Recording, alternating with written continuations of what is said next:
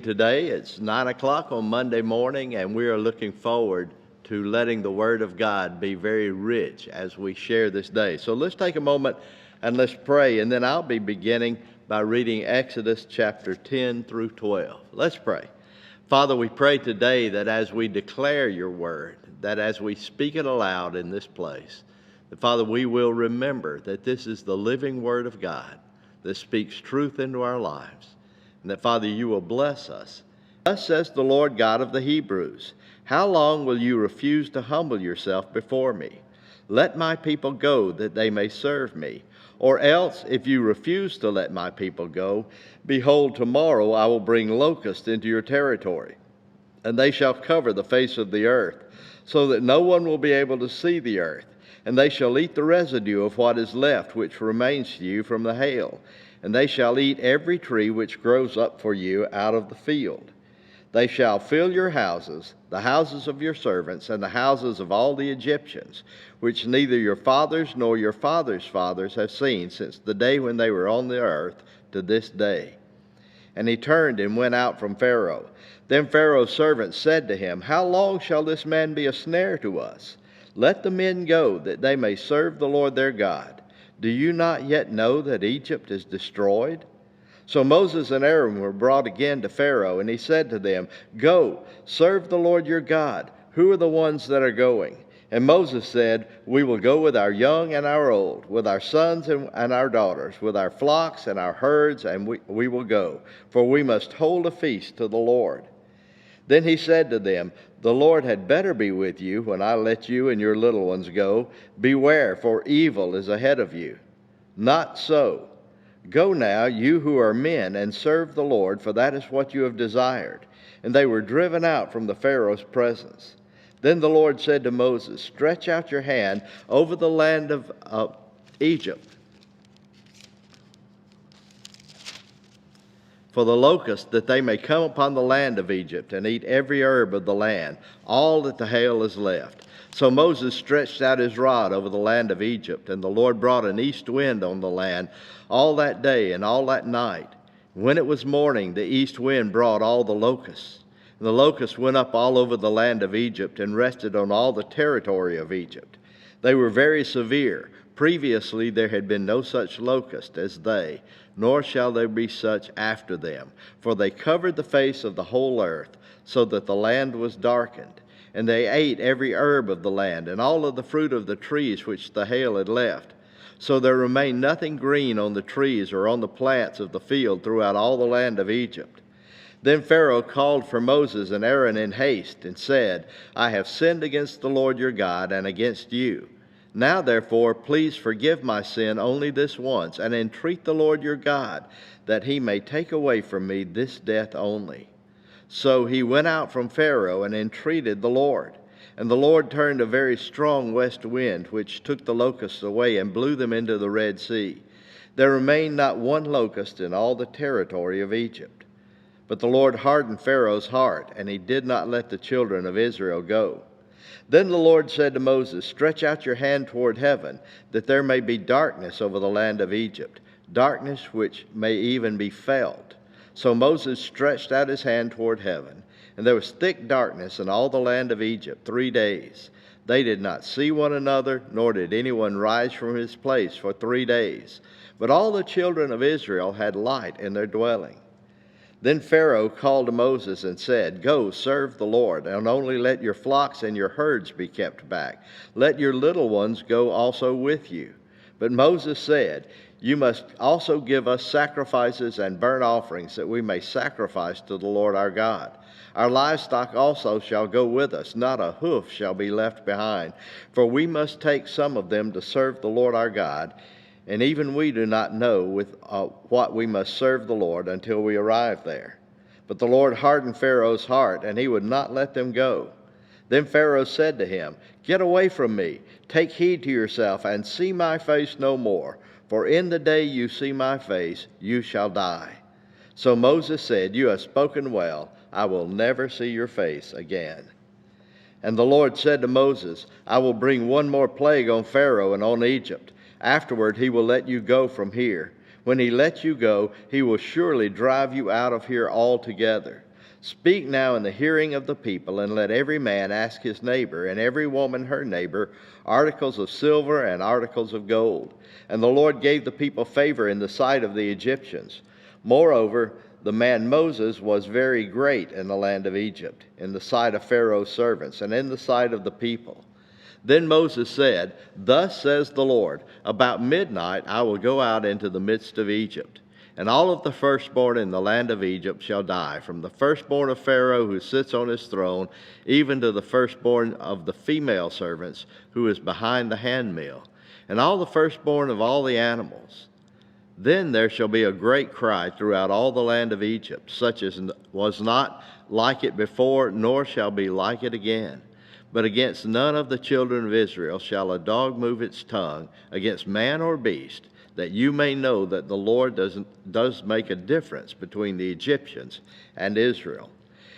And all of these your servants shall come down to me and bow down to me, saying, Get out, and all of the people who follow you. And after that I will go out. Then he went out from Pharaoh in great anger. But the Lord said to Moses, Pharaoh will not heed you, so that my wonders may be multiplied in the land of Egypt. So Moses and Aaron did all these wonders before Pharaoh, and the Lord hardened Pharaoh's heart, and he did not let the children of Israel go out of his land. Now the Lord spoke to Moses and Aaron in the land of Egypt, saying, This month shall be your beginning of months. It shall be the first month of the year for you. Speak to all the congregation of Israel, saying, On the 10th of this month every man shall take for himself a lamb, according to the house of his father, a lamb for a household. And if the household is too small for the lamb, let him and his neighbor next to his house take it according to the number of the persons. According to each man's need you shall make your count for the lamb. Your lamb shall be without blemish, a male of the first year. You may take it from the sheep or from the goats. Now you shall keep it until the 14th day of the same month. Then the whole assembly of the congregation of Israel shall kill it at twilight. And they shall take some of the blood and put it on the 2 doorposts and on the lintel of the house where they eat it. Then they shall eat the flesh on that night, roasted in fire with unleavened bread, and with bitter herbs they shall eat it. Do not eat it raw, nor boiled at all with water, but roasted in fire, its head with its legs and its entrails. You shall let none of it remain until morning, and what remains of it until morning you shall burn with fire. And thus you shall eat it, with a belt on your waist, your sandals on your feet, and your staff in your hand, for you shall eat it in haste. It is the Lord's Passover. For I will pass through the land of Egypt on that day, and will strike all the firstborn of the land of Egypt, both man and beast. And against all the gods of Egypt I will execute judgment. I am the Lord. Now the blood shall be a sign for you on the house where you are. And when I see the blood, I will pass over you, and the plague shall not be on you to destroy you when I strike the land of Egypt. So this day shall be to you a memorial, and you shall keep it as a feast to the Lord throughout your generations. You shall keep it as a feast by an everlasting ordinance. 7 days you shall eat unleavened bread, and on the first day you shall remove leaven from your houses. For whoever eats leavened bread from the first day until the 7th day, that person shall be cut off from Israel. On the first day there shall be a holy convocation, and on the 7th day there shall be a holy convocation for you. No manner of work shall be done on them, but that which everyone must eat. That only may be prepared by you. So you shall observe the feast of unleavened bread, for on this same day I have brought your armies out of the land of Egypt. Therefore you shall observe this day throughout your generations as an everlasting ordinance. And the first month, on the 14th day of the month at evening, you shall eat unleavened bread until the 21st day of the month at evening. For 7 days no leaven shall be found in your house. Since whoever eats what is leavened, that same person shall be cut off from the congregation of Israel, whether he is a stranger or a native of the land. You shall eat nothing leavened, and all your dwellings you shall eat unleavened bread. Then Moses called for all the elders of Israel and said to them, Pick out and take lambs for yourselves according to your families, and kill the Passover lamb. And you shall take a bunch of hyssop, Dip it in the blood that is in the basin, and strike the lintel and the 2 doorposts with the blood that is in the basin. And none of you shall go out the door of his house until morning, for the Lord will pass through to strike the Egyptian. And when he sees the blood on the lintel and on the 2 doorposts, the Lord will pass over the door and not allow the destroyer to come into your house to strike you. And you shall observe this thing as an ordinance for you and your sons forever. And it will come to pass that when you come to the land which the Lord will give you, just as he promised, that you will keep this service. And it shall be when your children say to you, what do you mean by this service? That you shall say, it is the Passover sacrifice to the Lord, who passed over the houses of the children of Israel in Egypt when he struck the Egyptians and delivered our households. So the people bowed their heads and worshipped. Then the children of Israel went away and did so, just as the Lord had commanded Moses and Aaron. So they did. And it came to pass at midnight that the Lord struck all the firstborn in the land of Egypt, from the firstborn of Pharaoh who sat on his throne, to the firstborn of the captive who was in the dungeon, and all the firstborn of livestock. So Pharaoh rose in the night, he and all his servants, and all the Egyptians, and there was a great cry in Egypt, for there was not a house where there was not one dead. Then he called for Moses and Aaron by night and said, rise, go out from among my people, both you and the children of Israel, and go serve the Lord as you have said. Also take your flocks and your herds as you have said, and be gone, and bless me also.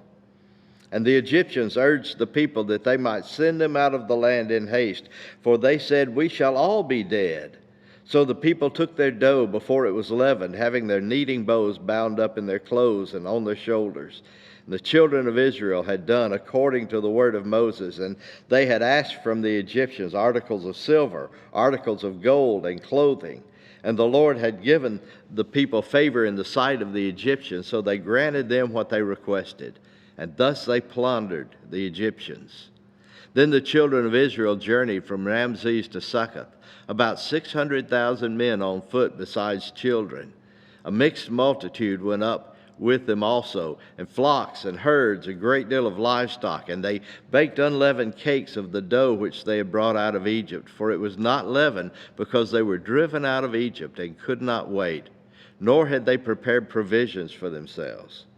Now the sojourn of the children of Israel who lived in Egypt was 430 years. And it came to pass at the end of the 430 years, on that very same day, it came to pass that all the armies of the Lord went out from the land of Egypt. It is a night of solemn observance to the Lord for bringing them out of the land of Egypt. This is that night of the Lord, a solemn observance for all the children of Israel throughout their generations. And the Lord said to Moses and Aaron, this is the ordinance of the Passover. No foreigner shall eat it, but every man's servant who is bought for money, when you have circumcised him, then he may eat it. A sojourner and a hired servant shall not eat it. In one house it shall be eaten. You shall not carry any of the flesh outside the house, nor shall you break one of its bones. All the congregation of Israel shall keep it. And when a stranger dwells with you and wants to keep the Passover to the Lord, let all of his males be circumcised. And then let him come near and keep it, and he shall be as a native to the land. For no uncircumcised person shall eat it. One law shall be for the native born and for the stranger who dwells among you. Thus all the children of Israel did, as the Lord commanded Moses, as Aaron, so they did. And it came to pass on that very same day that the Lord brought the children of Israel out of the land of Egypt according to their armies.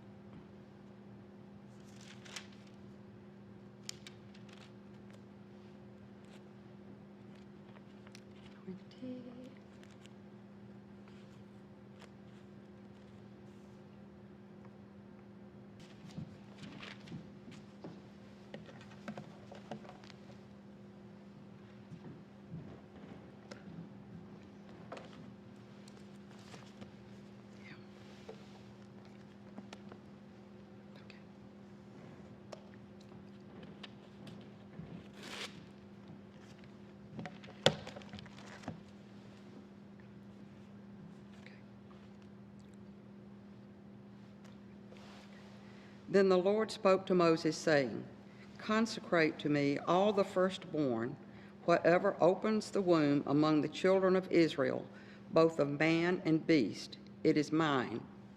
And Moses said to the people, Remember this day in which you went out of Egypt, out of the house of bondage, for by strength of hand the Lord brought you out of this place. No leavened bread shall be eaten. On this day you are going out in the month of Abib, and it shall be when the Lord brings you out of the land of the Canaanites and the Hittites and the Amorites and the Hivites and the Jebusites, which he swore to your fathers to give you, a land flowing with milk and honey, that you shall keep this service in your month. 7 days you shall eat unleavened bread, and on the 7th day there shall be a feast to the Lord. Unleavened bread shall be eaten 7 days, and no leavened bread shall be seen among you, nor shall leaven be seen among you in all your quarters. And you shall tell your son on that day, saying,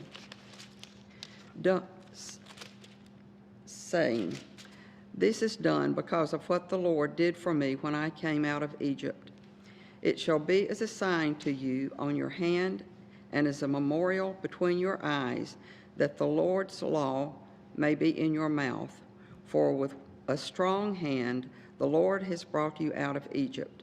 You shall therefore keep this ordinance in its season from year to year.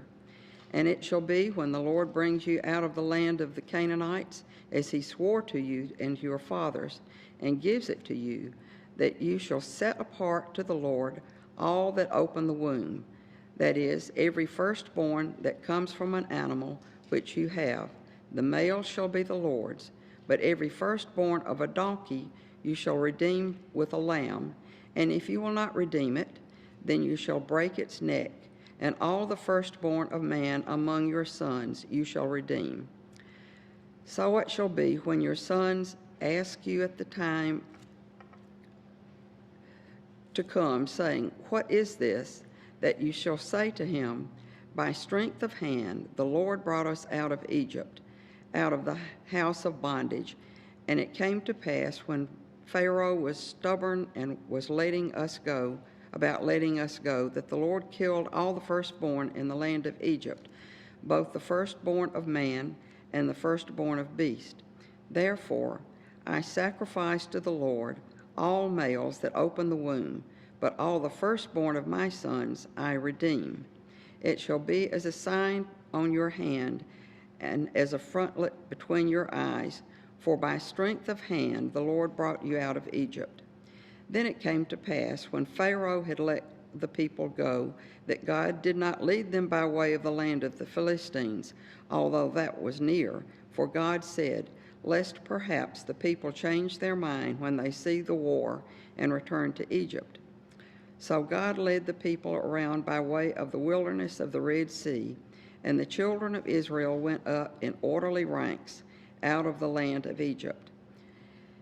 And Moses took the bones of Joseph with him, for he had placed the children of Israel under solemn oath, saying, God will surely visit you, and you shall carry up my bones from here with you.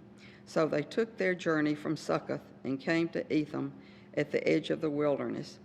And the Lord went before them by day in a pillar of cloud to lead the way, and by night in a pillar of fire to give them light, so as to go by day and night. He did not take away the pillar of cloud by day or the pillar of fire by night from before the people.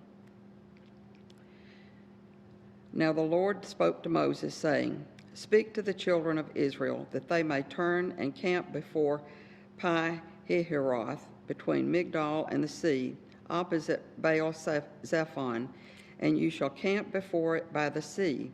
For Pharaoh will say to the children of Israel, They are bewildered by the land. The wilderness has closed them in. Then I will harden Pharaoh's heart, so that he will pursue them, and I will gain honor over Pharaoh and over his army, that the Egyptians may know that I am the Lord. And they will do so. Now it was told to the king of Egypt that the people had fled, and the heart of Pharaoh and his servants was turned against the people, And they said, "Why have we done this, that we have let Israel go before serving us?" So he made ready his chariot and took his people with him. Also he took 600 choice chariots and all the chariots of Egypt with the captains over every one of them. And the Lord hardened the heart of Pharaoh, king of Egypt, and he pursued the children of Israel. The children of Israel went out with boldness, so the Egyptians pursued them, all the horses and chariots of Pharaoh, his horsemen and his army, and overtook them camping by the sea, beside Pi-hahiroth, before Baal-zephon. And when Pharaoh drew near, the children of Israel lifted their eyes, and behold, the Egyptians marched after them. So they were very afraid, and the children of Israel cried out to the Lord. Then they said to Moses, "Because there were no graves in Egypt, have you taken us away to die in the wilderness? Why have you dealt so with us, to bring us up out of Egypt? Is it not the word that we have told you in Egypt, saying, 'Let us alone that we may serve the Egyptians'? For it would have been better for us to serve the Egyptians than that we should die in the wilderness." And Moses said to the people, "Do not be afraid. Stand still and see the salvation of the Lord, which he will accomplish for you today. For the Egyptians whom you see today, you shall see again no more forever. The Lord will fight for you, and you shall hold your peace." And the Lord said to Moses, "Why do you cry out to me?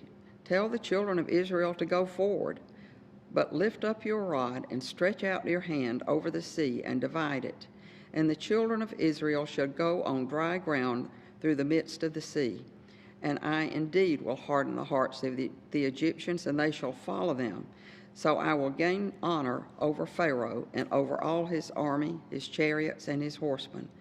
Then the Egyptians shall know that I am the Lord, when I have gained honor for myself over Pharaoh, his chariots, and his horsemen." And the angel of the Lord went before the camp of Israel, moved and went behind them, and the pillar of cloud went before them and stood behind them. So it came between the camp of the Egyptians and the camp of Israel. Thus it was a cloud and darkness to the one, and it gave light by night to the other, so that the one did not come near the other all night. Then Moses stretched out his hand over the sea, and the Lord caused the sea to go back by a strong east wind all that night, and made the sea into dry land, and the waters were divided.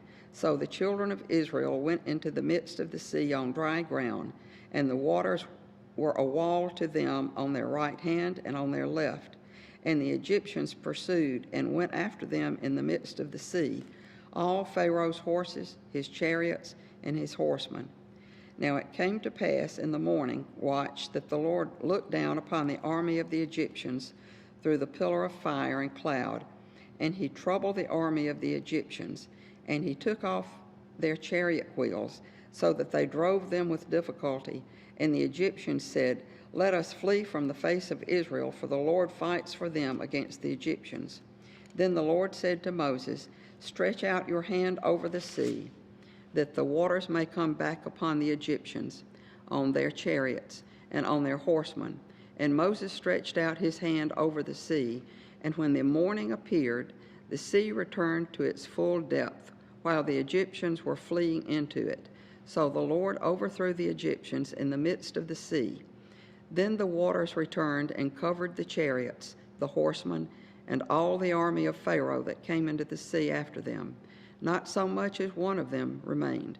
But the children of Israel had walked on dry land in the midst of the sea, and the waters were a wall to them on the right hand and on the left.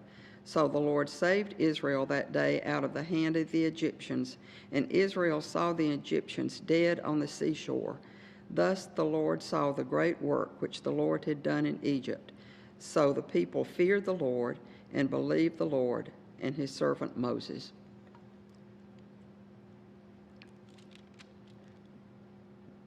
Do I do the next 15? Okay. Then, 15 and 16. Okay, all right, got it. Then Moses and the children of Israel sang this song to the Lord and spoke, saying, I will sing to the Lord, for he has triumphed gloriously. The horse and its rider he has thrown into the sea. The Lord is my strength and song, and he has become my salvation. He is my God, and I will praise him, my father's God, and I will exalt him. The Lord is a man of war. The Lord is his name. Pharaoh's chariots and his army he has cast into the sea. His chosen captains also are drowned in the Red Sea. The depths have covered them. They sank to the bottom like a stone. On your right hand, the Lord has become glorious and in power. On your right hand, the Lord has dashed the enemy in pieces. And in the greatness of your excellence, you have overthrown those who rose against you. You sent forth your wrath. It consumed them like stubble. And with the blast of your nostrils, the waters were gathered together. The flood stood upright like a heap. The depths congealed in the heart of the sea. The enemy said, I will pursue, I will overtake, I will divide the spoil. My desire shall be satisfied in them. I will draw my sword, my hand will destroy them. You blew with your wind, the sea covered them. They sank like lead in the mighty waters. Who is like you, O Lord, among the gods? Who is like you, glorious in holiness, fearful in praises, doing wonders? You stretch out your right hand, the earth swallowed them. You in your mercy have led forth the people whom you have redeemed. You have guided them through your strength to your holy habitation. The people will hear and be afraid. Sorrow will take hold of the inhabitants of Philistia. Then the chiefs of Edom will be dismayed. The mighty men of Moab, trembling, will take hold of them. All the inhabitants of Canaan will melt away. Fear and dread will fall on them. By the greatness of your arm, they will be as still as stone, till your people pass over, O Lord, till the people pass over, whom you have purchased. You will bring them in and plant them in the mountain of your inheritance, in the place, O Lord, which you have made for your own dwelling, the sanctuary, O Lord, which your hands have established. And the Lord shall reign forever and ever. For the horses of Pharaoh went with his chariots and his horsemen into the sea, and the Lord brought back the waters of the sea upon them. But the children of Israel went on dry land in the midst of the sea. Then Miriam the prophetess, the sister of Aaron, took the timbrel in her hand, and all the women went out after her with timbrels and with dances. And Miriam answered them, Sing to the Lord, for he has triumphed gloriously. The horse and its rider he has thrown into the sea. So Moses brought Israel from the Red Sea. Then they went out into the wilderness of Shur, and they went 3 days in the wilderness and found no water. Now when they came to Marah, they could not drink the waters of Marah, for they were bitter. Therefore the name of it was called Marah. And the people complained against Moses, saying, What shall we drink? So he cried out to the Lord, and the Lord showed him a tree. When he cast it into the waters were made sweet. There he made a statute and an ordinance for them. And there he tested them and said, If you diligently heed the voice of the Lord your God, and do what is right in his sight, give ear to his commands, and keep all his statutes, I will put none of the diseases on you which I have brought on the Egyptians, for I am the Lord who heals you. Then they came to Elim, where there were 12 wells of water and 70 palm trees. So they camped there by the waters. 16? Okay. And they journeyed from Elim, and all the congregation of the children of Israel came into the wilderness of Sin, which is between Elim and Sinai, on the 15th day of the 2nd month after they departed from the land of Egypt. When the whole congregation of the children of Israel complained against Moses and Aaron in the wilderness, and the children of Israel said to them, Oh, that we had died by the hand of the Lord in the land of Egypt, when we sat by the pots of meat, and when we ate bread to the full. For you have brought us out into this wilderness to kill this whole assembly with hunger. Then the Lord said to Moses, Behold, I will rain bread from heaven for you, and the people shall go out and gather a certain quota each day, that I may test them, whether they will walk in my law or not. And it shall be on the 6th day that they shall prepare what they bring in, and it shall be twice as much as they gather daily. Then Moses and Aaron said to all the children of Israel, At evening you shall know that the Lord has brought you out of the land of Egypt, and in the morning you shall see the glory of the Lord, for he hears your complaints against the Lord. But what are we that you complain against us? Also Moses said, This shall be seen when the Lord gives you the meat to eat in the evening, and in the morning bread to the full, for the Lord hears your complaints which you have made against him. And what are we? Your complaints are not against us, but against the Lord. Then Moses spoke to Aaron, Say to all the congregation of the children of Israel, Come near before the Lord, for he has heard your complaints.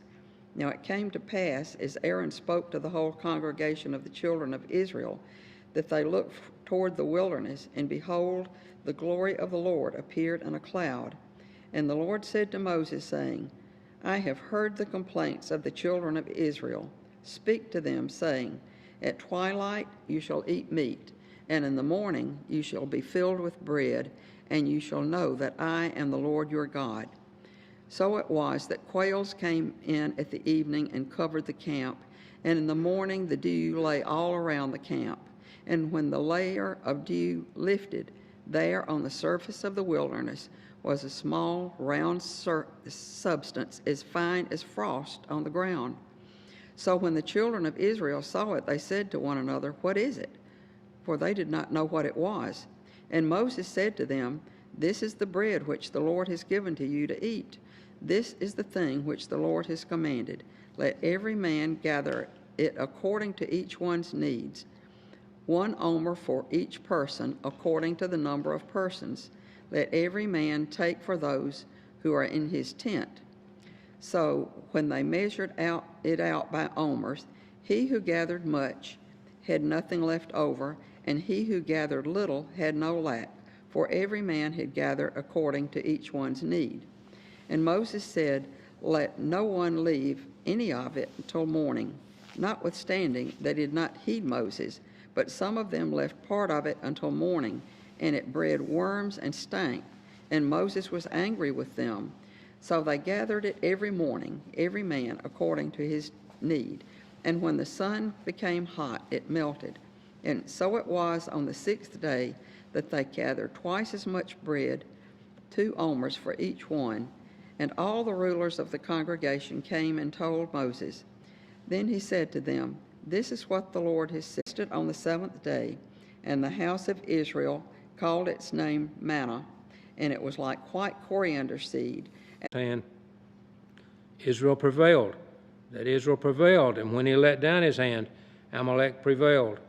But Moses' hand became heavy, so they took a stone and put it under him, and he sat on it. And Aaron and Hur supported his hands, one on one side and the other on the other side, and his hands were steady until the going down of the sun. So Joshua defeated Amalek and his people with the edge of the sword. Then the Lord said to Moses, Write this for a memorial in the book, and recount it in the hearing of Joshua, that I will utterly blot out the remembrance of Amalek from under heaven. And Moses built an altar and called its name, The Lord is my banner. For he said, Because the Lord has sworn, the Lord will have war with Amalek from generation to generation. Jethro, the priest of Midian, Moses' father-in-law, heard of all that God had done for Moses and for Israel his people, that the Lord had brought Israel out of Egypt. Then Jethro, Moses' father-in-law, took Zipporah, Moses' wife, after he had sent her back with her 2 sons, of whom the name of one was Gershom, for he said, I have been a stranger in a foreign land. And the name of the other was Eleazar, for he said, The God of my father was my help, and delivered me from the sword of Pharaoh.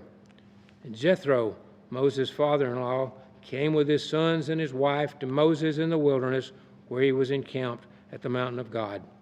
Now he said to Moses, I, your father-in-law Jethro, am coming to you with your wife and her 2 sons with her." So Moses went out to meet his father-in-law, bowed down and kissed him, and they asked each other about their well-being, and they went into the tent. And Moses told his father-in-law all that the Lord had done to Pharaoh and to the Egyptians for Israel's sake, all the hardship that had come upon them on the way, and how the Lord had delivered them. Then Jethro rejoiced for all the good which the Lord had done for Israel, whom he had delivered out of the hand of the Egyptians. And Jethro said, "Blessed be the Lord who has delivered you out of the hand of the Egyptians and out of the hand of Pharaoh, and who has delivered the people from under the hand of the Egyptians. Now I know that the Lord is greater than all the gods, for in the very thing in which they have behaved proudly, he was above them." Then Jethro, Moses' father-in-law, took a burnt offering and other sacrifices to offer to God. And Aaron came with all the elders of Israel to eat bread with Moses' father-in-law before God. And so it was on the next day that Moses sat to judge the people. And the people stood before Moses from morning until evening. So when Moses' father-in-law saw all that he did for the people, he said, "What is this thing that you're doing for the people? Why do you alone sit, and all the people stand before you from morning until evening?" And Moses said to his father-in-law, "Because the people come to me to inquire of God. When they have a difficulty, they come to me, and I judge between one and another, and I make known the statutes of God and his laws." So Moses' father-in-law said to him, "The thing that you do is not good. Both you and these people who are with you will surely wear yourselves out, for this thing is too much for you. You are not able to perform it by yourself. Listen now to my voice. I will give you counsel, and God will be with you. Stand before God for the people, so that you may bring the difficulties to God. And you shall teach them the statutes and the laws, show them the ways in which they must walk and the work they must do. Moreover, you shall select from all the people able men, such as fear God, men of truth, hating covetousness, and place such over them to be rulers of thousands, rulers of hundreds, rulers of 50s, and rulers of 10s, and let them judge the people at all times. Then it will be that every great matter they shall bring to you, but every small matter they themselves shall judge. So it will be easier for you, for they will bear the burdens with you. If you do this thing, and God so commands you, then you will be able to endure, and all this people will also go to their place in peace." So Moses heeded the voice of his father-in-law and did all that he had said. And Moses chose able men out of Israel and made them heads over the people, rulers of thousands, rulers of hundreds, rulers of 50s, rulers of 10s. So they judged the people at all times. The hard cases they brought to Moses, but they judged every small case themselves. Then Moses let his father-in-law depart, and he went his way to his own land. In the 3rd month after the children of Israel had gone out of the land of Egypt, on the same day they came to the wilderness of Sinai, for they had departed from Rephidim, had come to the wilderness of Sinai, and camped in the wilderness. So Israel camped there, and before the mountain. Moses went up to God, and the Lord called to him from the mountain, saying, "Thus you shall say to the people, to the house of Jacob, and tell the children of Israel, you have seen what I did to the Egyptians, and how I bore you on eagle's wings, and brought you to myself. Now therefore, if you will indeed obey my voice and keep my covenant, then you shall be a special treasure to me above all people, for all the earth is mine. And you shall be to me a kingdom of priests and a holy nation. These are the words which you shall speak to the children of Israel." So Moses came and called for the elders of the people, and laid before them all these words which the Lord commanded them. Then all the people answered together and said, "All that the Lord has spoken we will do." So Moses brought back the words of the people to the Lord, and the Lord said to Moses, "Behold, I come to you in the thick cloud, that the people may hear when I speak with you, and believe you forever." So Moses told the words of the people to the Lord. Then the Lord said to Moses, "Go to the people, and consecrate them today and tomorrow, and let them wash their clothes, and let them be ready. Do not come near your wives." Then it came to pass on the 3rd day in the morning that there were thunderings and lightnings and a thick cloud on the mountain. and the sound of the trumpet was very loud, so that all the people who were in the camp trembled. And Moses brought the people out of the camp to meet with God, and they stood at the foot of the mountain. Now Mount Sinai was completely in smoke, because the Lord descended upon it in fire. Its smoke ascended like the smoke of a furnace, and the whole mountain quaked greatly. And when the blast of the trumpet sounded long and became louder and louder, Moses spoke, and God answered him by voice. Then the Lord came down upon Mount Sinai on the top of the mountain. And the Lord called Moses to the top of the mountain, and Moses went up. And the Lord said to Moses, "Go down and warn the people, lest they break through to gaze at the Lord, and many of them perish. Also let the priests who come near the Lord consecrate themselves, lest the Lord break out against them." But Moses said to the Lord, "The people cannot come up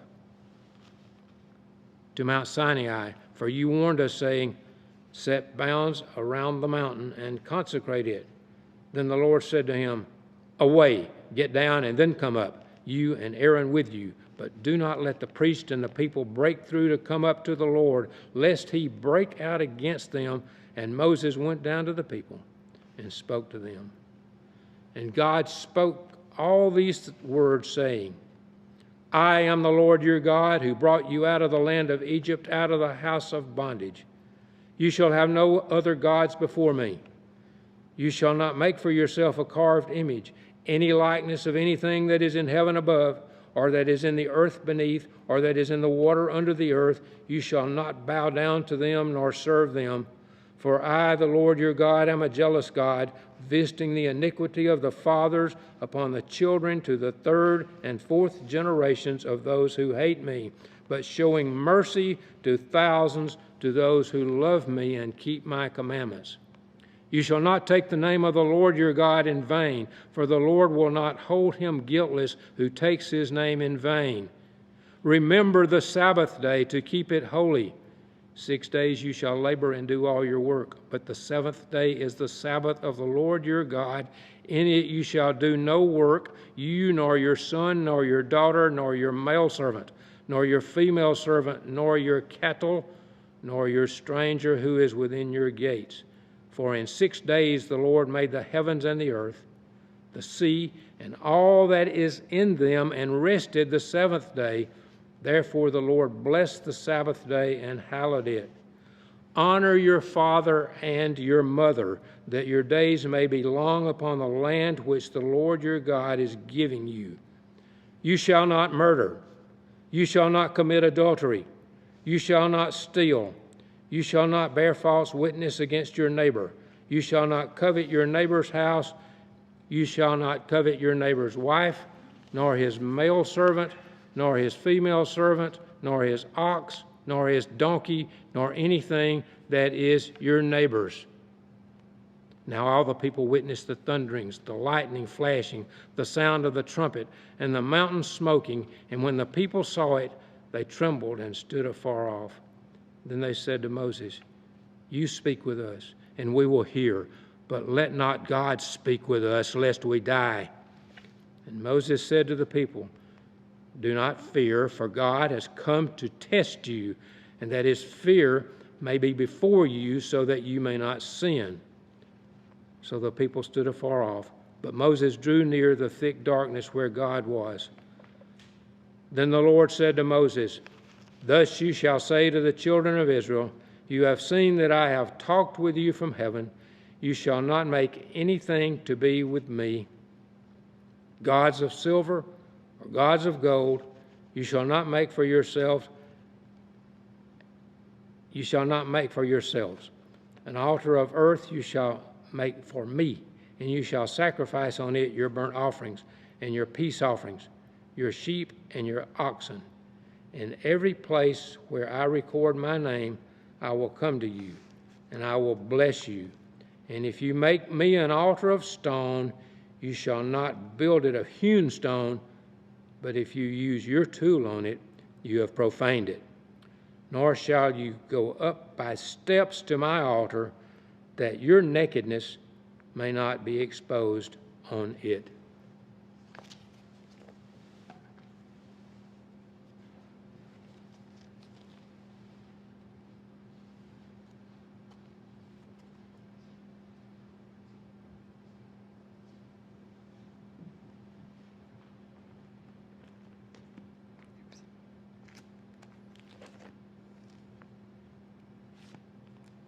My name is Pam Smith, and I will be reading Exodus 21 through 23. If I can find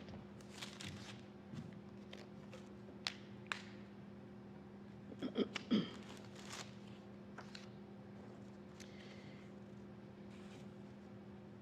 Now these are the judgments which you shall set before them.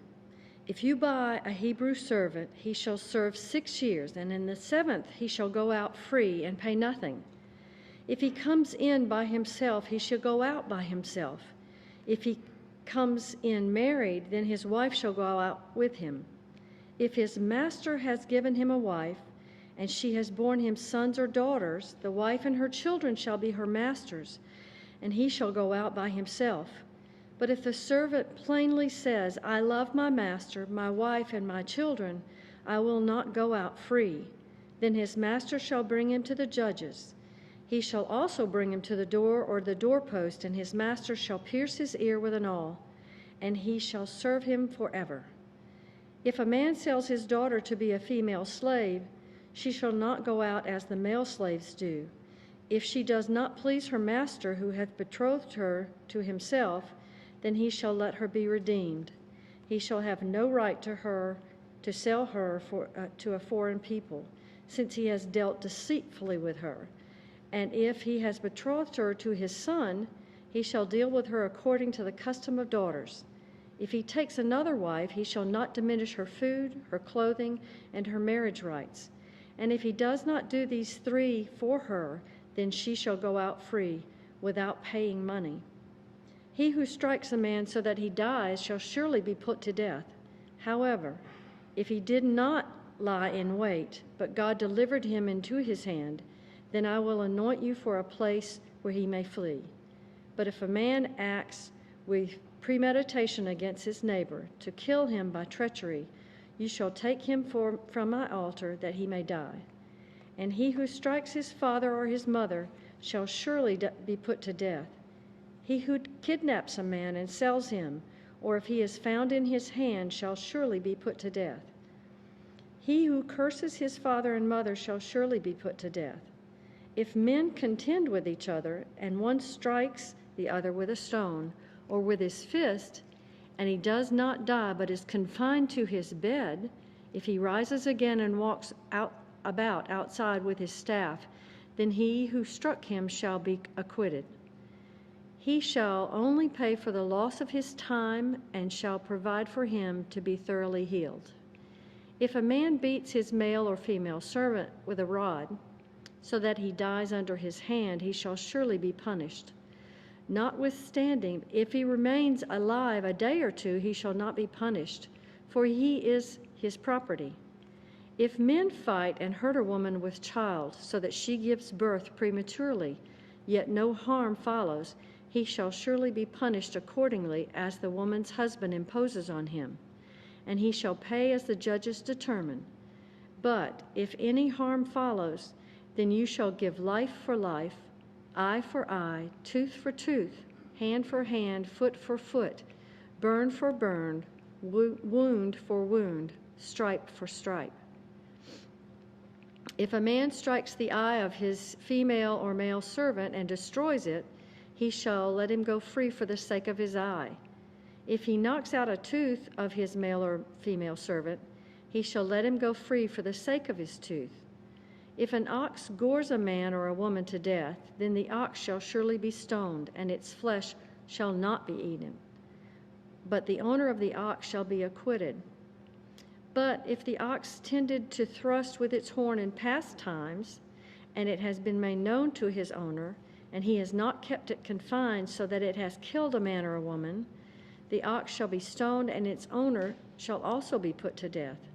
If there is imposed on him a sum of money, then he shall pay to redeem his life, whatever is imposed on him.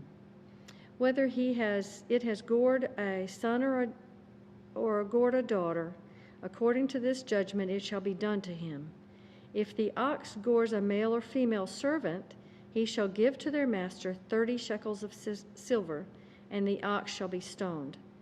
And if a man opens a pit, or if a man digs a pit and does not cover it, and an ox or donkey fall in it, the owner of the pit shall make it good. He shall give money to the owner, but the dead animal shall be his. If one man's ox hurts another so that it dies, then they shall sell the live ox and divide the money from it, and the dead ox shall also be divided. Or if it was known that the ox tended to thrust in time past, and its owner has not kept it confined, he shall surely pay ox for ox, and the dead animal shall be his own. If a man steals an ox or a sheep and slaughters it or sells it, he shall restore 5 oxen for an ox, 4 sheep for a sheep.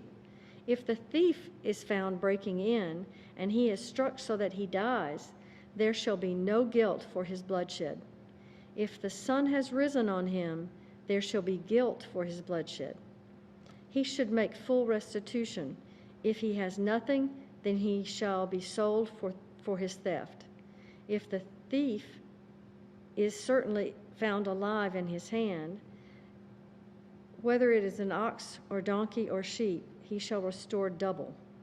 If a man causes a field or vineyard to be grazed and lets loose his animal, and it feeds in another man's field, he shall make restitution from the best of his own field and the best of his own vineyard.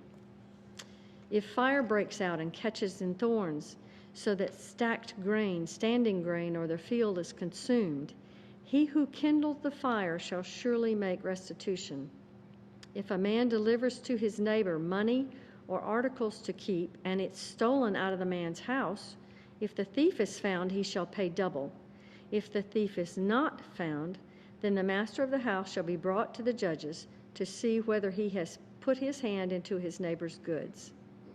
For any kind of trespass, whether it concerns an ox, a donkey, a sheep, or clothing, or for any kind of lost thing which another claims to be his, the cause of both parties shall come before the judges, and whomever the judges condemn shall pay double to his neighbor.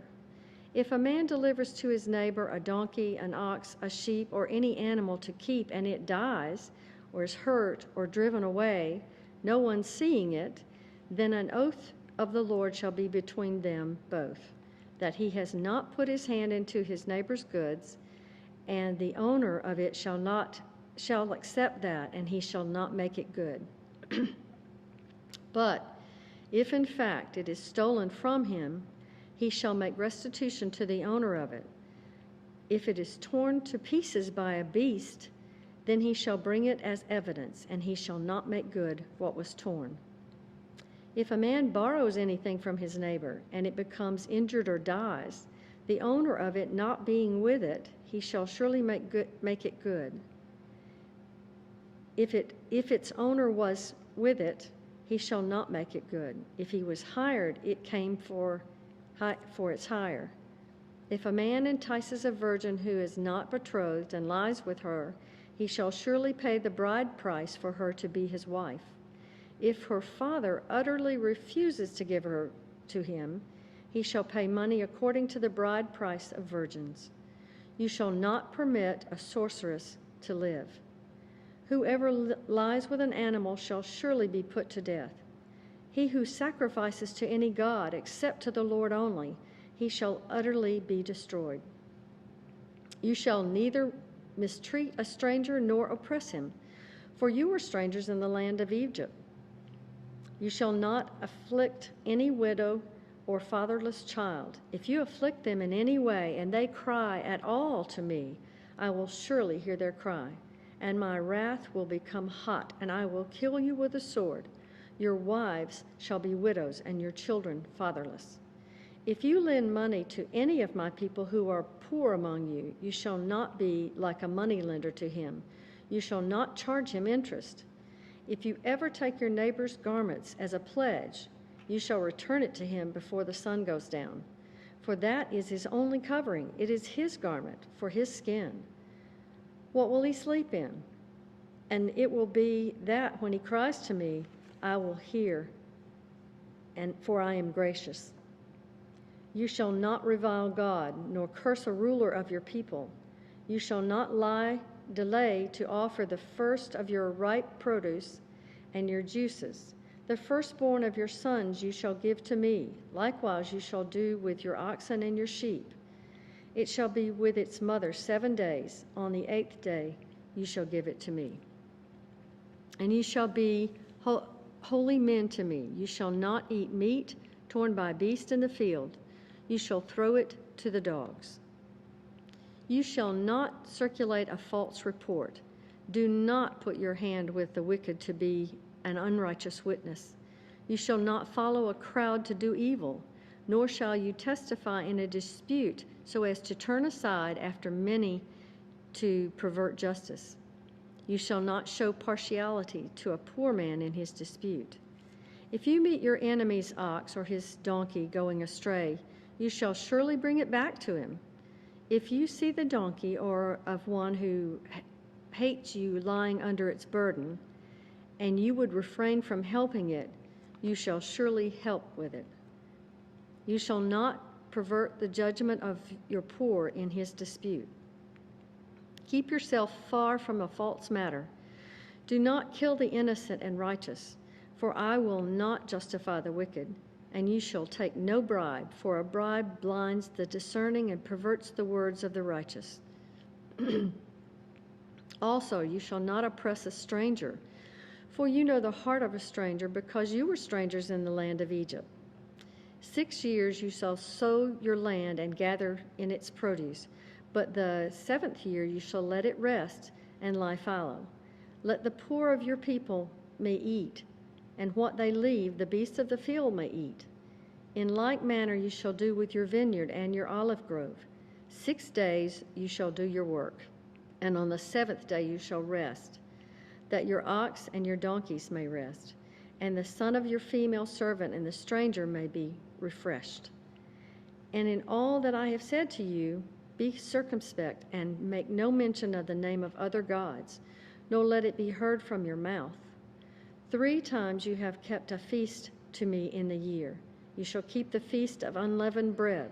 You shall eat unleavened bread 7 days, as I command you, at the time appointed in the month of Abib, for in it you came out of Egypt. None shall appear before me empty. And the feast of the harvest, the firstfruits of your labors which you have sown in the field, and the feast of ingathering at the end of the year, when you have gathered in the fruit from your labors from the field. 3 times in a year all your males shall appear before the Lord God. You shall not offer the blood of my sacrifice with unleavened bread, nor shall the fat of my sacrifice remain until morning. The first of the firstfruits of your land you shall bring into the house of the Lord your God. You shall not boil a young goat in its mother's milk. Behold, I send an angel before you to keep you in the way and to bring you into the place which I have prepared. Beware of him and obey his voice. Do not provoke him, for he will not pardon your transgressions, for my name is in him. But if you indeed obey his voice and do all that I speak, then I will be an enemy to your enemies, an adversary to your adversaries. For my angel will go before you and bring you to the Amorites and the Hittites and the Perizzites and the Canaanites and the Hivites and the Jebusites, and I will cut them off. You shall not bow down the Canaanite and the Hittite from before you. I will not drive them out from before you in 1 year, lest the land become desolate and the beasts of the field become too numerous for you. Little by little I will drive them out from before you, until you have increased and you inherit the land. And I will set your bounds from the Red Sea to the sea Philistia, and from the desert to the river. For I will deliver the inhabitants of the land into your hand, and you shall drive them out before you. You shall make no covenant with them, nor with their gods. They shall not dwell in your land, lest they make you sin against me. For if you serve their gods, it will surely be a snare to you.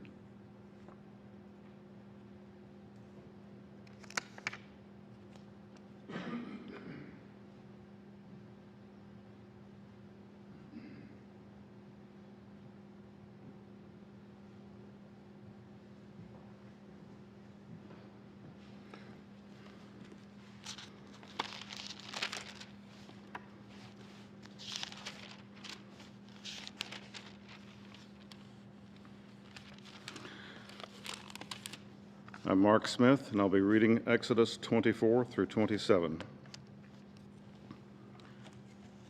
And he said to Moses, "Come up to the Lord, you and Aaron, Nadab, and Abihu, and 70 of the elders of Israel, and worship from afar. And Moses alone shall come near the Lord, and they shall not come near, nor shall the people go up with him." So Moses came and told the people all the words of the Lord and all the judgments. And all the people answered with one voice and said, "All the words which the Lord has said we will do." And Moses wrote all the words of the Lord, and he rose early in the morning and built an altar at the foot of the mountain and 12 pillars according to the 12 tribes of Israel. Then he sent young men of the children of Israel who offered burnt offerings and sacrificed peace offerings of oxen to the Lord. And Moses took half of the blood and put it in basins, and half of the blood he sprinkled on the altar. Then he took the book of the covenant and read in the hearing of the people. And they said, "All that the Lord has said we will do, and be obedient."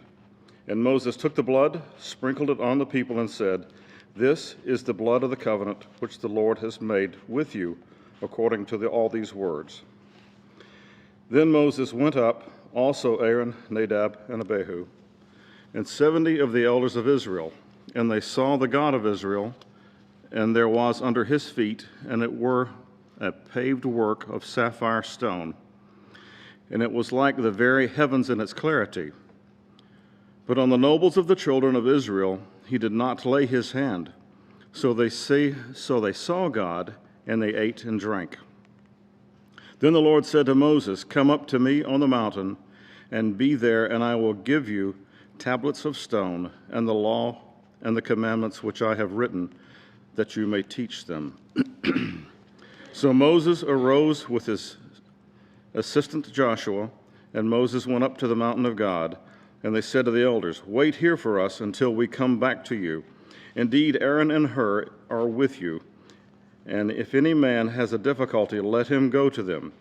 Then Moses went up into the mountain, and a cloud covered the mountain.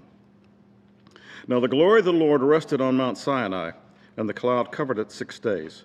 And on the 7th day he called to Moses out of the midst of the cloud.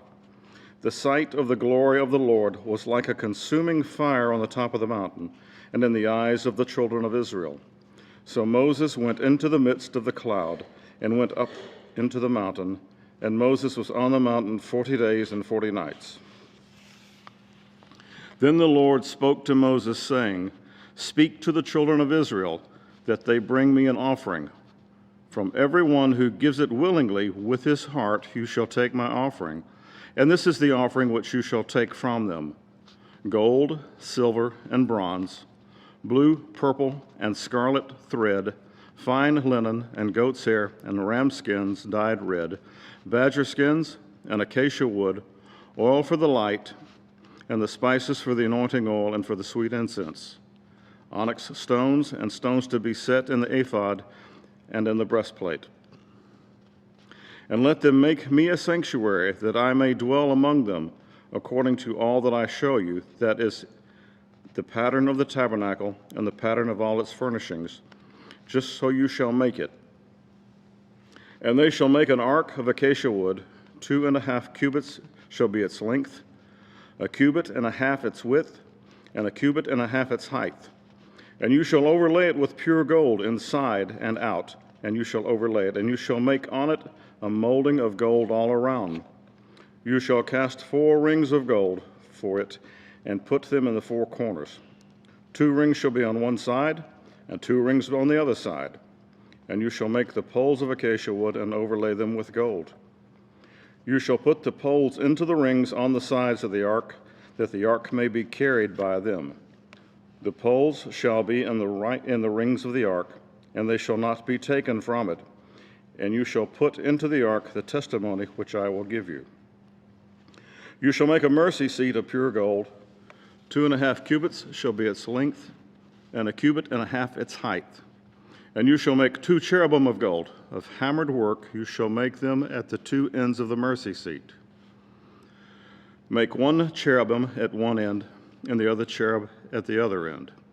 You shall make the cherubim at the two ends of one piece with the mercy seat, and the cherubim shall stretch out their wings above, covering the mercy seat with their wings, and they shall face one another. The faces of the cherubim shall be toward the mercy seat. You shall put the mercy seat on top of the ark, and in the ark you shall put the testimony that I will give you. And there I will meet with you, and I will speak with you from the mercy seat, from between the two cherubim which are on the ark of the testimony, about everything which I will give you in the commandment to the children of Israel. You shall also make a table of acacia wood. 2 cubits shall be its length, a cubit its width, and a cubit and a half its height. And you shall overlay it with pure gold, and make a molding of gold all around. You shall make for it a frame of a handbreadth all around, and you shall make a gold molding for the frame all around. And you shall make for it 4 rings of gold, and put the rings of the 4 corners that are in its 4 legs. The rings shall be close to the frame as holders for the poles.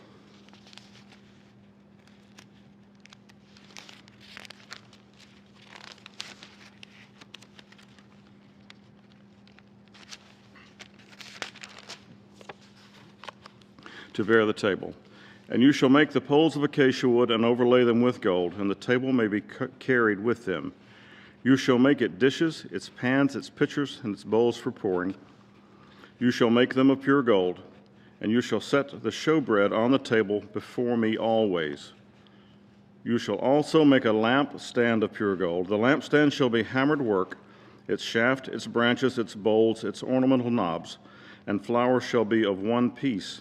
And 6 branches shall come out of the sides, 3 branches of the lampstand out of one side, and 3 branches of the lampstand out of the other side. 3 bowls shall be made like almond blossoms on one branch, with an ornamental knob and a flower, and 3 bowls made like almond blossoms on the other branch, with an ornamental knob and a flower. And so for the 6 branches that come out of the lampstand, on the lampstand itself 4 bowls shall be made like almond blossoms, each with its ornamental knob and flowers. And there shall be a knob under the first 2 branches of the same, a knob under the second 2 branches of the same, and a knob under the third 2 branches of the same, according to the 6 branches that extend from the lampstand. Their knobs and their branches shall be of one piece, and it shall be one hammered piece of pure gold. You shall make 7 lamps for it, and they shall arrange the lamps so that they give light in front of it, and its wick trimmers and their trays shall be of pure gold. It shall be made of a talent of pure gold with all these utensils. And see to it that you make them according to the pattern which was shown you on the mountain. Moreover, you shall make the tabernacle with 10 curtains of fine woven linen, of blue, purple, and scarlet thread. With artistic designs of the cherubim you shall weave them. The length of each curtain shall be 28 cubits, and the width of each curtain 4 cubits. And every one of the curtains shall have the same measurements. 5 curtains shall be coupled to one another, and the other 5 curtains shall be coupled to one another. And you shall make loops of 4 yarn. You shall make loops of blue yarn on the edge of the curtain, on the selvage of one set. And likewise you shall do on the outer edge of the other curtain of the second set. 50 loops you shall make on one curtain, and 50 loops you shall make on the edge of the curtain that is on the end of the second set, that the loops may be clasped to one another. And you shall make 50 clasps of gold, and couple the curtains together with the clasps, so that it may be one tabernacle. You shall also make curtains of goat's hair to be a tent over the tabernacle. You shall make 11 curtains. The length of each curtain shall be 30 cubits, and the width of each curtain 4 cubits, and the 11 cubits shall have the same measurements. And you shall couple 5 curtains by themselves, and 6 curtains by themselves, and you shall double over the 6th curtain at the forefront of the tent. You shall make 50 loops on the edge of the curtain, that the outermost in one set the 50 loops on the edge of the curtain on the second set, and you shall make 50 bronze clasps. Put the clasp into the loops and couple the tent together, that it may be one. The remnant that remains of the curtains of the tent, the half curtain that remains, shall hang over the back of the tabernacle, and a cubit on one side and a cubit on the other side of what remains of the length of the curtain of the tent shall hang over the sides of the tabernacle, on the sides and on that side to cover it.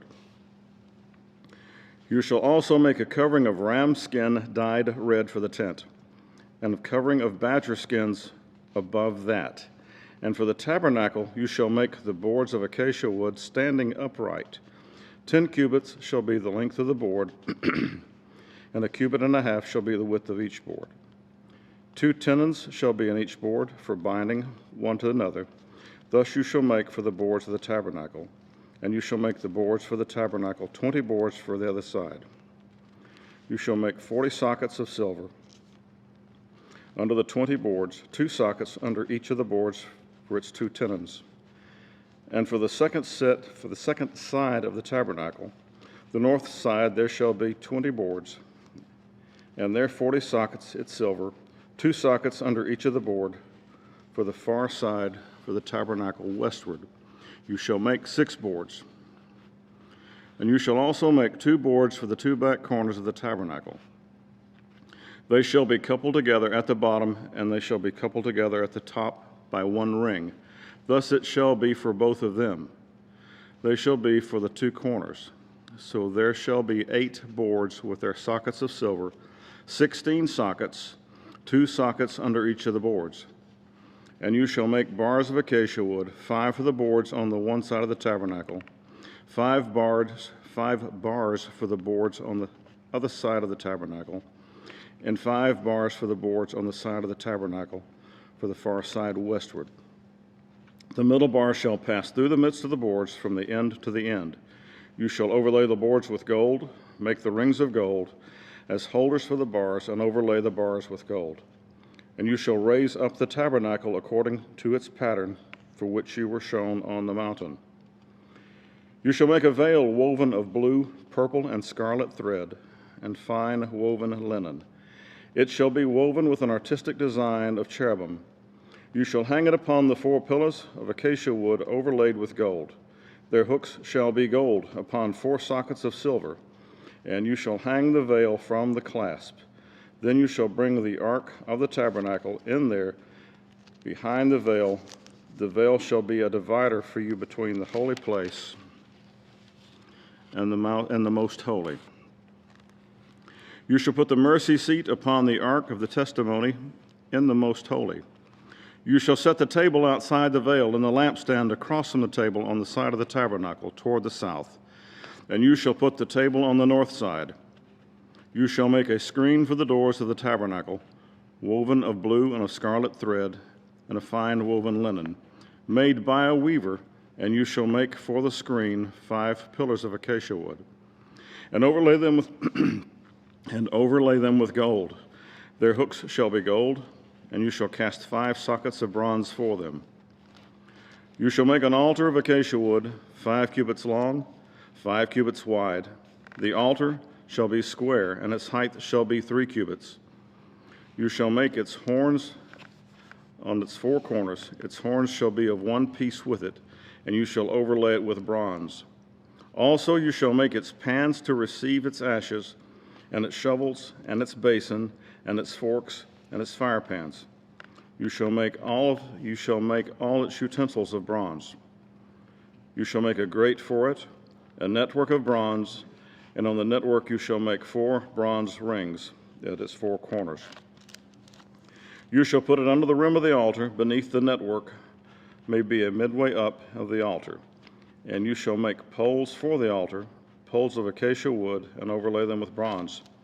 The poles shall be put in the rings, and the poles shall be on 2 sides of the altar to bear it. You shall make it hollow with boards, as it was shown to you on the mountain. So shall they make it. You shall also make the court of the tabernacle. For the 4th side there shall be hanging for the court made of fine woven linen, 100 cubits long for one side.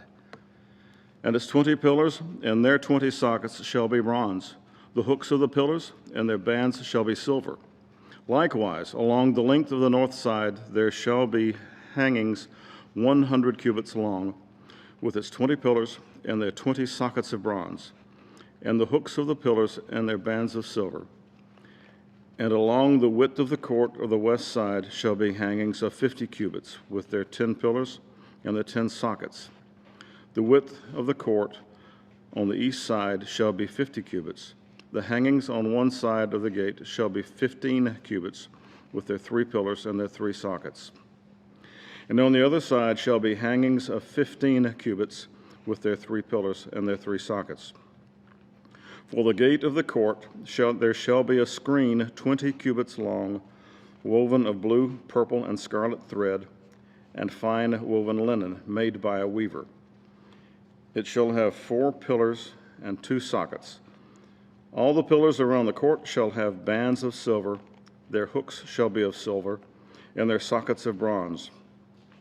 The length of the court shall be 100 cubits, the width 50 throughout, and the height 5 cubits, made of fine woven linen, and its sockets of bronze. All the utensils of the tabernacle, for all of its service, all its pegs, and all the pegs of the court shall be of bronze. And you shall command the children of Israel that they bring you pure oil of pressed olives for the light, to cause the lamps to burn continually in the tabernacle of the meeting, outside the veil which is before the testimony. Aaron and his sons shall tend it from the evening until the morning before the Lord. It shall be a statute forever to their generations on behalf of the children of Israel.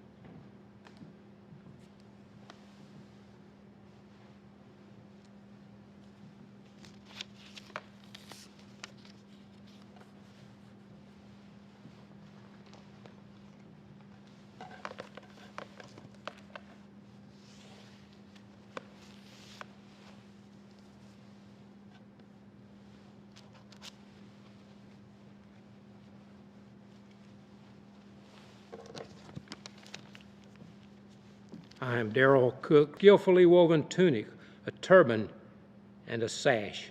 So they shall make holy garments for Aaron your brother and his sons, that he may minister to me as priest.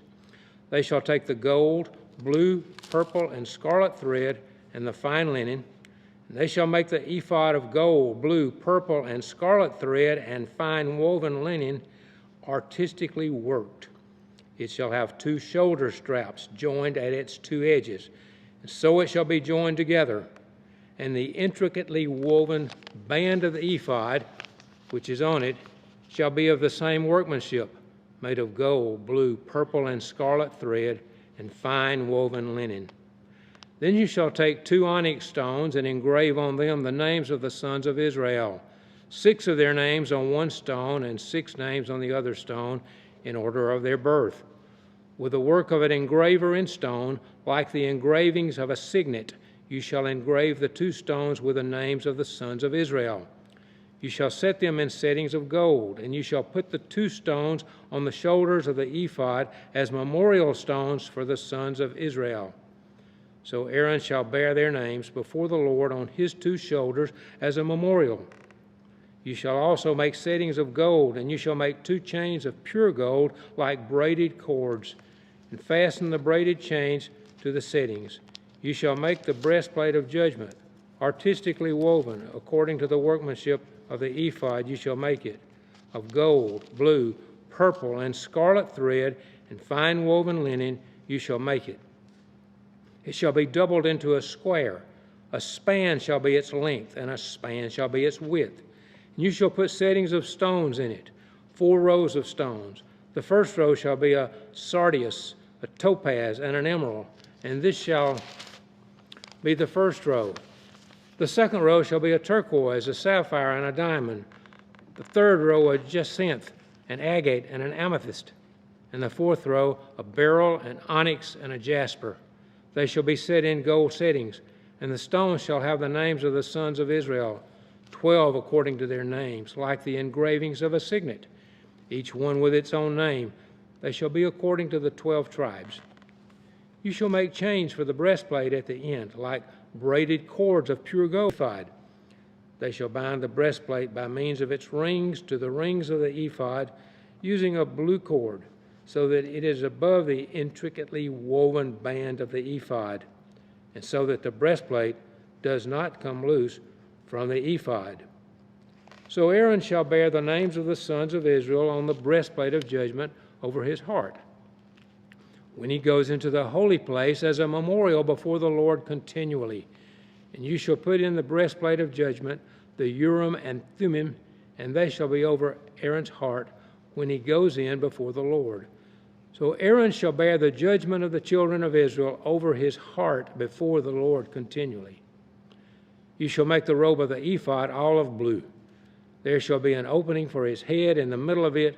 It shall have a woven binding all around its opening, like the opening in a coat of mail, so that it does not tear.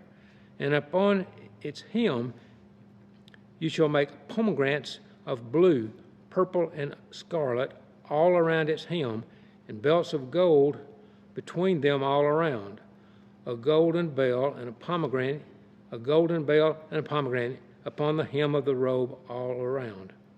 And it shall be upon Aaron when he ministers, and its sound will be heard when he goes into the holy place before the Lord, and when he comes out, that he may not die. You shall also make a plate of pure gold and engrave upon it, like the engravings of a signet, holiness to the Lord. And you shall put it on a blue cord, that it may be on the turban. It shall be on the front of the turban, so it shall be on Aaron's forehead, that Aaron may bear the iniquity of the holy thing which the children of Israel hallow in all their holy gifts. And it shall always be on his forehead, that they may be accepted before the Lord. You shall skillfully weave the tunic of the linen thread. You shall make the turban of fine linen, and you shall make the sash of woven work. For Aaron's sons you shall make tunics. You shall make sashes for them, and you shall make hats for them for glory and beauty. So you shall put them on Aaron, your brother, and on his sons with him. You shall anoint them, consecrate them, and sanctify them, that they may minister to me as priest. And you shall make for them linen trousers to cover their nakedness. They shall reach from the waist to the thighs. They shall be on Aaron and on his sons when they come into the tabernacle of meeting, or when they come near the altar to minister in the holy place, that they do not incur iniquity and die. It shall be a statute forever to him and his descendants after him. This is what you shall do to them to hallow them for ministering to me as priest. Take one young bull and 2 rams without blemish, and unleavened bread, unleavened cakes mixed with oil, and unleavened wafers anointed with oil. You shall make them of wheat flour. You shall put them in one basket, and bring them in the basket with the bull and 2 rams. And Aaron and his sons you shall bring to the door of the tabernacle of meeting, and you shall wash them with water. Then you shall take the garments, put the tunic on Aaron, and the robe of the ephod, and the breastplate, and gird him with the intricately woven band of the ephod.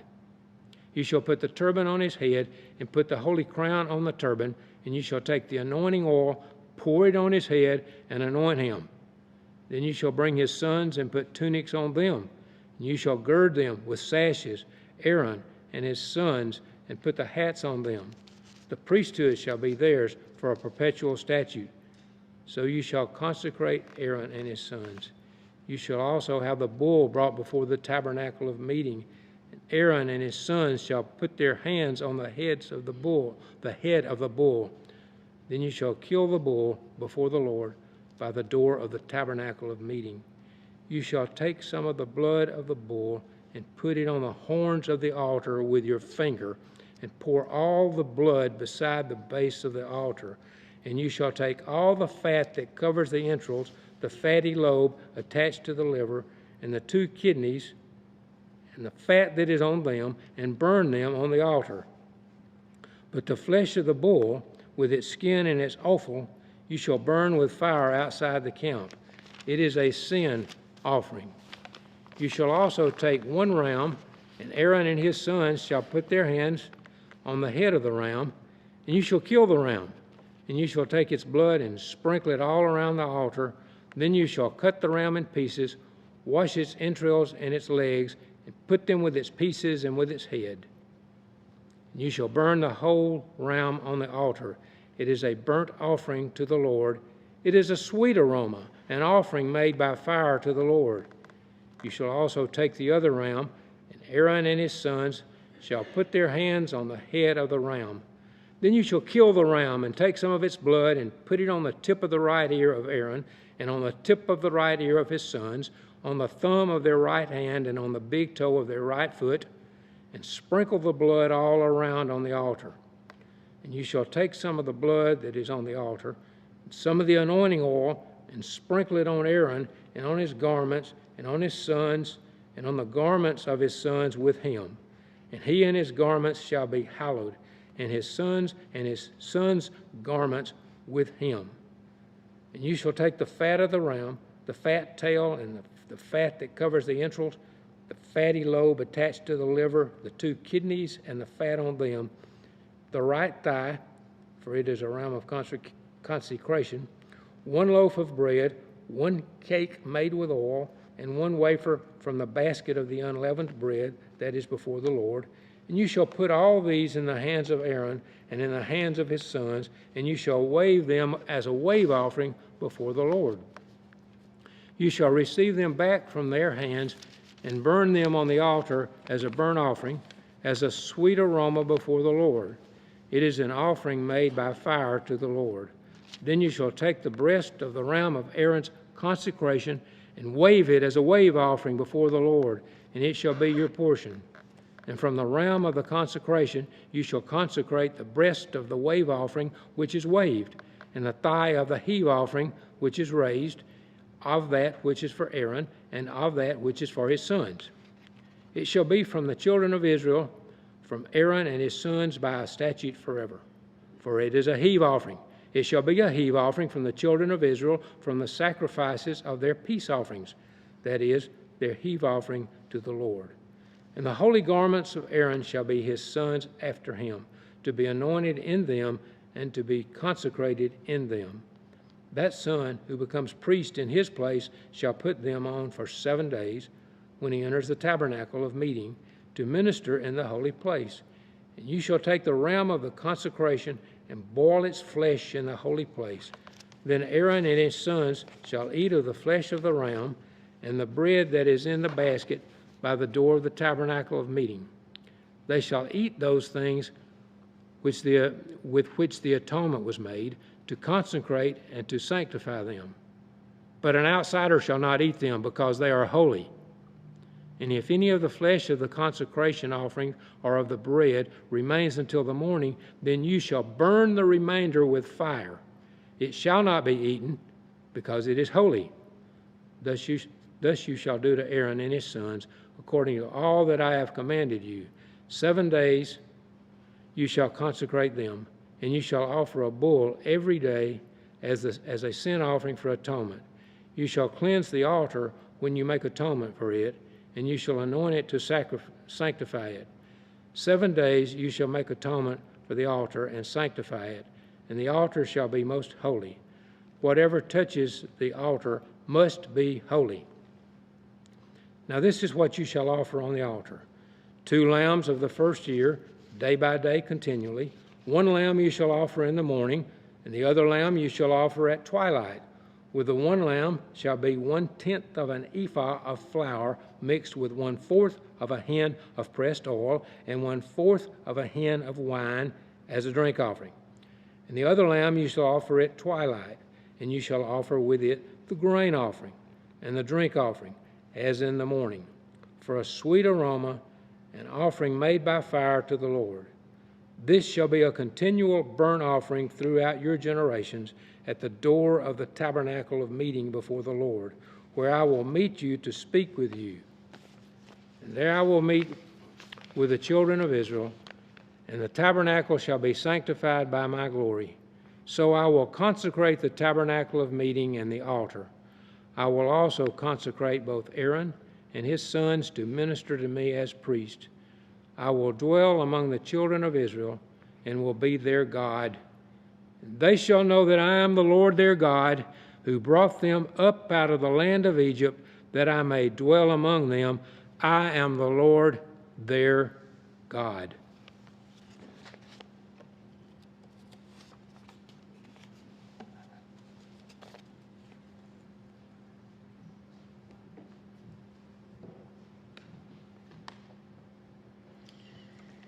I am Pam Smith, and I'm reading from Exodus chapter 30 through 33.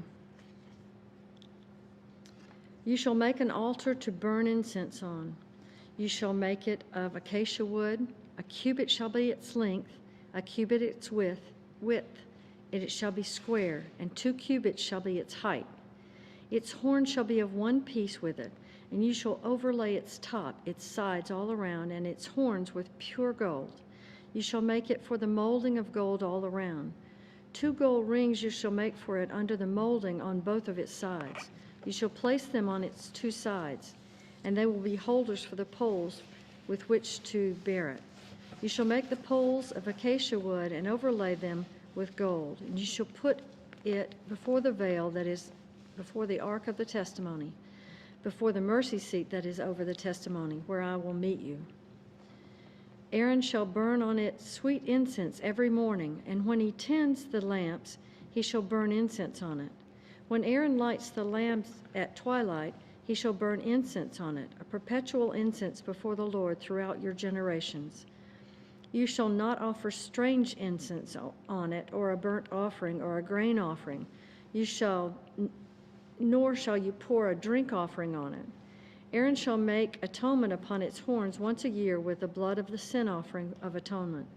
Once a year he shall make atonement upon it throughout your generations. It is most holy to the Lord. Then the Lord spoke to Moses, saying, When you take the census of the children of Israel for their number, then every man shall give a ransom for himself to the Lord. When you number them, that there may be no plague among them when you number them. This is what everyone among you who are numbered shall give. Half a shekel according to the shekel of the sanctuary. A shekel is 20 gerahs. A half shekel shall be an offering to the Lord. Everyone included among them who are numbered from 20 years old and above shall give an offering to the Lord. The rich shall not give more, and the poor shall not give less than half a shekel, when you give an offering to the Lord to make atonement for yourselves. And you shall take the atonement money of the children of Israel and shall appoint it for the service of the tabernacle of meeting, that it may be a memorial for the children of Israel before the Lord, to make atonement for yourselves. Then the Lord spoke to Moses, saying, You shall also make a laver of bronze, with its base also of bronze for washing. You shall put it between the tabernacle of meeting and the altar. You shall put water in it. For it Aaron and his sons shall wash their hands and their feet in the water from it. When they go into the tabernacle of meeting, or when they come near the altar to minister, to burn an offering made by fire to the Lord, they shall wash with water, lest they die. So they shall wash their hands and their feet, lest they die. It shall be a statute forever to them, to him and his descendants throughout their generations. Moreover, the Lord spoke to Moses, saying, Also take for yourself quality spices, 500 shekels of liquid myrrh, half as much sweet-smelling cinnamon, 250 shekels, 250 shekels of sweet-smelling cane, 500 shekels of cassia, according to the shekel of the sanctuary, and a hin of olive oil. You shall make from these a holy anointing oil, an ointment compounded according to the art of the perfumer. It shall be a holy anointing oil.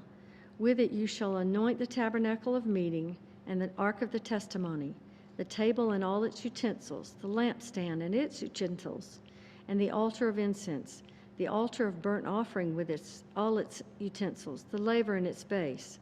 You shall consecrate them, that they may be most holy. Whatever touches them must be holy. You shall anoint Aaron and his sons and consecrate them, that they may minister to me as priests. And you shall speak to the children of Israel, saying, This shall be a holy anointing oil to me throughout your generations. It shall not be poured on man's flesh, nor shall you make any other like it, according to its composition. It is holy, and it shall be holy to you. Whoever compounds any like it, or whoever puts any of it on an outsider shall be cut off from his people. The Lord said to Moses, Take sweet spices, stacte, onycha, and galbanum, and pure frankincense with these sweet spices, that they will be equal amounts of each. You shall make of these an incense, a compound according to the art of the perfumer, salted, pure, and holy. You shall beat some of it very fine, and put some of it before the testimony in the tabernacle of meeting, where I will meet with you. It shall be most holy to you. But as for the incense which you shall not make any for yourselves, according to its composition. It shall be to you holy for the Lord. Elishmachah, the son of Dan, I have put wisdom in the hearts of all the gifted generations and artisans, that they may make all that I have commanded you, the tabernacle of meeting, the ark of the testimony, and the mercy seat that's on it, and all the furniture of the tabernacle, the table and its utensils, the pure gold lampstand with its utensils, the altar of incense, the altar of burnt offering with its utensils, and the laver in its base, the garments of ministry, the holy garments for Aaron the priest, and the garments of his sons to minister as priests, and the anointing oil, sweet incense for the holy place. According to all that I have commanded you, they shall do. The Lord spoke to Moses, saying, Speak also to the children of Israel, saying, Surely my Sabbaths you shall keep, for it is a sign between me and you throughout your generations, that you may know that I am the Lord who sanctifies you. You shall keep the Sabbath, therefore, for it is holy to you. Everyone who profanes it shall surely be put to death. For whoever does any work on it, that person shall be cut off from among his people. Work shall be done for 6 days, but the seventh is the Sabbath of rest, holy to the Lord. Whoever does any work on the Sabbath, he shall surely be put to death. Therefore the children of Israel shall keep the Sabbath, to observe the Sabbath throughout their generations as a perpetual covenant. It is a sign between me and the children of Israel forever. For in 6 days the Lord made the heavens and the earth, and on the seventh day he rested and was refreshed. When he made an end of speaking with him on Mount Sinai, he gave Moses 2 tablets of the testimony, tablets of stone written with a finger of God. Now when the people saw that Moses delayed coming down from the mountain, the people gathered together to Aaron and said to him, Come, make us gods that shall go before us. For as far as Moses, the man who brought us out of the land of Egypt, we do not know what became of him. Aaron said to them, Break off the golden earrings which are in the ears of your wives, your sons, and your daughters, and bring them to me. So all the people broke off the golden earrings which were in their ears and brought them to Aaron. He received the gold from their hand and fashioned it with an engraving tool and made a molded calf. Then they said, This is your God, O Israel, that brought you out of the land of Egypt. So when Aaron saw it, he built an altar before it. And Aaron made a proclamation and said, Tomorrow is a feast to the Lord. Then they rose early the next day, offered burnt offerings, brought peace offerings, and the people sat down to eat and drink and rose up to play. The Lord said to Moses, Go, get down, for your people whom you have brought out of the land of Egypt have corrupted themselves. They have turned aside quickly out of the way which I commanded them. They have made themselves a molded calf and worshipped it and sacrificed to it. and said, "This is your God, O Israel, that brought you out of the land of Egypt." The Lord said to Moses, "I have seen this people, and indeed it is a stiff-necked people. Now, therefore, let me alone, that my wrath may burn hot against them, and I may consume them, and I will make of you a great nation." Then Moses pleaded with the Lord his God and said, "Lord, why does your wrath burn hot against your people whom you've brought out of this land of Egypt with great power and with a mighty hand? Why should the Egyptians speak and say, 'He brought them out to harm them, to kill them in the mountains, and to consume them with the face of the earth'? Turn from your fierce wrath and relent for this harm to your people. Remember Abraham, Isaac, and Israel, your servants, to whom you swore by your own self, and said to them, 'I will multiply your descendants as the stars of heavens.' And all this land that I have spoken of I give to your descendants, and they shall inherit it forever." So the Lord relented from the harm which he said he would do to his people. Moses turned and went down from the mountain, and the 2 tablets of the testimony were in his hand. The tablets were written on both sides. On the one side and on the other they were written. Now the tablets were the work of God, and the writing was the writing of God engraved on the tablets. When Joshua heard the noise of the people as they shouted, he said to Moses, "There is noise of war in the camp." But he said, "It is not the noise of the shout of victory, nor the noise of the cry of defeat, but the sound of singing I hear." So it was, as soon as he came near the camp, that he saw the calf and the dancing. So Moses' anger became hot, and he cast the tablets out of his hands, broke them at the foot of the mountain. Then he took the calf which had been made, burned it in the fire, ground it to a powder, and then scattered it on the water and made the children of Israel drink it. And Moses said to Aaron, "What did this people do to you that you have brought so great a sin upon them?" Aaron said, "Do not let the anger of my Lord become hot. You know the people, that they are set on evil. For they said to me, 'Make us gods that shall go up before us.' As for this Moses, the man who brought us out of the land of Egypt, we do not know what has become of him." And I said to them, "Whoever has any gold, let them break it off." So they gave it to me, and I cast it in the fire, and this calf came out. Now when Moses saw that the people were unrestrained, for Aaron had not restrained them, to their shame among their enemies, then Moses stood in the entrance of the camp and said, "Whoever is on the Lord's side, come to me." All the sons of Levi gathered themselves together to him, and he said to them, "Thus says the Lord God of Israel, let every man put his sword on his side and go in and out from entrance to entrance throughout the camp.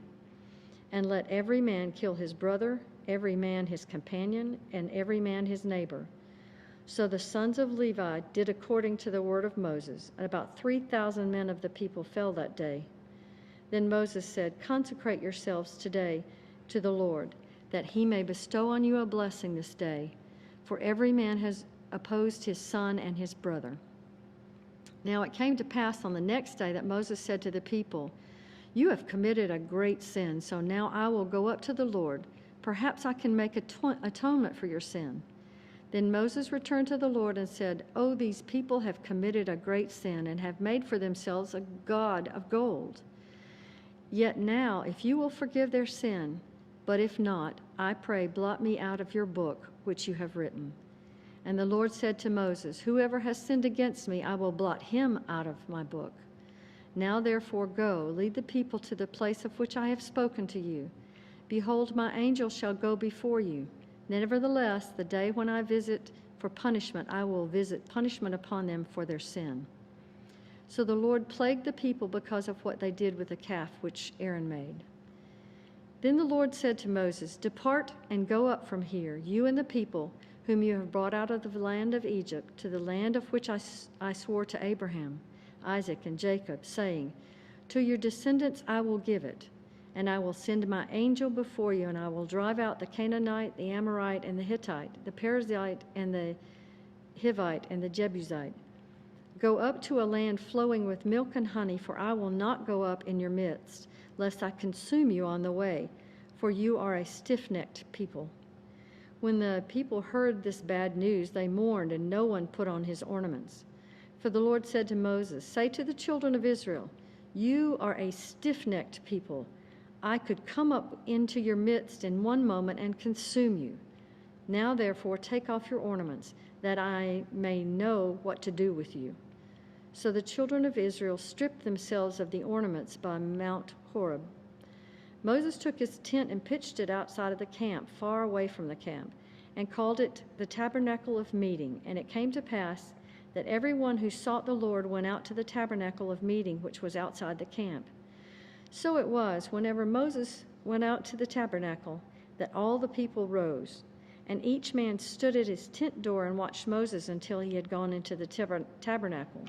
It came to pass when Moses entered the tabernacle that the pillar of cloud descended and stood at the door of the tabernacle, and the Lord talked with Moses. All the people saw the pillar of cloud standing at the tabernacle door, and all the people rose and worshipped, each man in his tent door. So the Lord spoke to Moses face to face, as a man speaks to his friend. And he would return to the camp, but his servant Joshua, the son of Nun, a young man, did not depart from the tabernacle. Then Moses said to the Lord, "See, you say to me, 'Bring up this people,' but you have not let me know whom you will send with me. Yet you have said, 'I know you by name,' and you have also found grace in my sight. Now therefore I pray, I have found grace in your sight. Show me now your way, that I may know you, and that I may find grace in your sight, and consider this nation is your people." And he said, "My presence will go with you, and I will give you rest." Then he said to him, "If your presence does not go with us, do not bring us up from here. For how then will it be known that your people and I have found grace in your sight, except you go with us?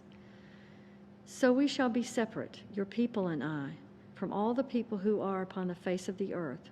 So the Lord said to Moses, "I will also do this thing that you have spoken, for you have found grace in my sight, and I know you by name." And he said, "Please show me your glory." Then he said, "I will make all my goodness pass before you, and I will proclaim the name of the Lord before you. I will be gracious to whom I will be gracious. I will have compassion on whom I have compassion." And he said, "You cannot see my face, for no man shall see me and live." And the Lord said, "Here is a place by me. You shall stand on the rock.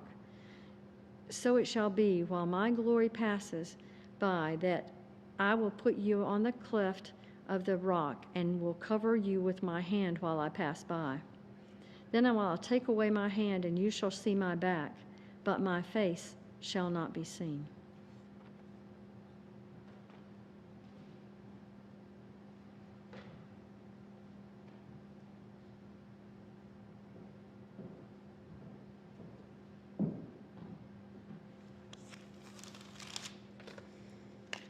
I'm Cassie Smith, and I'm reading from Exodus 34 through 36. And the Lord said to Moses, "Cut 2 tablets of stone like the first ones, and I will write on these tablets the words that were on the first tablets which you broke. So be ready in the morning, and come up in the morning to Mount Sinai, and present yourself to me there on the top of the mountain. And no man shall come up with you, and let no man be seen throughout all the mountain.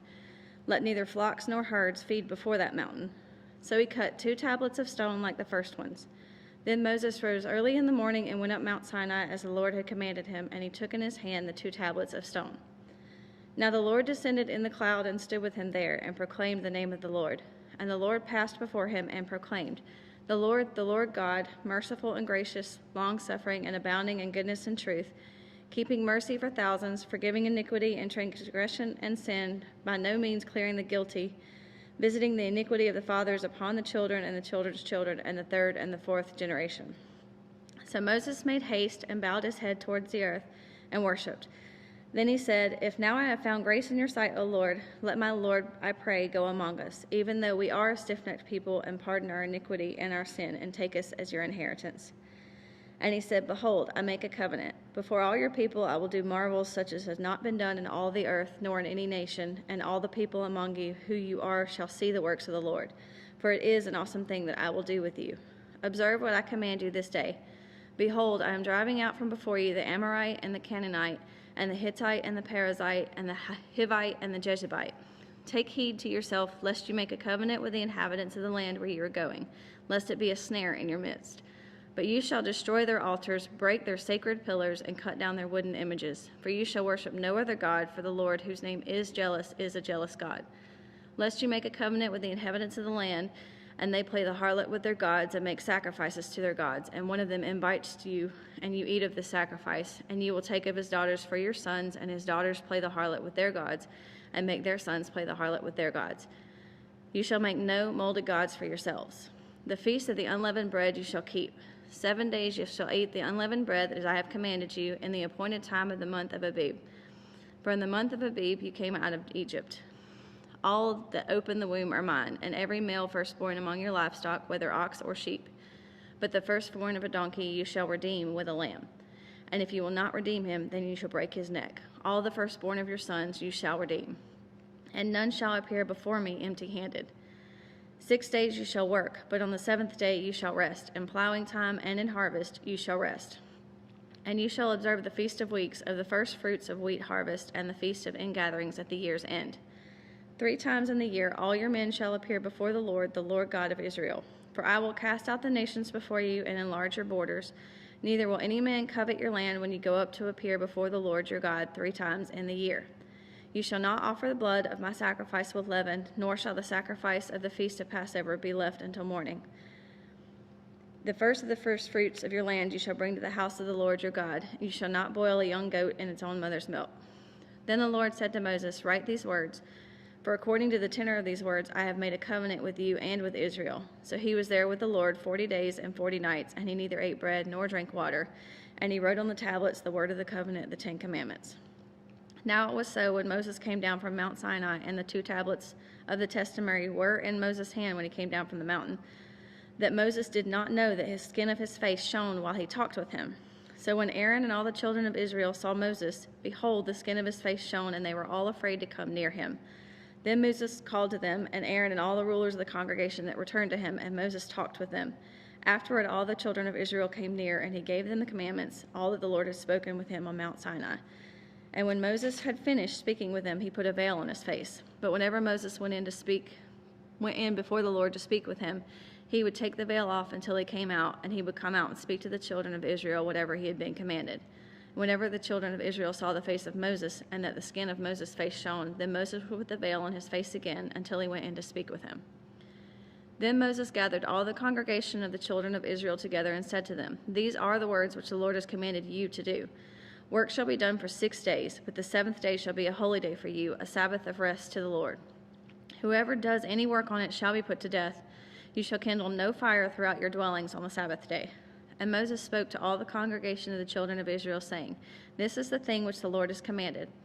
Take from among you an offering to the Lord. Whoever is of a willing heart, let him bring it as an offering to the Lord. Gold, silver, and bronze, blue, purple, and scarlet thread, fine linen, and goat's hair, ram skins dyed red, badger skins, and acacia wood, oil for the light, and spices for the anointing oil and for the sweet incense, onyx stones and stones to be set in the ephod and in the breastplate.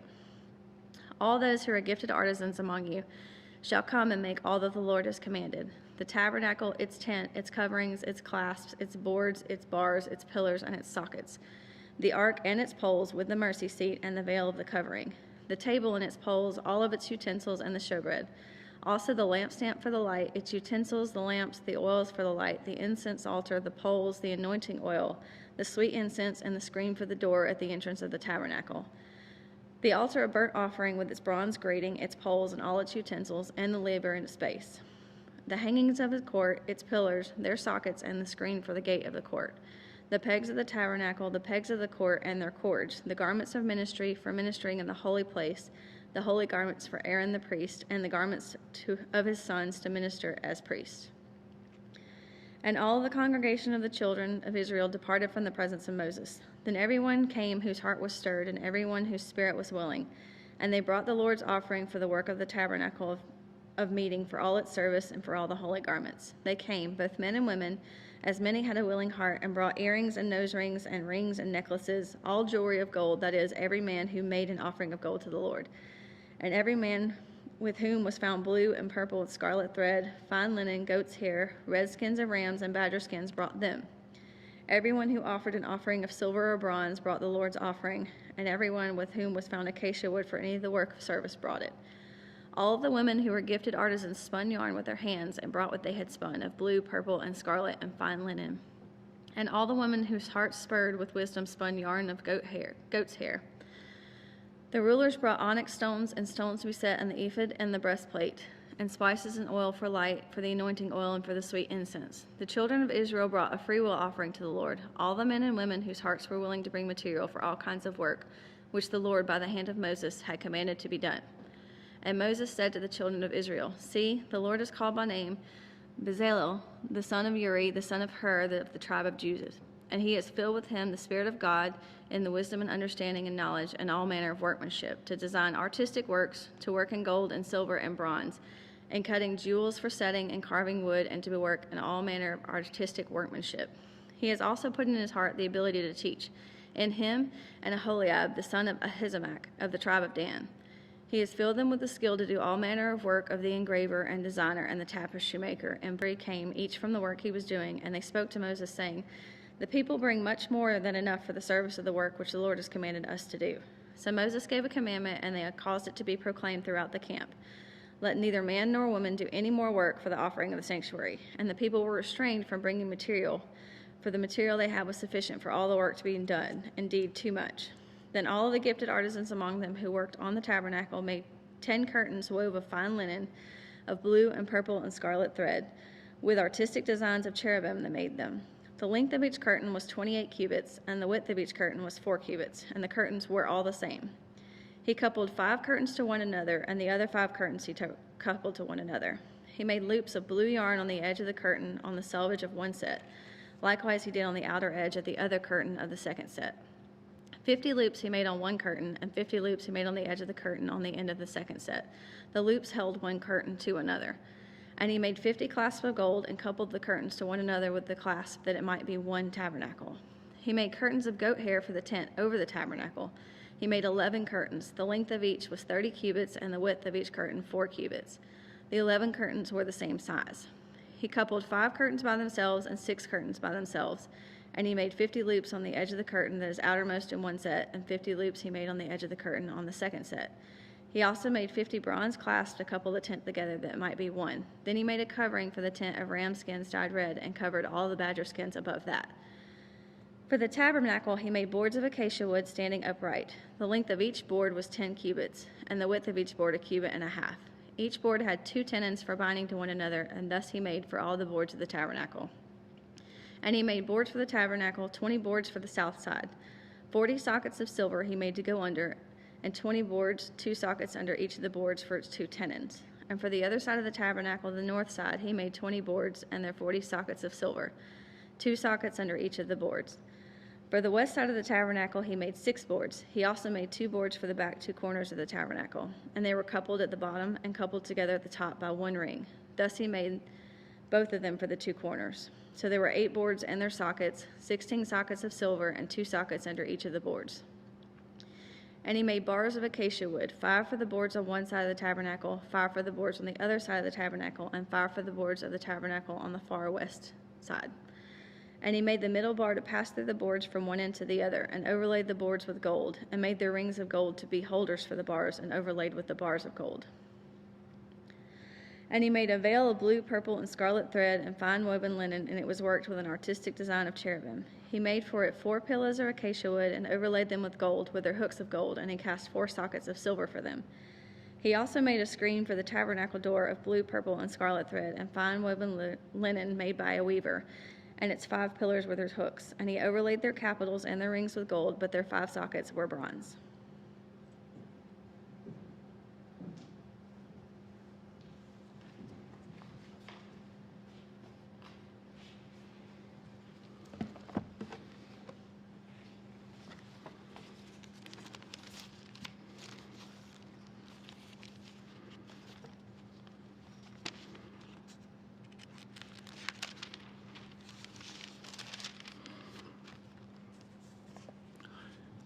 I'm Mark Smith. I will be reading Exodus 37 through 39.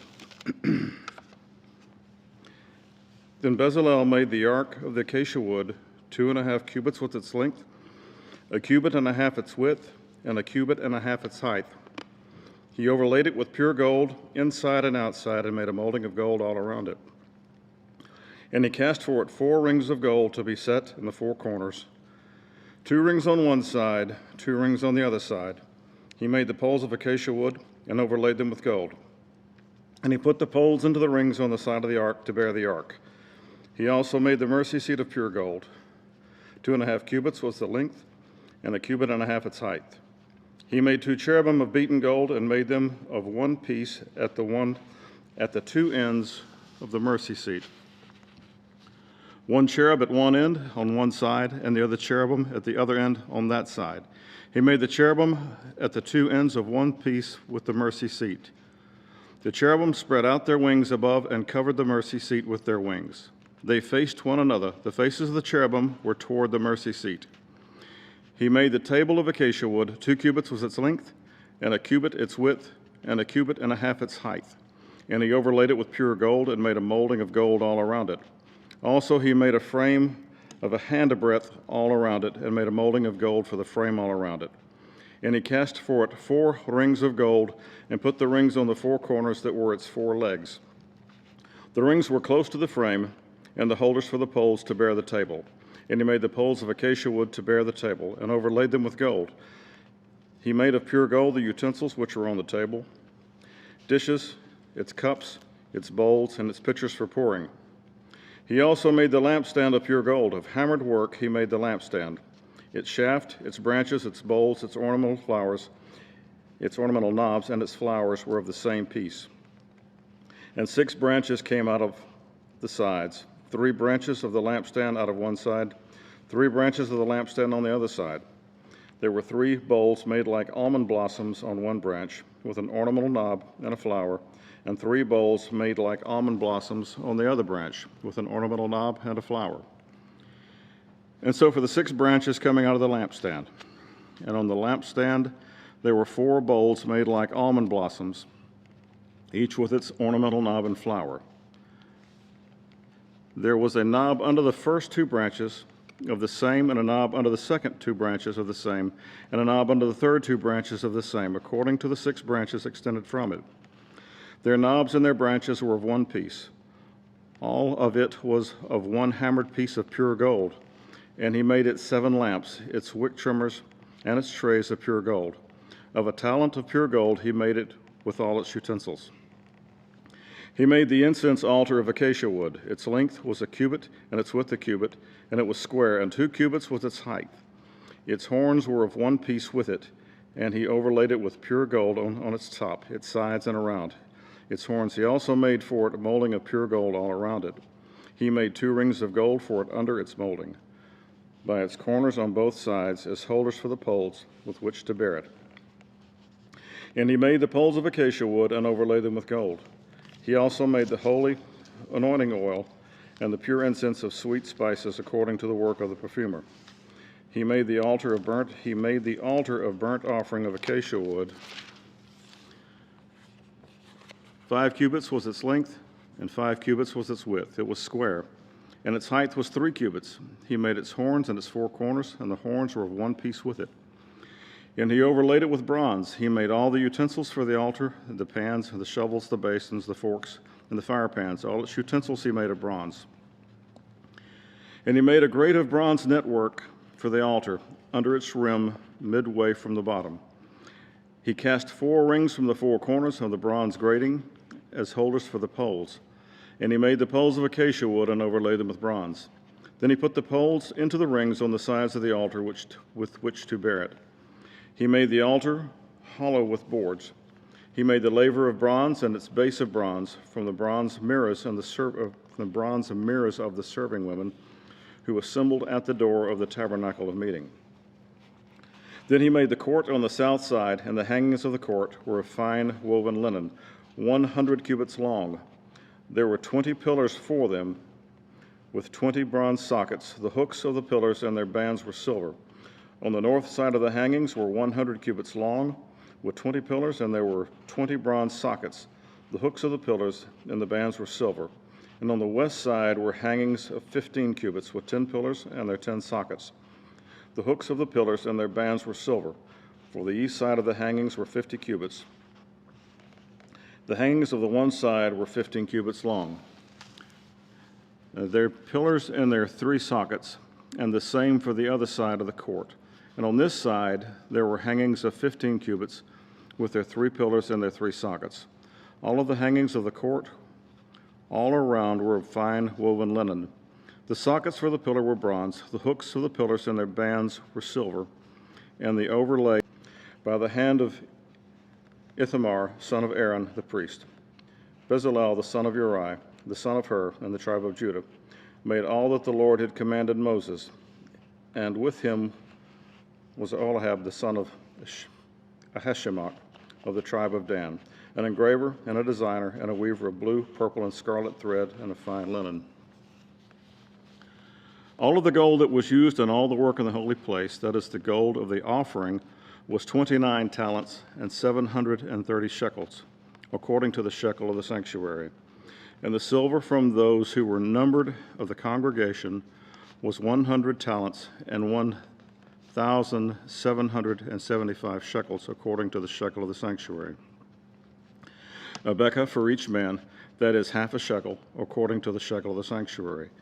For everyone included in the number from the 20 years old and above, for 603,550 men. And from the 100 talent and silver were cast the sockets of the sanctuary and the bases of the veil, 100 sockets from 100 talents, 1 talent for each socket. Then from the 1,775 shekels he made hooks, for the pillars overlay their capitals and made bands for them. The offering of bronze was 70 talents and 2,400 shekels. And with it he made the sockets for the door of the tabernacle of the meeting, the bronze altar, the bronze grating for it, and all the utensils for the altar, the sockets for the court all around, the bases of the court, all the pegs for the tabernacle, and all the pegs for the court all around.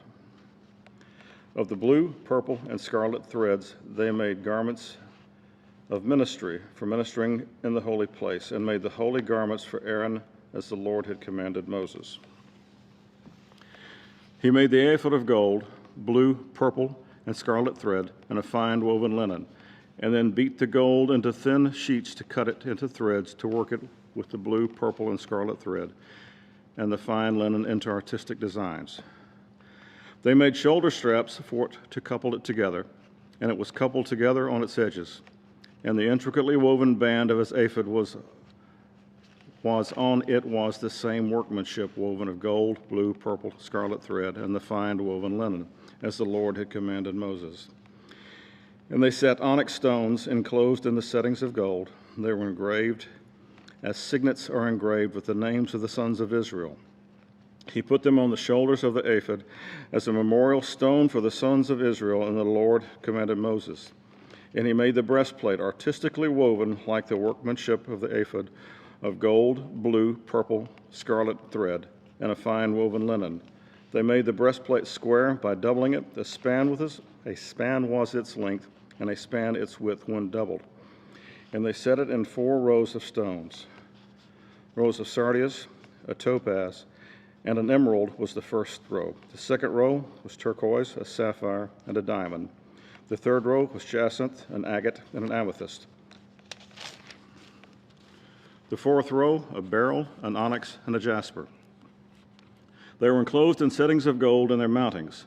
There were 12 stones according to the names of the sons of Israel, according to their names engraved like a signet, each one with its own name according to the 12 tribes. And they made chains for the breastplates at the ends like braided cords of pure gold.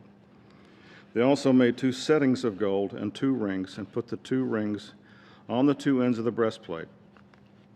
And they put the 2 breastplate chains of gold and then the 2 rings on the ends of the breastplate. The 2 ends of the braided chains they fastened in the 2 settings. They put them on the shoulder straps and the ephod in the front. And they made 2 rings of gold, and they made them on the 2 ends of the breastplate and the edge of it, which was on the inward side of the ephod. They made 2 other gold rings and put them on the 2 ring straps underneath the ephod toward the front, purple and scarlet, and a fine woven linen. And they made bells of pure gold and put the bells between the pomegranates on the hem of the robe and all around between the pomegranates. A bell and a pomegranate, a bell and a pomegranate, all the way around the hem of the robe to minister in, as the Lord had commanded Moses. They made tunics artistically woven of fine linen for Aaron and his sons, a turban of fine linen, exquisite hats of fine linen, short trousers of woven linen, and a sash of fine woven linen with blue, purple, and scarlet thread, made by a weaver, as the Lord had commanded Moses. Then they made the plate of the holy crown of pure gold and wrote on it an inscription like the engravings of a signet, "Holiness to the Lord." And they tied it a blue cord to fasten it above the turban, as the Lord had commanded Moses. Thus all the work of the tabernacle, of the tent, and the meeting was finished. And the children of Israel did according to all the Lord had commanded Moses, so they did. And they brought the tabernacle to Moses, the tent and all its furnishings, its clasp, its boards, its bars, its pillars, and its sockets, the covering of ram skin dyed red, the covering of badger skins, and the veil of the covering, the ark of the testimony with its poles, and the mercy seat with the table, all its utensils, all the showbread, the pure gold lampstand with its lamp, the lamps set in order, all its utensils, and the oil for the light, the gold altar, the anointing oil, the sweet incense, the screen for the tabernacle door, the bronze altar, the grate of bronze, its poles, and all its utensils, the laver with its base, the hangings of the court, its pillars and its sockets, the screen for the court gate, its cords, its pegs, all the utensils for the service of the tabernacle, for the tent of the meeting, and the garments of ministry, to minister to the holy place, the holy garment for Aaron the priest, the sons, the garments to minister as priest, according to all that the Lord had commanded Moses. So the children of Israel did all the work. Then Moses looked over all the work, and indeed they had done it as the Lord had commanded. Just so they had done it, and Moses blessed them.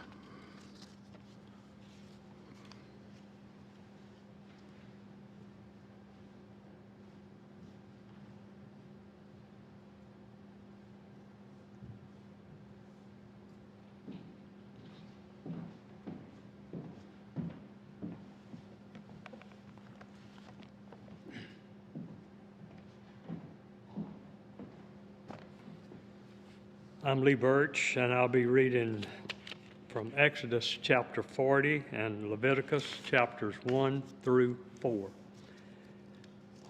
Then the Lord spoke to Moses, saying, On the first day of the first month you shall set up the tabernacle of the tent of meetings. You shall put in it the ark of the testimony, and petition off the ark with a veil. You shall bring in the table and arrange things that are to be set in order on it. And you shall bring in the lampstand and light its lamps. You shall also set the altar of gold of the incense before the ark of the testimony, and put up the screen of the door of the tabernacle. Then you shall set the altar of the burnt offering before the door of the tabernacle of the tent of meeting. You shall set the laver between the tabernacle of meeting and the altar, and put water in it. You shall set up the court all around, and hang up the screen at the court gate. And you shall take the anointing oil and anoint the tabernacle and all that is in it, and you shall hallow it and all its utensils, and it shall be holy. You shall anoint the altar of the burnt offering and all the utensils, and consecrate the altar.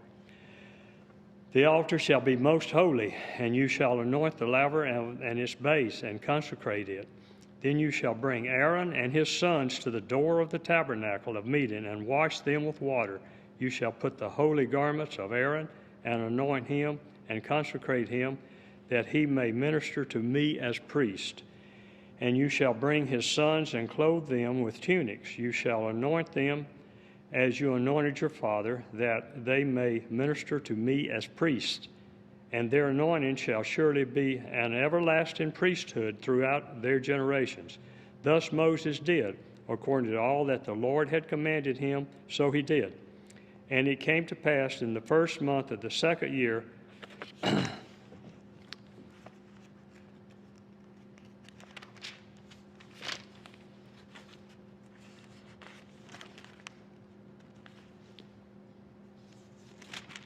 Well,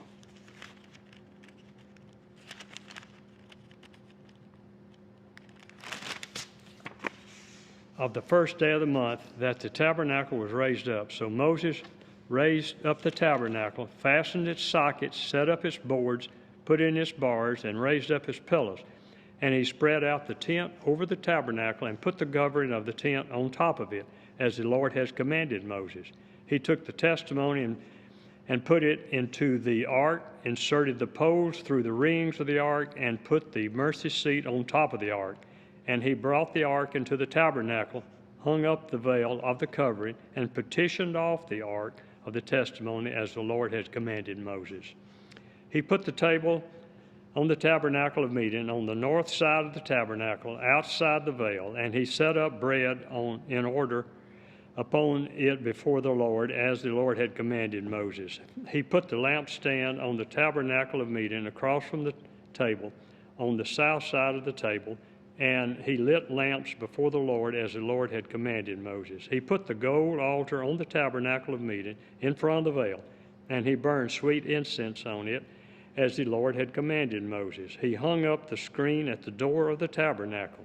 He put the altar of burnt offering before the door of the tabernacle of the tent meeting, and offered upon it burnt offering and grain offering as the Lord had commanded Moses. He set the laver between the tabernacle of meeting and the altar, and put water there for washing. And Moses, Aaron, and his sons would wash their hands and their feet with water from it whenever they went to the tabernacle of meeting, and when they came near the altar, they washed, as the Lord had commanded Moses. And he raised up the court all around the tabernacle and the altar, and hung up the screen of the court gate. So Moses finished the work. Then the cloud covered the tabernacle of meeting, and the glory of the Lord filled the tabernacle. And Moses was not able to enter the tabernacle of meeting, because the cloud rested above it. And the glory of the Lord filled the tabernacle. Whenever the cloud was taken up from above the tabernacle, the children of Israel would go onward and in all their journeys. But if the cloud was not taken up, then they did not journey until the day that it was taken up. For the cloud of the Lord was above the tabernacle by day, and fire was over it by night, in the sight of all the house of Israel throughout all their journeys. Now, Leviticus chapter 1. Now the Lord called to Moses and spoke to him from the tabernacle of meeting, saying, Speak to the children of Israel, and say to them, When any one of you brings an offering to the Lord, you shall bring your offering of the livestock, of the herd, and of the flock. If his offering is a burnt sacrifice of the herd, he shall offer a male without blemish. He shall offer it on his own free will at the door of the tabernacle of meeting before the Lord. He shall put his hand on the head of the burnt offering, and it will be accepted on his behalf to make atonement for him. He shall kill the bull before the Lord and the priest, Aaron's sons, and bring the blood and sprinkle the blood all around the altar that is by the door of the tabernacle of meeting. And he shall skin the burnt offering and cut into its pieces. The sons of Aaron, the priest, shall put fire on the altar and lay the wood in order on the fire. Then the priest, Aaron's son, shall lay the parts, the head and the fat, in order on the wood that is on the fire upon the altar, but he shall wash its entrails and the entrails and the legs with water. Then the priest shall bring it all and burn it on the altar. It is a burnt sacrifice, an offering made by fire, a sweet aroma to the Lord. And if the burnt sacrifice of his offering of the Lord is of birds, then he shall bring his offerings of a turtle dove or young pigeons. The priest shall bring it to the altar, wring off its head, and burn it on the altar. Its blood shall be drained out at the side of the altar, and he shall remove its crop with its feathers and cast it before the altar on the east side, the place of ashes. Then he shall split it at its wings, but shall not divide it completely. And the priest shall burn on the altar on the wood that is on the fire. It is a burnt sacrifice, an offering made by fire, a sweet aroma to the Lord. When anyone offers a grain offering to the Lord, his offering shall be of fine flour, and he shall pour oil on it and put frankincense on it. He shall bring it to Aaron's sons, the priest, one of whom shall take from it his handful of fine flour and oil with all the frankincense, and the priest shall burn it as a memorial to the altar, an offering made by fire of sweet aroma to the fire. The rest of the grain offering shall be Aaron's and his sons. It is most holy of the offerings to the Lord made by fire. And if you bring an offering, a grain offering baked in an oven, it shall be unleavened cakes of fine flour mixed with oil, or unleavened wafers anointed with oil. But if your offering is a grain offering baked in a pan, it should be of fine flour, unleavened, mixed with oil. You shall break it in pieces and pour oil on it. It is a grain offering. If your offering is a grain offering baked in a covered plate, it shall be made of fine flour with oil. You shall bring the grain offering that is made of these things to the Lord. And when it is presented to the priest, he shall bring it to the altar. Then the priest shall take from the grain offering a memorial portion and burn it on the offering. It is an offering made by fire, a sweet aroma to the Lord. And what is left of the grain offering shall be Aaron's and his sons. It is the most holy of the offerings of the Lord made by fire. No grain offering which you bring to the Lord shall be made with leaven, for you shall burn no leaven nor any honey in any of the offerings to the Lord made by fire. As for the offerings of the first fruits, you shall offer them to the Lord, but they shall not be burned on the altar for a sweet aroma. And every offering of your grain offering you shall season with salt. You shall not allow the salt of the covenant of your lords to be lacking from your grain offering. With all your offerings you shall offer salt. If you offer a grain offering of your first fruits to the Lord, you shall offer for the grain offering of your first fruits green heads of grain roasted on the fire, grain beaten from the full heads, and you shall put oil on it and lay frankincense on it. It is a grain offering. Then the priest shall burn the memorial portion, parts of its beaten grain and parts of it oil with all the frankincense, as an offering made by fire to the Lord. When his offering is a sacrifice of a peace offering, if he offers it of the herd, whether male or female, he shall offer it without blemish before the Lord. And he shall lay his hands on the head of the offering and kill it at the door of the tabernacle of meeting. And Aaron's sons, the priest, shall sprinkle the blood all around on the altar. Then he shall offer from the sacrifice of the peace offering an offering made by fire to the Lord, the fat that covers the entrails and all the fat that is on the entrail, the 2 kidneys and the fat that is on them by the flanks, and the fatty lobe attached to the liver above the kidneys he shall remove. And Aaron's son shall burn it on the altar upon the burnt sacrifice which is on the wood that is on the fire, as an offering made by fire, a sweet aroma to the Lord. If his offering is a sacrifice of peace offering to the Lord, it is of the flock, whether male or female, he shall offer it without blemish. If he offers a lamb as his offering, then he shall offer it before the Lord, and he shall lay his hand on the head of the offering and kill it before the tabernacle of the meeting. And Aaron's son shall sprinkle its blood all around on the altar. Then he shall offer from the sacrifice of the peace offering as an offering made by fire to the Lord its fat and the whole fat tail, which he shall remove close to the backbone, and the fat that covers the entrails, and all the fat that is on the entrails, the 2 kidneys and the fat that is on them by the flanks, and the fatty lobe attached to the liver above the kidneys he shall remove, and the priest shall burn them at the altar as food, an offering made by fire to the Lord. And if his offering is a goat, then he shall offer it before the Lord. He shall lay his hand on the head and kill it before the tabernacle of meeting. And the sons of Aaron shall sprinkle its blood all around on the altar. Then he shall offer from it his offering as an offering made by fire to the Lord.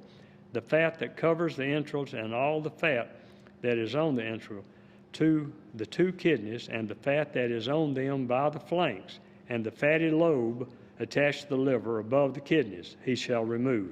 And the priest shall burn them on the altar as food, an offering made by fire for a sweet aroma. All the fats is the Lord's. This shall be a perpetual statute throughout your generations. In all your dwellings you shall eat neither fat nor blood. Now the Lord spoke to Moses, saying, Speak to the children of Israel, saying, If a person sins unintentionally against any of the commandments of the Lord in anything which ought not to be done, and does any of them, if the anointed priest sins, bringing guilt to the people, then let him offer to the Lord for his sins which he has sinned a young bull without blemish as a sin offering. He shall bring the bull to the door of the tabernacle of meeting before the Lord, lay his hand on the bull's head, and kill the bull before the Lord. Then the anointed priest shall take some of the bull's blood and bring it to the tabernacle of meeting. The priest shall dip his finger in the blood and sprinkle some of the blood 7 times before the Lord in front of the veil of the sanctuary. And the priest shall put some of the blood on the horns of the altar of sweet incense before the Lord, which is in the tabernacle of meeting. And he shall pour the remaining blood of the bull at the base of the altar on the burnt offering, which is at the door of the tabernacle of meeting. He shall take from it all the fat of the bull as a sin offering, the fat that covers the entrails and all the fat that is on the entrails, the 2 kidneys and the fat that is on them by the flanks, and the fatty lobe attached to the liver above the kidneys, he shall remove, as it was taken from the bull of the sacrifice of peace offering, and the priest shall burn them on the altar of the burnt offering. But the bull's hide and all its flesh, with its head and legs, its entrails and offals, the whole bull he shall carry outside the camp to a clean place where the ashes are poured out, and burn it on wood with fire. Where the ashes are poured out, it shall be burned. Now, if the whole congregation of Israel sins unintentionally, and the thing is hidden from the eyes of the assembly, and they have done something against any of the commandments of the Lord in anything which should not be done, and are guilty, then the sin which they have committed becomes known, and the assembly shall offer a young bull for the sin, and bring it before the tabernacle of meeting. And the elders of the congregation shall it on the altar. And he shall do with the bull as he did with the bull as a sin offering. Thus he shall do with it. So the priest shall make atonement for them, and it shall be forgiven them. Then he shall carry the bull outside the camp and burn it as he burned the first bull. It is a sin offering for the assembly. When a ruler has sinned and done something unintentionally against any of the commandments of the Lord God in anything which should not be done, and is guilty, or if the sin which he has committed comes to the knowledge, he shall bring as an offering a kid of goats, a male without blemish. And he shall lay his hand on the head of the goat and kill it at the place where they kill the burnt offering before the Lord. It is a sin offering. It is a sin offering. The priest shall take some of the blood of the sin offering with his finger, put it on the horns of the altar of burnt offering, and pour its blood at the base of the altar of burnt offerings. And he shall burn all of its fat on the altar like the fat of the sacrifice of the peace offering. So the priest shall make atonement for him concerning his sin, and it shall be forgiven him. If anyone of the common people sin unintentionally by doing something against any of the commandments of the Lord in anything which ought not to be done, and is guilty, or if his sin which he has committed comes to the knowledge, then he shall bring as an offering a kid of goats, a female without blemish, for his sin which he has committed. And he shall lay his hand on the head of the sin offering and kill the sin offering at the place of the burnt offering. Then the priest shall take some of the blood with his finger, put it on the horns of the altar of the burnt offering, and pour all the remaining blood at the base of the altar. He shall remove all its fats, as fat is removed from the sacrifice of the peace offering. And the priest shall burn it on the altar for a sweet aroma to the Lord. So the priest shall make atonement for him, and it shall be forgiven him. If he brings a lamb as his offering, he shall bring a female without blemish. Then he shall lay his hand on the head of the sin offering and kill it as the sin offering at the place where they kill the burnt offering, The priest shall take some of the blood of the sin offering with his finger, put it on the horns of the altar of burnt offering, and pour all the remaining blood on the base of the altar. He shall remove all its fat, as the fat of the lamb is removed from the sacrifice of the peace offering. Then the priest shall burn it on the altar according to the offerings made by fire to the Lord. So the priest shall make atonement for his sin and that he has committed, and it shall be forgiven.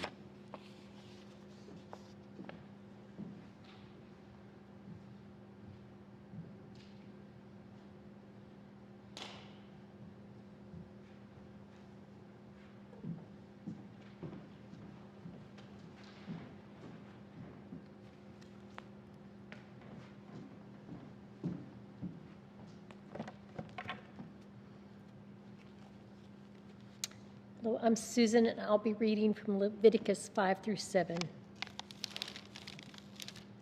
If a person sins in hearing the utterance of an oath, and it is a witness, whether he has seen or known of the matter, if he does not tell it, he bears guilt. Or if a person touches any unclean thing, whether it is a carcass of an unclean beast, or the carcass of unclean livestock, or the carcass of unclean creeping things, and he is unaware of it, he also shall be unclean and guilty. Or if he touches human uncleanness, whatever uncleanness with which a man may be defiled, and he is unaware of it, when he realizes it, then he shall be guilty. Or if a person swears, speaking thoughtlessly with his lips to do evil or to do good, whatever it is that a man may pronounce by an oath, and he is unaware of it, when he realizes it, then he shall be guilty in any of these matters. And it shall be, when he is guilty in any of these matters, that he shall confess that he has sinned in that thing, and he shall bring his trespass offering to the Lord for his sin which he has committed, a female from the flock, a lamb or a kid of the goats as a sin offering. So the priest shall make atonement for him concerning his sin. If he is not able to bring a lamb, then he shall bring to the Lord for his trespass which he has committed 2 turtle doves or 2 young pigeons, one as a sin offering and the other as a burnt offering. And he shall bring them to the priest, who shall offer that which is for the sin offering first, and wring off its head from its neck, but shall not divide it completely. Then he shall sprinkle some of the blood of the sin offering on the side of the altar, and the rest of the blood shall be drained out at the base of the altar. It is a sin offering. And he shall offer the second as a burnt offering according to the prescribed manner. So the priest shall make atonement on his behalf for his sin which he has committed, and it shall be forgiven him. But if he is not able to bring 2 turtle doves or 2 young pigeons, then he who has sinned shall bring for his offering 1/10 of an ephah of fine flour as a sin offering. He shall put no oil on it, nor shall he put frankincense on it, for it is a sin offering. Then he shall bring it to the priest, and the priest shall take his handful of it as a memorial portion and burn it on the altar according to the offerings made by fire to the Lord. It is a sin offering. The priest shall make atonement for him for his sin that he has committed in any of these matters, and it shall be forgiven him. The rest shall be the priest as a grain offering. Then the Lord spoke to Moses, saying, If a person commits a trespass and sins unintentionally in regard to the holy things of the Lord, then he shall bring to the Lord as his trespass offering a ram without blemish from the flocks, with your valuation in shekels of silver according to the shekel of the sanctuary as a trespass offering. And he shall make restitution for the harm that he has done in regard to the holy thing, and shall add 1/5 to it and give it to the priest. So the priest shall make atonement for him with a ram of the trespass offering, and it shall be forgiven him. If a person sins and commits any of these things which are forbidden to be done by the commandments of the Lord, though he does not know it, yet he is guilty, and shall bear his iniquity. And he shall bring to the priest a ram without blemish from the flock, with your valuation as a trespass offering.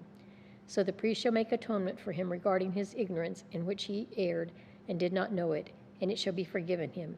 It is a trespass offering. He has certainly trespassed against the Lord. And the Lord spoke to Moses, saying, If a person sins and commits a trespass against the Lord by lying to his neighbor about what was delivered to him for safekeeping, or about a pledge, or about a robbery, or if he has extorted from his neighbor, or if he has found what was lost and lies concerning it, and swears falsely, in any one of these things that a man may do, in which he sins, then it shall be because he has sinned and is guilty, that he shall restore what he has stolen, or the thing which he has extorted, or what was delivered to him for safekeeping, or the lost thing which he found, or all that about which he has sworn falsely. He shall restore its full value, add 1/5 more to it, and give it to whomever it belongs, on the day of his trespass offering. And he shall bring his trespass offering to the Lord, a ram without blemish from the flock, with your valuation as a trespass offering to the priest. So the priest shall make atonement for him before the Lord, and he shall be forgiven for any one of these things that he may have done in which he trespasses. Then the Lord spoke to Moses, saying, Command Aaron and his sons, saying, This is the law of the burnt offering. The burnt offering shall be on the hearth upon the altar all night until morning, and the fire of the altar shall be kept burning on it. And the priest shall put on his linen garment and his linen trousers, he shall put on his body, and take up the ashes of the burnt offering, which the fire has consumed on the altar, and he shall put them beside the altar. Then he shall put off his garments, put on other garments, and carry the ashes outside the camp to a clean place. And the fire on the altar shall be kept burning on it. It shall not be put out. And the priest shall burn wood on it every morning, and lay the burnt offerings in order on it, and it shall burn on it the fat of the peace offerings. A fire shall always be burning on the altar, it shall never go out. This is the law of the grain offering. The sons of Aaron shall offer it on the altar before the Lord. He shall take from it his handful of the fine flour of the grain offering, with its oil and all the frankincense which is on the grain offering, and shall burn it on the altar for a sweet aroma, as a memorial to the Lord. And the remainder of it Aaron and his son shall eat with unleavened bread. It shall be eaten in a holy place, in the court of the tabernacle of meeting. They shall eat it. It shall not be baked with leaven. I have given it as a portion of my offerings made by fire. It is most holy, like the sin offering and the trespass offering. All the males among the children of Aaron may eat it. It shall be a statute forever in your generation concerning the offerings made by fire to the Lord. Everyone who touches them must be holy. And the Lord spoke to Moses, saying, This is the offering of Aaron and his sons, which they shall offer to the Lord, beginning on the day when he is anointed, 1/10 of an ephah of fine flour as a daily grain offering, half of it in the morning and half of it at night. It shall be made in a pan with oil. When it is mixed, you shall bring it in. The baked pieces of the grain offering you shall offer for a sweet aroma to the Lord. The priest from among his sons who is anointed in his place shall offer it. It is a statute forever to the Lord. It shall be wholly burned. For every grain offering for the priest shall be wholly burned. It shall not be eaten. Also the Lord spoke to Moses, saying, Speak to Aaron and to his sons, saying, This is the law of the sin offering. In the place where the burnt offering is killed, the sin offering shall be killed before the Lord. It is most holy. The priest who offers it for sin shall eat it. In a holy place it shall be eaten, in the court of the tabernacle of meeting. Everyone who touches its flesh must be holy. And when its blood is sprinkled on any garment, you shall wash that on which it was sprinkled in a holy place. But the earthen vessel in which it is boiled shall be broken, and if it is boiled in a bronze pot, it shall be both scoured and rinsed in water. All the males among the priests may eat it. It is most holy. But no sin offering from which any of the blood is brought into the tabernacle of meeting to make atonement in the holy place shall be eaten. It shall be burned in the fire. Likewise, this is the law of the trespass offering. It is most holy. In the place where they kill the burnt offering, they shall kill the trespass offering. And its blood he shall sprinkle all around on the altar. And he shall offer from it all its fat, the fat tail and the fat that covers the entrails, the 2 kidneys and the fat that is on them by the flanks, and the fatty lobe attached to the liver above the kidneys he shall remove, and the priest shall burn them on the altar as an offering made by fire to the Lord. It is a trespass offering. Every male among the priests may eat it. It shall be eaten in a holy place. It is most holy. The trespass offering is like the sin offering. There is one law for them both. The priest who makes atonement with it shall have it, and the priest who offers anyone's burnt offering, that priest shall have for himself the skin of the burnt offering which he has offered. Also, every grain offering that is baked in the oven, and all that is prepared in the covered pan, or in a pan, shall be the priest who offers it. Every grain offering, whether mixed with oil or dry, shall belong to all the sons of Aaron, to one as much as the other. This is the law of the sacrifice of peace offerings, which he shall offer to the Lord. If he offers it for a thanksgiving, then he shall offer with the sacrifice of thanksgiving unleavened cakes mixed with oil, unleavened wafers anointed with oil, or cakes of blended flour mixed with oil. Besides the cakes, as his offering, he shall offer leavened bread with the sacrifice of thanksgiving of his peace offering. And from it he shall offer one cake from each offering as a heave offering to the Lord. It shall belong to the priest who sprinkles the blood of the peace offering. The flesh of the sacrifice of his peace offering for thanksgiving shall be eaten the same day it is offered. He shall not leave any of it until morning. But if the sacrifice of his offering is a vow or a voluntary offering, it shall be eaten the same day that he offers his sacrifice. But on the next day the remainder of it also may be eaten. The remainder of the flesh of the sacrifice on the third day must be burned with fire. And if any of the flesh of the sacrifice of his peace offering is eaten at all on the third day, it shall not be accepted, nor shall be imputed to him. It shall be an abomination to him who offers it, and the person who eats of it shall bear guilt. The flesh that touches any unclean thing shall not be eaten. It shall be burned with fire. And as for the clean flesh, all who are clean may eat of it. But the person who eats the flesh of the sacrifice of the peace offering that belongs to the Lord, while he is unclean, that person shall be cut off from his people. Moreover, the person who touches any unclean thing, such as human uncleanness, an unclean animal, or any abominable unclean thing, and who eats the flesh of the sacrifice of the peace offering that belongs to the Lord, that person shall be cut off from his people. And the Lord spoke to Moses, saying, Speak to the children of Israel, saying, You shall not eat any fat of ox or sheep or goat, and the fat of an animal that dies naturally, and the fat of what is torn by wild beast may be used in any other way, but you shall by no means eat it. For whoever eats the fat of the animal of which men offer an offering made by fire to the Lord, the person who eats it shall be cut off from his people. Moreover, you shall not eat any blood in any of your dwellings, whether of bird or beast. Whoever eats any blood, that person shall be cut off from his people. Then the Lord spoke to Moses, saying, Speak to the children of Israel, saying, He who offers the sacrifice of his peace offering to the Lord shall bring his offerings to the Lord from the sacrifice of his peace offering. His own hand shall bring the offerings made by fire to the Lord. The fat with the breast he shall bring, that the breast may be waved as a wave offering before the Lord. And the priest shall burn the fat on the altar, but the breast shall be Aaron's and his sons'. Also the right thigh you shall give to the priest as a heave offering from the sacrifices of your peace offerings. He among the sons of Aaron who offers the blood of the peace offering and the fat shall have the right thigh for his part. For the breast of the wave offering and the thigh of the heave offering I have taken from the children of Israel, from the sacrifices of their peace offerings, and I have given them to Aaron the priest and to his sons from the children of Israel by statute forever. This is the consecrated portion for Aaron and his sons from the offerings made by fire to the Lord on the day when Moses presented them to minister to the Lord as priest. The Lord commanded this to be given to them by the children of Israel on the day that he anointed them by a statute forever throughout their generations. This is the law of the burnt offering, the grain offering, the sin offering, the trespass offering, the consecrations, and the sacrifice of the peace offering, which the Lord commanded Moses on Mount Sinai on the day when he commanded the children of Israel to offer their offerings to the Lord in the wilderness of Sinai.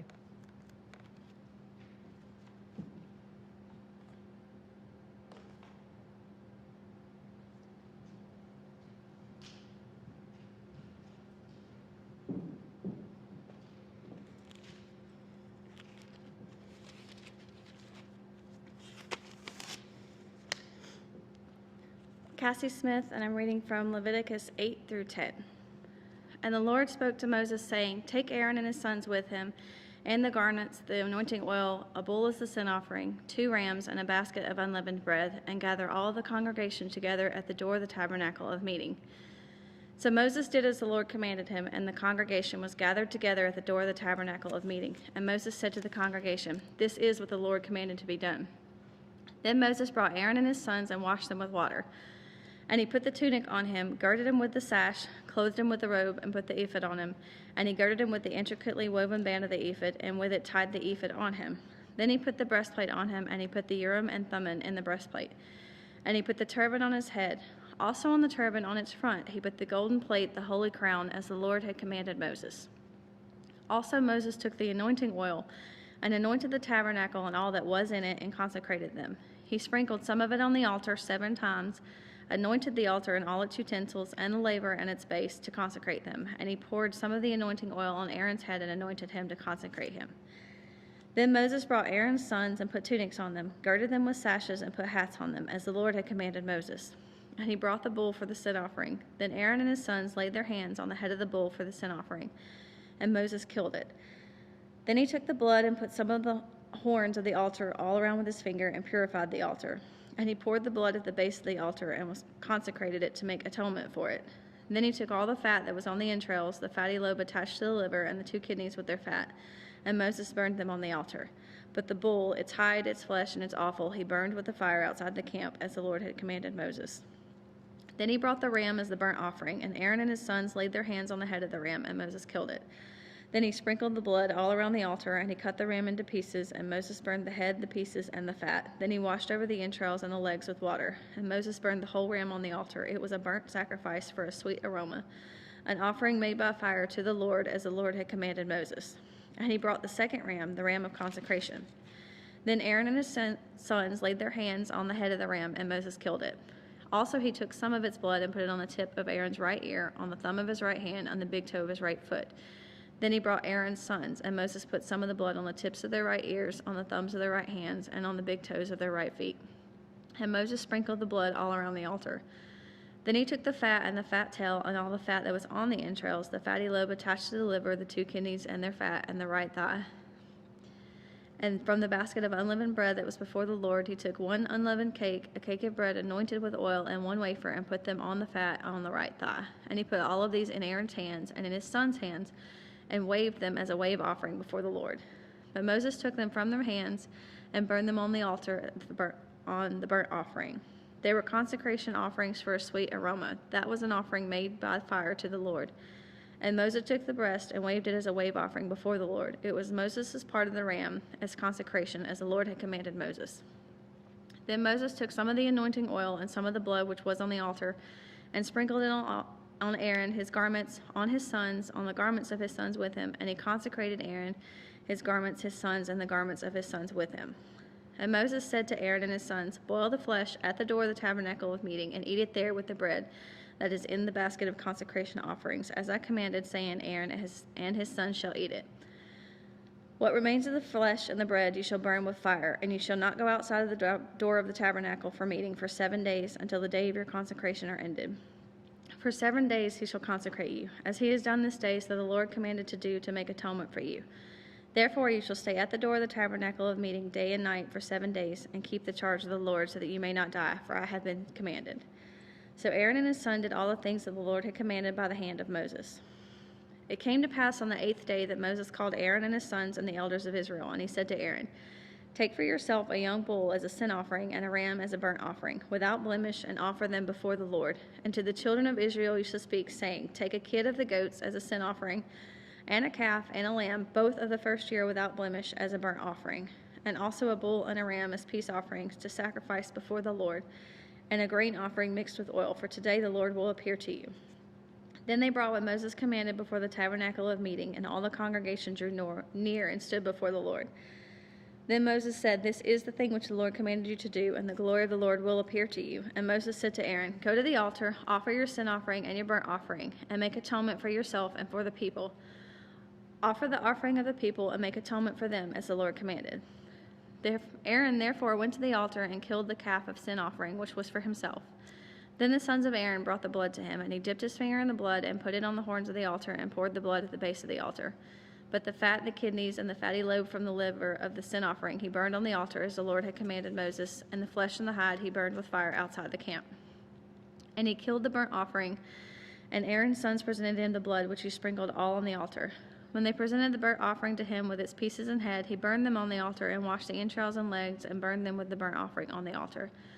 Then he brought the people's offering and took the goat, which was the sin offering for the people, and killed it and offered it for sin like the first one. And he brought the burnt offering and offered it according to the prescribed manner. Then he brought the grain offering, took a handful of it, and burned it on the altar beside the burnt sacrifice of the morning. He also killed the bull and the ram as sacrifices of peace offerings, which were for the people, and Aaron's sons presented to him the blood which he sprinkled around on the altar. And the fat from the bull and the ram, the fatty tail, what covers the entrails and the kidneys, and the fatty lobe attached to the liver, and they put the fat on the breast, and he burned the fat on the altar. But the breast and the right thigh Aaron waved as a wave offering before the Lord, as Moses had commanded. Then Aaron lifted his hand towards the people, blessed them, and came down from offering the sin offering, the burnt offering, and the peace offerings. And Moses and Aaron went into the tabernacle of meeting and came out and blessed the people. Then the glory of the Lord appeared to all the people, and fire came out from the Lord and consumed the burnt offering and the fat on the altar. When the people saw it, they shouted and fell on their faces. Then Nadab and Abihu, the sons of Aaron, each took his censer and put fire on it, and put incense on it, and offered profane fire before the Lord, which he had not commanded them. So fire went out from the Lord and devoured them, and they died before the Lord. And Moses said to Aaron, "This is what the Lord spoke, saying, by those who come near me I must be regarded as holy, and before all the people I must be glorified." So Aaron held his peace. Then Moses called Mishael and Elzaphan, the sons of Uzziel, the uncle of Aaron, and said to them, "Come near, carry your brethren from before the sanctuary out of the camp." So they went near and carried them by their tunics out of the camp, as Moses had said. And Moses said to Aaron and Eleazar and Ithamar, his sons, "Do not uncover your heads, nor tear your clothes, lest you die, and wrath come among all the people. But let your brethren, the whole house of Israel, bewail the burning which the Lord has kindled. You shall not go out from the door of the tabernacle of meeting, lest you die, for the anointing oil of the Lord is upon you." And they did according to the word of Moses. Then the Lord spoke to Aaron, saying, "Do not drink wine or intoxicating drink, nor you or your sons with you, when you go into the tabernacle of meeting, lest you die. It shall be a statute forever throughout your generations, that you may distinguish between holy and unholy, between unclean and clean, and that you may teach the children of Israel all the statutes which the Lord has spoken to them by the hand of Moses." And Moses spoke to Aaron and Eleazar and Ithamar, his sons who were left, "Take the grain offering that remains of the offerings made by the fire of the Lord, and eat it without leaven beside the altar, for it is most holy. You shall eat it in a holy place, because it is your due and your sons' due of the sacrifices made by fire to the Lord, so I have been commanded. The breast of the wave offering and the thigh of the heave offering you shall eat in a clean place, you, your sons, and your daughters with you, for they are your due and your sons' due, which are given from the sacrifices of peace offerings of the children of Israel. The thigh of the heave offering and the breast of the wave offering they shall bring with the offerings of fat made by fire, to offer as a wave offering before the Lord, and it shall be yours and your sons with you by a statute forever, as the Lord has commanded." Then Moses made careful inquiry about the goat of the sin offering, and there it was, burned up. He was angry with Eleazar and Ithamar, the sons of Aaron, who were left, saying, "Why have you not eaten the sin offering in a holy place, since it is most holy, and God has given it to you to bear the guilt of the congregation, to make atonement for them before the Lord? See, its blood was not brought inside the holy place. Indeed, you should have eaten it at a holy place, as I had commanded." And Aaron said to Moses, "Look, this day they've offered their sin offering and their burnt offering before the Lord, and such things have befallen me. If I had eaten the sin offering today, would it have been accepted in the sight of the Lord?" So Moses heard that, and he was content.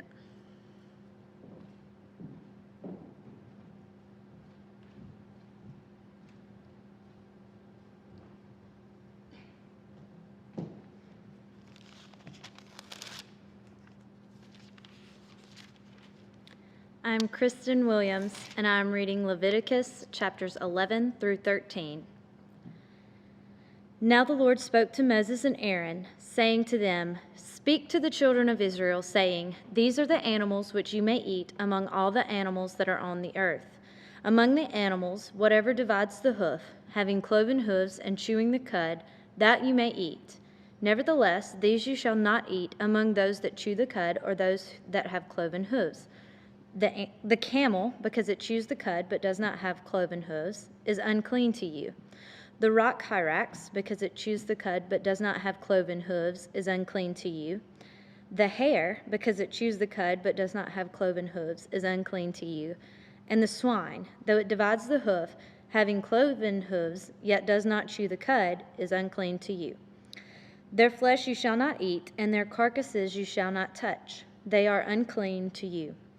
These you may eat of all that are in the water. Whatever in the water has fins and scales, whether in the seas or in the rivers, that you may eat. But all in the seas or in the rivers that do not have fins and scales, all that move in the water, or any living thing which is in the water, they are an abomination to you. They shall be an abomination to you. You shall not eat their flesh, but you shall regard their carcasses as an abomination. Whatever in the water does not have fins or scales, that shall be an abomination to you. And these you shall regard as an abomination among the birds. They shall not be eaten, they are an abomination. The eagle, the vulture, the buzzard, the kite, and the falcon after its kind, every raven after its kind, the ostrich, the short-eared owl, the seagull, and the hawk after its kind, the little owl, the fisher owl, and the screech owl, the white owl, the jackdaw, and the carrion vulture, the stork, the heron after its kind, the hoopoe, and the bat. All flying insects that creep on all fours shall be an abomination to you. Yet these you may eat of every flying insect that creeps on all fours, those which have jointed legs above their feet with which to leap on the earth. These you may eat, the locust after its kind, the destroying locust after its kind, the cricket after its kind, and the grasshopper after its kind.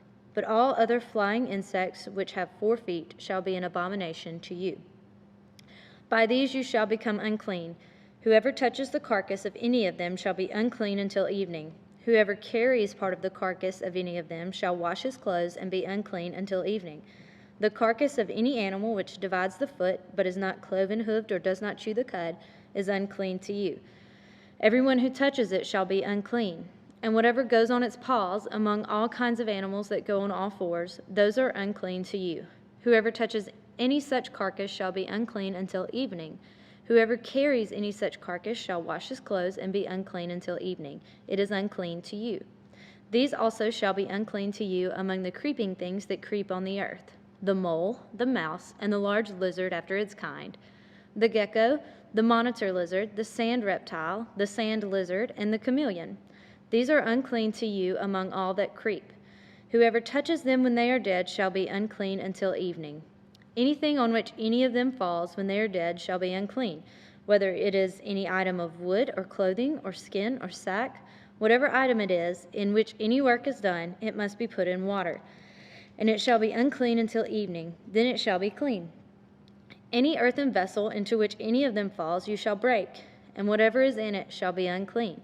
In such a vessel, any edible food upon which water falls becomes unclean, and any drink that may be drunk from it becomes unclean. And everything on which a part of any such carcass falls shall be unclean, whether it is an oven or cooking stove.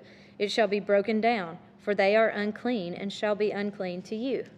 Nevertheless, a spring or a cistern, in which there is plenty of water, shall be clean, but whatever touches any such carcass becomes unclean. And if a part of any such carcass falls on any planting seed which is to be sown, it remains clean. But if water is put on the seed, and if a part of any such carcass falls on it, it becomes unclean to you. And if any animal which you may eat dies, he who touches its carcass shall be unclean until evening. He who eats of its carcass shall wash his clothes and be unclean until evening. He also who carries its carcass shall wash his clothes and be unclean until evening. And every creeping thing that creeps on the earth shall be an abomination. It shall not be eaten.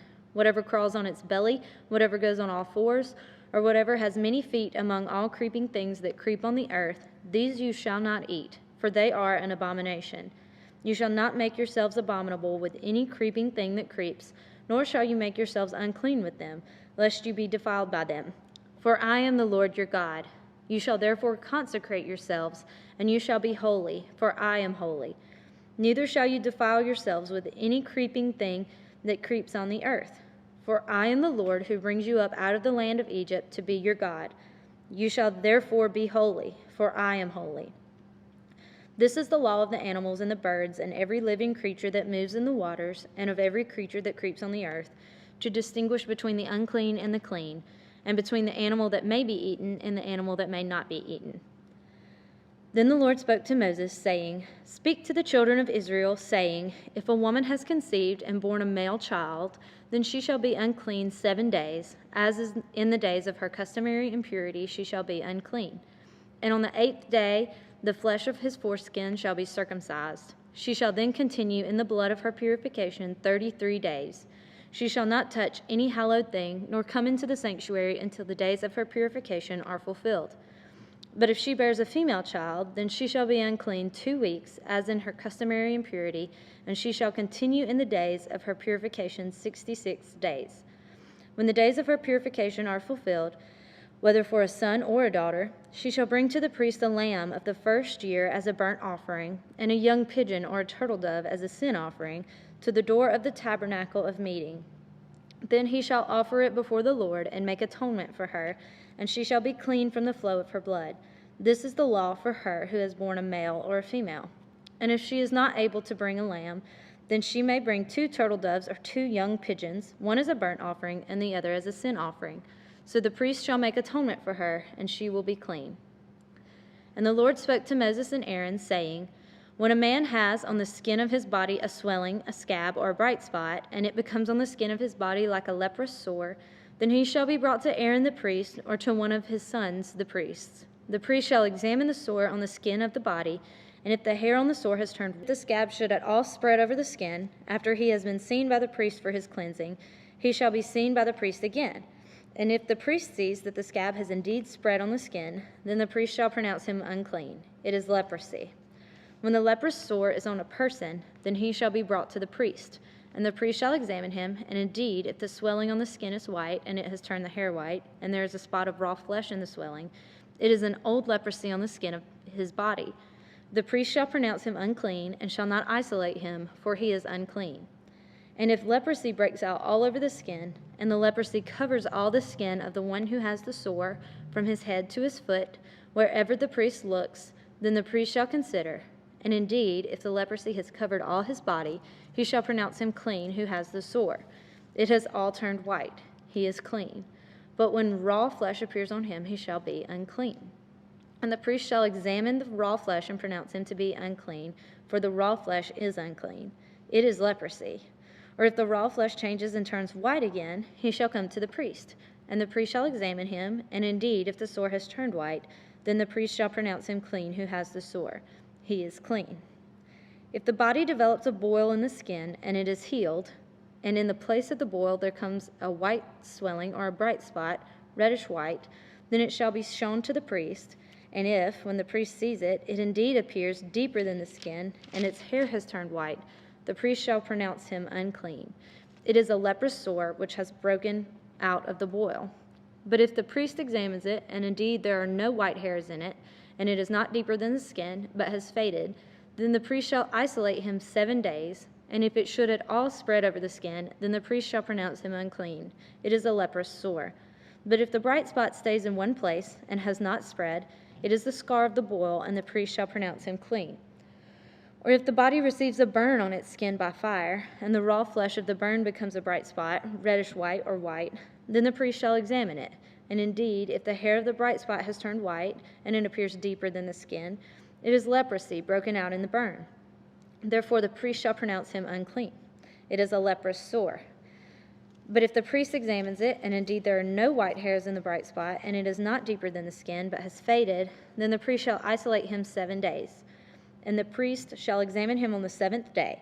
If it has at all spread over the skin, then the priest shall pronounce him unclean. It is a leprous sore.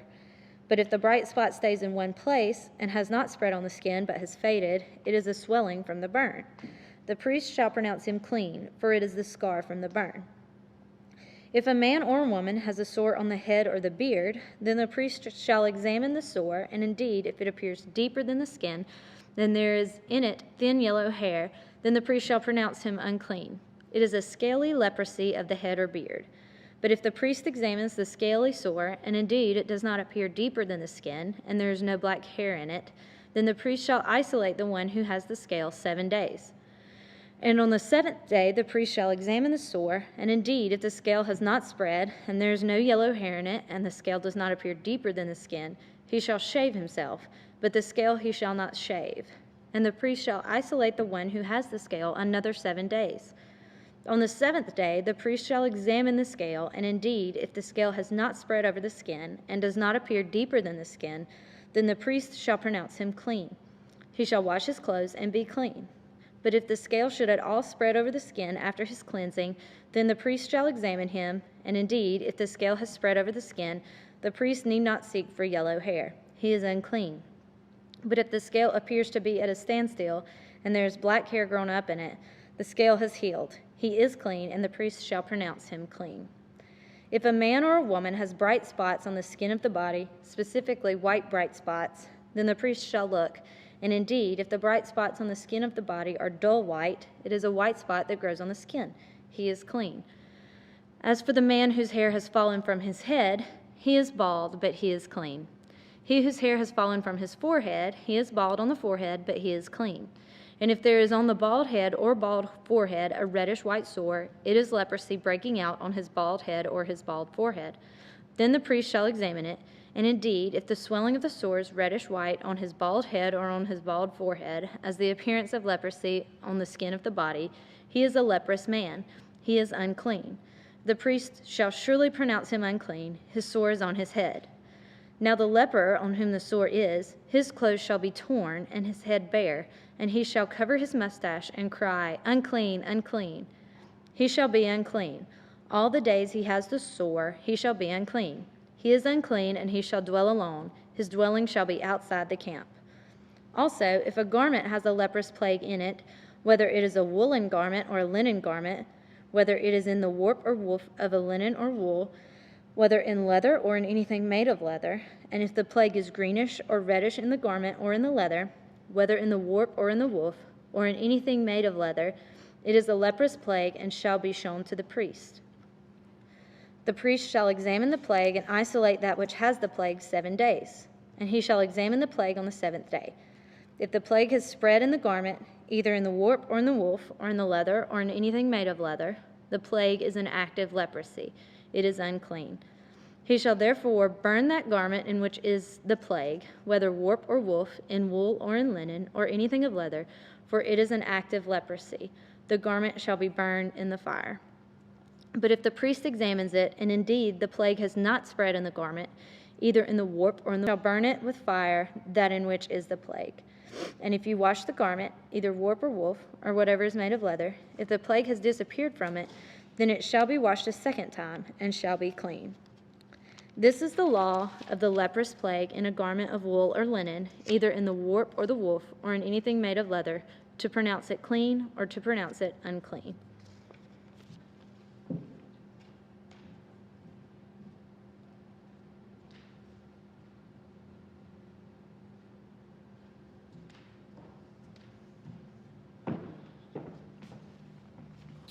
Hello, my name is Brandon Williams, and I'll be reading from the book of Leviticus, chapters 14 and 15. Then the Lord spoke to Moses, saying, This shall be the law of the leper for the day of his cleansing. He shall be brought to the priest, and the priest shall go out of the camp, and the priest shall examine him. And indeed, if the leprosy is healed in the leper, then the priest shall command to take for him who is to be cleansed 2 living and clean birds, cedar wood, scarlet, and hyssop. And the priest shall command that one of the birds be killed in an earthen vessel over running water. As for the living bird, he shall take it, the cedar wood, and the scarlet, and the hyssop, and dip them and the living bird in the blood of the bird that was killed over the running water. And he shall sprinkle it 7 times on him who is to be cleansed from the leprosy, shall pronounce him clean, and shall let the living bird loose in the open field. He who is to be cleansed shall wash his clothes, shave off all his hair, and wash himself in water, that he may be clean. After that he shall come into the camp, and shall stay outside his tent 7 days. But on the 7th day he shall shave all the hair off his head, and his beard and his eyebrows. All his hair he shall shave off. He shall wash his clothes, and wash his body in water, and he shall be clean. And on the 8th day he shall take 2 male lambs without blemish, 1 ewe lamb of the first year without blemish, 3/10 of an ephah of fine flour mixed with oil as a grain offering, and 1 log of oil. Then the priest who makes him clean shall present the man who is to be made clean, and those things before the Lord at the door of the tabernacle of meeting. And the priest shall take 1 male lamb and offer it as a trespass offering, and the log of oil, and wave them as a wave offering before the Lord. Then he shall kill the lamb in the place where he kills the sin offering and the burnt offering, in a holy place. For as the sin offering is the priest, so is the trespass offering. It is most holy. The priest shall take some of the blood of the trespass offering, and the priest shall put it on the tip of the right ear of him who is to be cleansed, on the thumb of his right hand, and on the big toe of his right foot. And the priest shall take some of the log of oil and pour it into the palm of his own left hand. Then the priest shall dip his right finger in the oil that is in his left hand, and shall sprinkle some of the oil with his finger 7 times before the Lord. And the rest of the oil in his hand, the priest shall put some on the tip of his right ear of him who is to be cleansed, on the thumb of his right hand, and on the big toe of his right foot, on the blood of the trespass offering.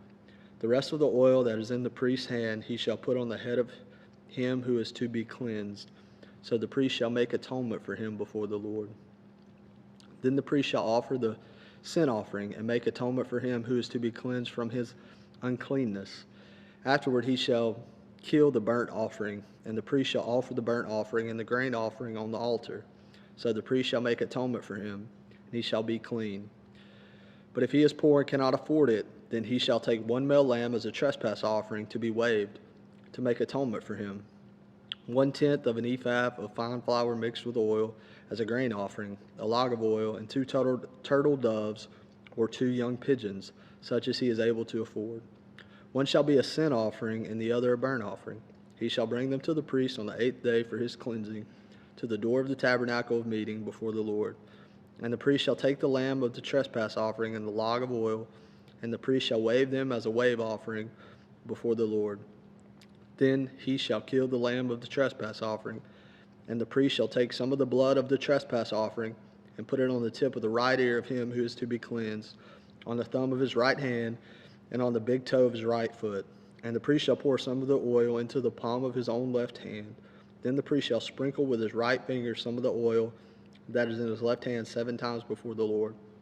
And the priest shall put some of the oil that is in his hand on the tip of his right ear of him who is to be cleansed, on the thumb of the right hand, and on the big toe of his right foot, on the place of the blood of the trespass offering.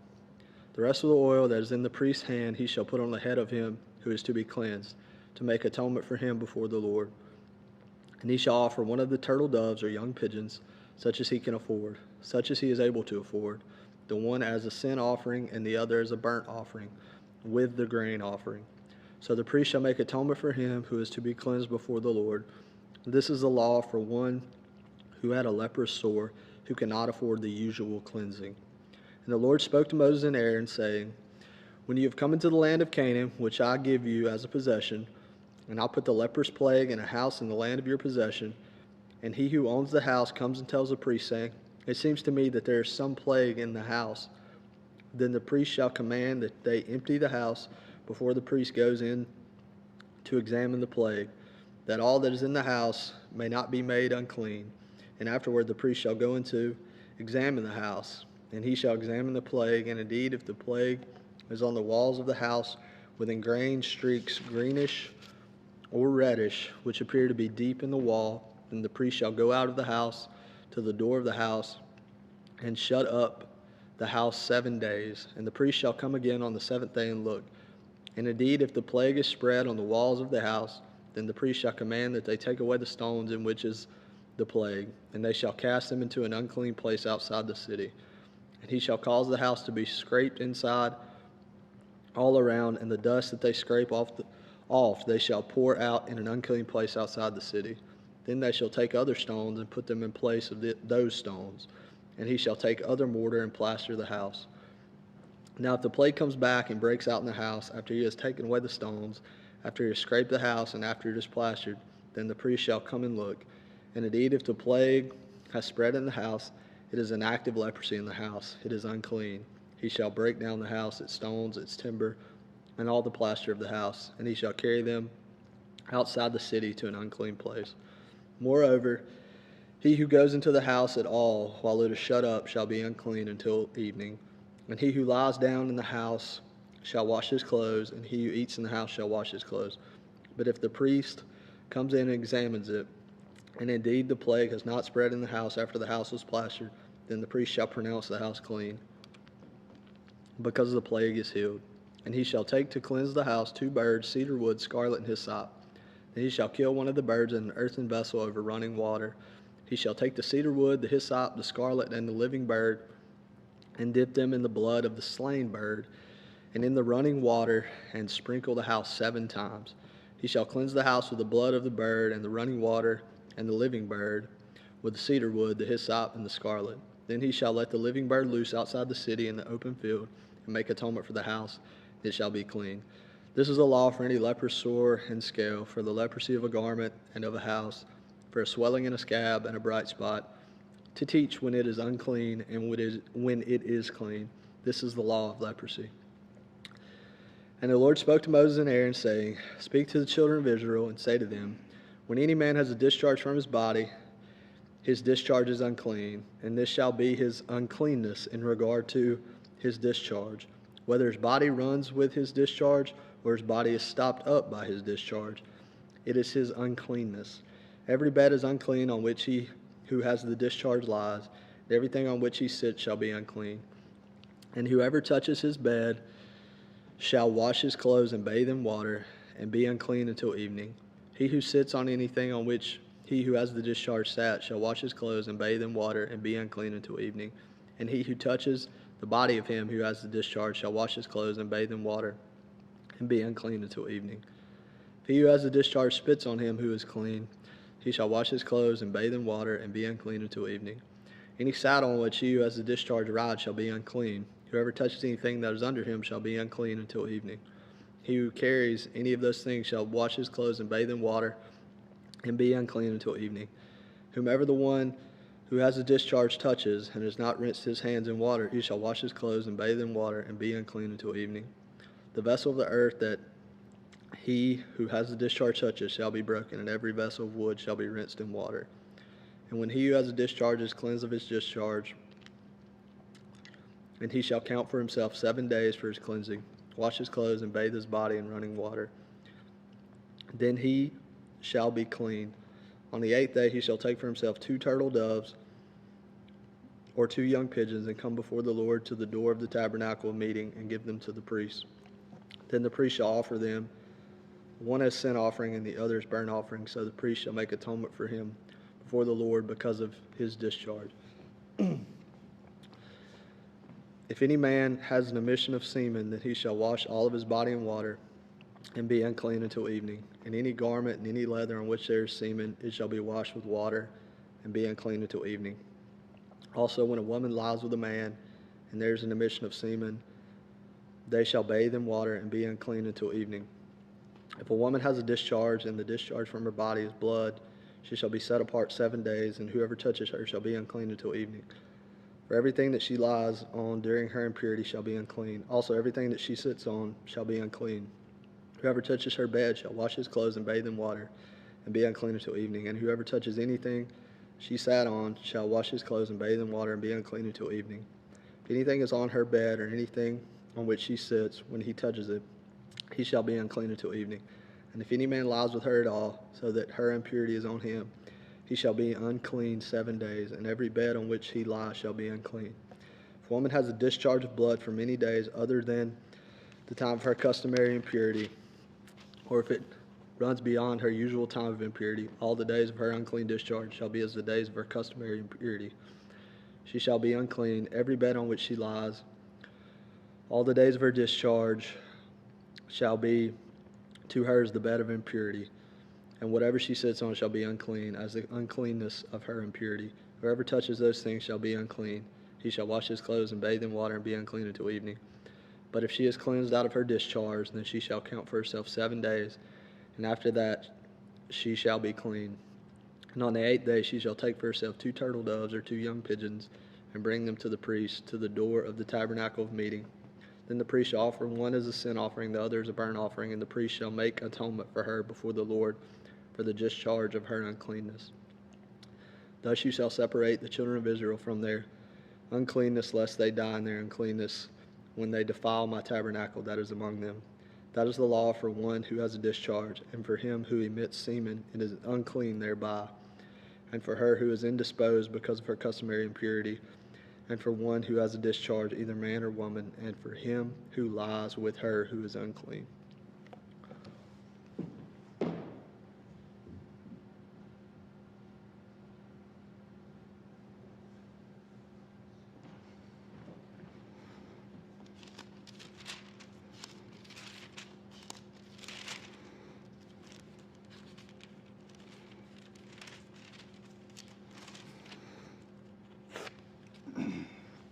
I am Matt Snow. I'll be reading from Leviticus chapters 16 through 18. Now the Lord spoke to Moses after the death of the two sons of Aaron, when they offered profane fire before the Lord and died.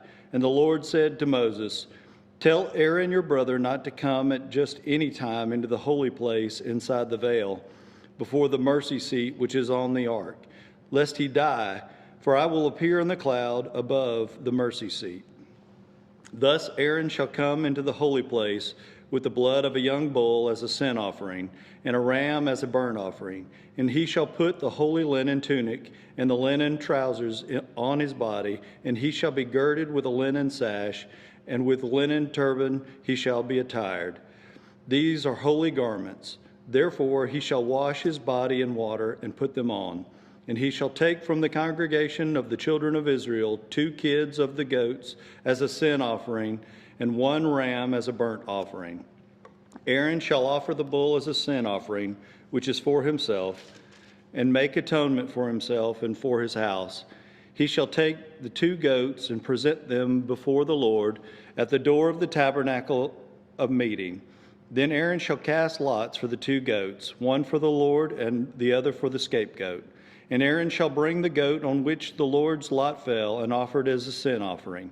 But the goat on which the lot fell to be the scapegoat shall be presented alive before the Lord, to make atonement upon it, and to let it go as the scapegoat into the wilderness.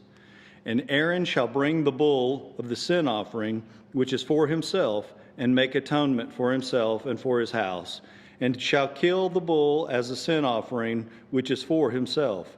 Then he shall take a censer full of burning coals of fire from the altar before the Lord, with his hands full of sweet incense beaten fine, and bring it inside the veil. And he shall put the incense on the fire before the Lord, that the cloud of incense may cover the mercy seat that is on the testimony, lest he die. He shall take some of the blood of the bull and sprinkle it with his finger on the mercy seat on the east side. And before the mercy seat he shall sprinkle some of the blood with his finger 7 times. Then he shall kill the goat of sin offering, which is for the people, bring its blood inside the veil, do with that blood as he did with the blood of the bull, and sprinkle it on the mercy seat before the mercy seat. So he shall make atonement for the holy place because of the uncleanness of the children of Israel, and because of their transgressions, for all their sins. So he shall do for the tabernacle of meeting, which remains among them in the midst of their uncleanness. There shall be no man in the tabernacle of meeting when he goes in to make atonement in the holy place, until he comes out, that he may make atonement for himself, for his household, and for all the assembly of Israel. And he shall go out to the altar that is before the Lord, and make atonement for it, and shall take some of the blood of the bull and some of the blood of the goat, and put it on the horns of the altar all around. Then he shall sprinkle some of the blood on it with his finger 7 times, cleanse it, and consecrate it from the uncleanness of the children of Israel. And when he has made an end of atoning for the holy place, the tabernacle of meeting, and the altar, he shall bring the live goat. Aaron shall lay both of his hands on the head of the live goat, confess over it all the iniquities of the children of Israel, and all their transgressions concerning all their sins, putting them on the head of the goat, and shall send it away into the wilderness by the hand of a suitable man. The goat shall bear on itself all their iniquities to an uninhabited land, and he shall release the goat in the wilderness.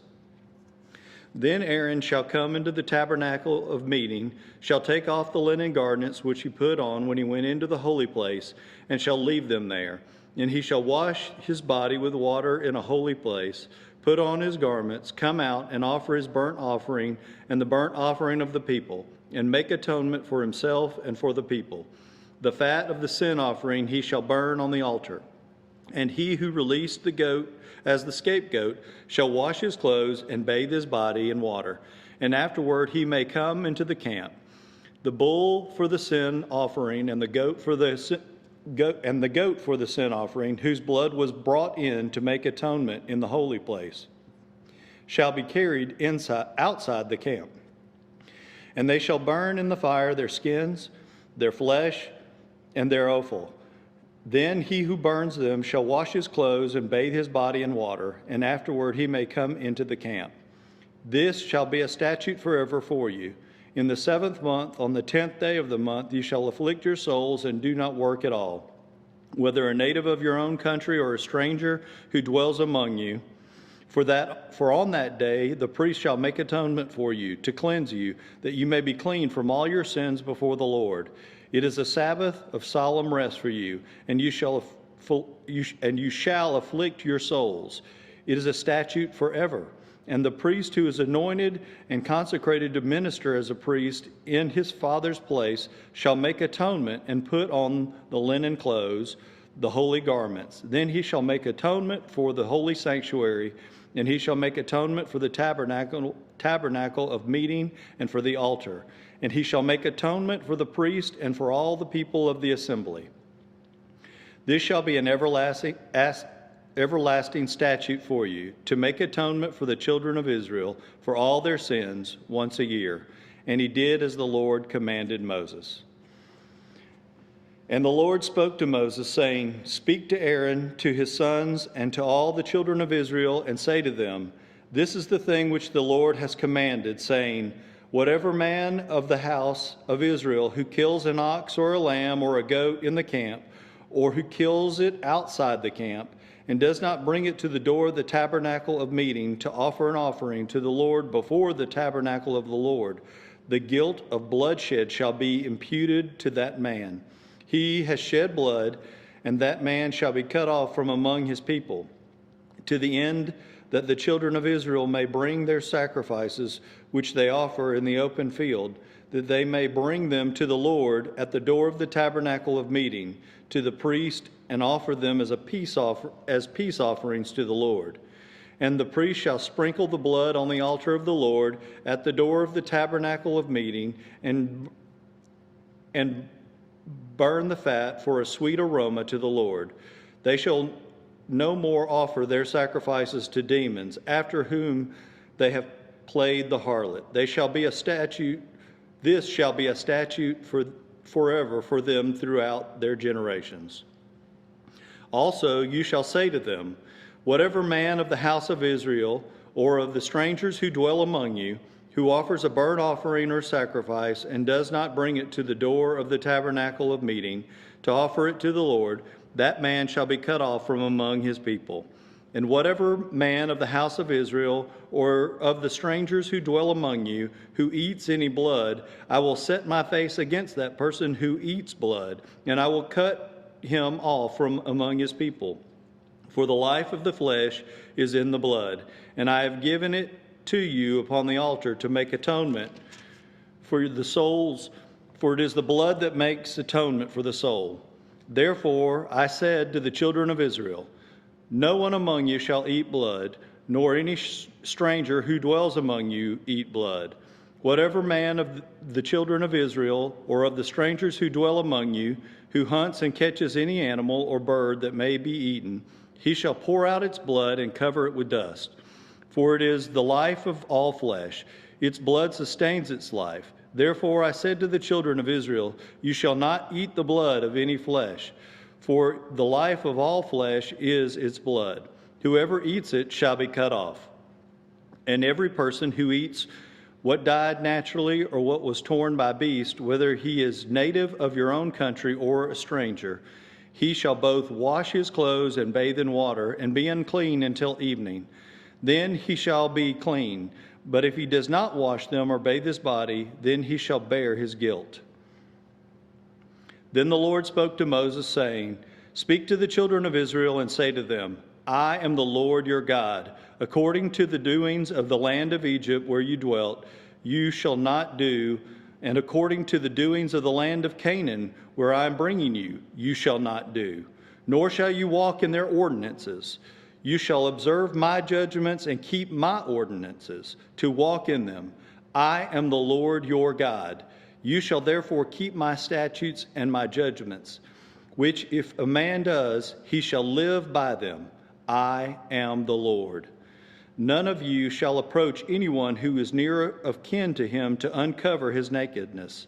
I am the Lord. The nakedness of your father or the nakedness of your mother you shall not uncover.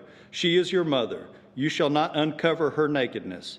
The nakedness of your father's wife you shall not uncover. It is your father's nakedness. The nakedness of your sister, the daughter of your father or the daughter of your mother, whether born at home or elsewhere, their nakedness you shall not uncover. The nakedness of your son's daughter or your daughter's daughter, their nakedness you shall not uncover, for theirs is your own nakedness. The nakedness of your father's wife's daughter, begotten by your father, she is your sister. You shall not uncover her nakedness. You shall not uncover the nakedness of your father's sister. She is near kin to your father. You shall not uncover the nakedness of your mother's sister, for she is near of kin to your mother. You shall not uncover the nakedness of your father's brother. You shall not approach his wife. She is your aunt. You shall not uncover the nakedness of your daughter-in-law. She is your son's wife. You shall not uncover her nakedness. You shall not uncover the nakedness of your brother's wife. It is your brother's nakedness. You shall not uncover the nakedness of a woman and her daughter, nor shall you take her son's daughter or her daughter's daughter to uncover her nakedness. They are near of kin to her. It is wickedness. You shall not take a woman as a rival to her sister to uncover her nakedness while the other is alive. Also, you shall not approach a woman to uncover her nakedness as long as she is in her customary impurity. Moreover, you shall not lie carnally with your neighbor's wife to defile yourself with her, and you shall not let any of your descendants pass through the fire to Molech, nor shall you profane the name of your God. I am the Lord. You shall not lie with a male as with a woman. It is an abomination. Nor shall you mate with any animal to defile yourself with it, nor shall any woman stand before an animal to mate with it. It is perversion. Do not defile yourselves with any of these things, for by all these the nations are defiled, which I am casting out before you. For the land is defiled, therefore I visit the punishment of its iniquity upon it, and the land vomits out its inhabitants.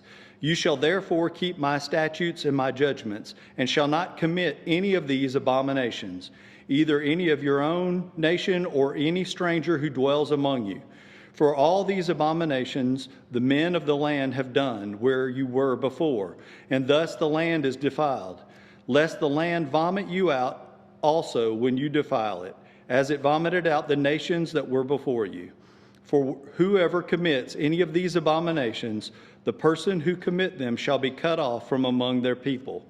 Therefore you shall keep my ordinance, so that you do not commit any of these abominable customs which were committed before you, and that you do not defile yourselves by them.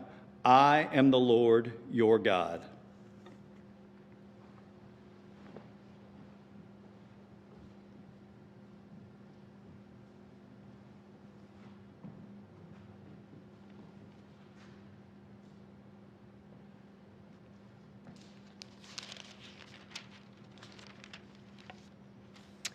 My name is Susan, and I'll be reading from Leviticus 19 through 22. And the Lord spoke to Moses, saying, Speak to all the congregation of the children of Israel, and say to them, You shall be holy, for I, the Lord your God, am holy. Every one of you shall revere his mother and his father, and keep my Sabbaths. I am the Lord your God. Do not turn to idols, nor make for yourselves molded gods. I am the Lord your God. And if you offer a sacrifice of a peace offering to the Lord, you shall offer it of your own free will. It shall be eaten the same day you offer it, and on the next day. And if any remains until the third day, it shall be burned in the fire. And if it's eaten at all on the third day, it is an abomination. It shall not be accepted. Therefore, everyone who eats it shall bear his iniquity, because he has profaned the hallowed offering of the Lord, and that person shall be cut off from his people. When you reap the harvest of your land, you shall not wholly reap the corners of your field, nor shall you gather the gleanings of your harvest. And you shall not glean your vineyard, nor shall you gather every grape of your vineyard. You shall leave them for the poor and the stranger. I am the Lord your God. You shall not steal, nor deal falsely, nor lie to one another, and you shall not swear by my name falsely, nor shall you profane the name of your God. I am the Lord. You shall not cheat your neighbor, nor rob him. The wages of him who is hired shall not remain with you all night until morning. You shall not curse the deaf, nor put a stumbling block before the blind, but shall fear your God. I am the Lord. You shall do no injustice in judgment.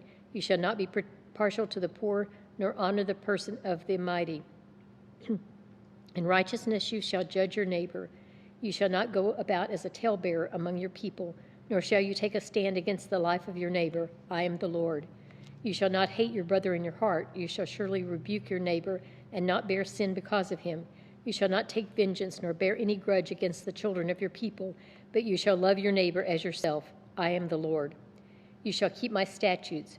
You shall not let your livestock breed with another kind. You shall not sow your field with mixed seed, nor shall a garment of mixed linen and wool come upon you. Whoever lies carnally with a woman who is betrothed to a man as a concubine, and who has not at all been redeemed, nor given her freedom, for this there shall be scourging. But they shall not be put to death, because she was not free. And he shall bring his trespass offering to the Lord, to the door of the tabernacle of meeting, a ram as a trespass offering. The priest shall make atonement for him with the ram of the trespass offering before the Lord for his sin which he has committed. And the sin which he has committed shall be forgiven him. When you come into the land and have planted all kinds of trees for food, then you shall count their fruit as uncircumcised. 3 years it shall be as uncircumcised to you. It shall not be eaten. But in the 4th year all its fruit shall be holy, a praise to the Lord. And in the 5th year you may eat its fruit, that it may yield to you its increase. I am the Lord your God. You shall not eat anything with the blood, nor shall you practice divination or soothsaying. You shall not shave around the sides of your head, nor shall you disfigure the edges of your beard. You shall not make any cuttings in your flesh for the dead, nor tattoo any marks on you. I am the Lord. Do not prostitute your daughter to cause her to be a harlot, lest the land fall into harlotry and the land become full of wickedness. You shall keep my Sabbaths and reverence my sanctuary. I am the Lord. Give no regard to mediums and familiar spirits. Do not seek after them to be defiled by them. I am the Lord your God. You shall rise before the gray-headed and honor the presence of an old man and fear your God. I am the Lord. And if a stranger dwells with you in your land, you shall not mistreat him.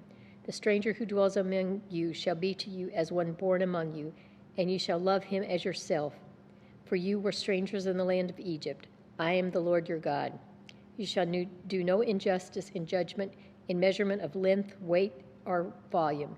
You shall have honest scales, honest weights, an honest ephah, and an honest hin. I am the Lord your God, who brought you out of the land of Egypt.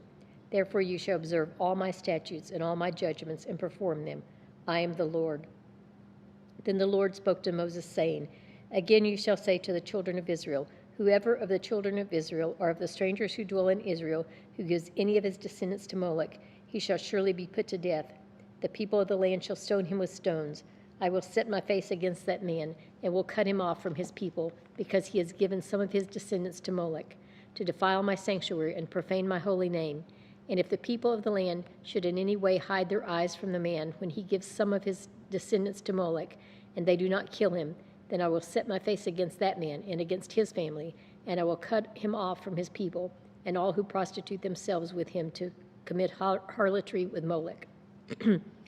And the person who turns to mediums and familiar spirits to prostitute himself with them, I will set my face against that person and cut him off from his people.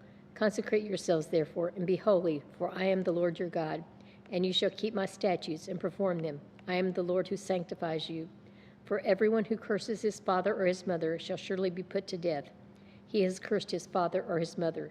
His blood shall be upon him. The man who commits adultery with another man's wife, he who commits adultery with his neighbor's wife, the adulterer and the adulteress shall surely be put to death. The man who lies with his father's wife has uncovered his father's nakedness. Both of them shall surely be put to death. Their blood shall be upon them. If a man lies with his daughter-in-law, both of them shall surely be put to death. They have committed perversion. Their blood shall be upon them. If a man lies with a male as he lies with a woman, both of them have committed an abomination. They shall surely be put to death. Their blood shall be upon them. If a man marries a woman and her mother, it is wickedness. They shall be burned with fire, both he and they, that there may be no wickedness among you. If a man mates with an animal, he shall surely be put to death, and you shall kill the animal. If a woman approaches any animal and mates with it, you shall kill the woman and the animal. They shall surely be put to death. Their blood is upon them. If a man takes his sister, his father's daughter, or his mother's daughter, and sees her nakedness, and she sees his nakedness, it is a wicked thing, and they shall be put off in the sight of their people. He has uncovered his sister's nakedness. He shall bear his guilt. If a man lies with a woman during her sickness and uncovers her nakedness, he has exposed her flow, and she has uncovered the flow of her blood. Both of them shall be cut off from their people. You shall not uncover the nakedness of your mother's sister, nor of your father's sister, for that would uncover his near of kin. They shall bear their guilt. If a man lies with his uncle's wife, he has uncovered his uncle's nakedness. They shall bear their sin. They shall die childless. If a man takes his brother's wife, it is an unclean thing. He has uncovered his brother's nakedness. They shall be childless. You shall therefore keep all my statutes and all my judgments and perform them, that the land where I am bringing you to dwell may not vomit you out. And you shall not walk in the statutes of the nation which I am casting out before you, for they commit all these things, and therefore I abhor them.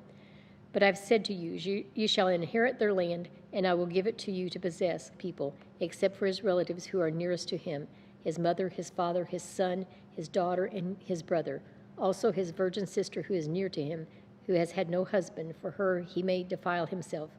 Otherwise he shall not defile himself, being a chief man among his people, to profane himself. They shall not make any bald place on their heads, nor shall they shave the edges of their beards, nor make any cuttings in their flesh. They shall be holy to their God, and not profane the name of their God. For they offer the offerings of the Lord made by fire, and the bread of their God. Therefore they shall be holy. They shall not take a wife who is a harlot or defiled woman, nor shall they take a woman divorced from her husband, for the priest is holy to his God.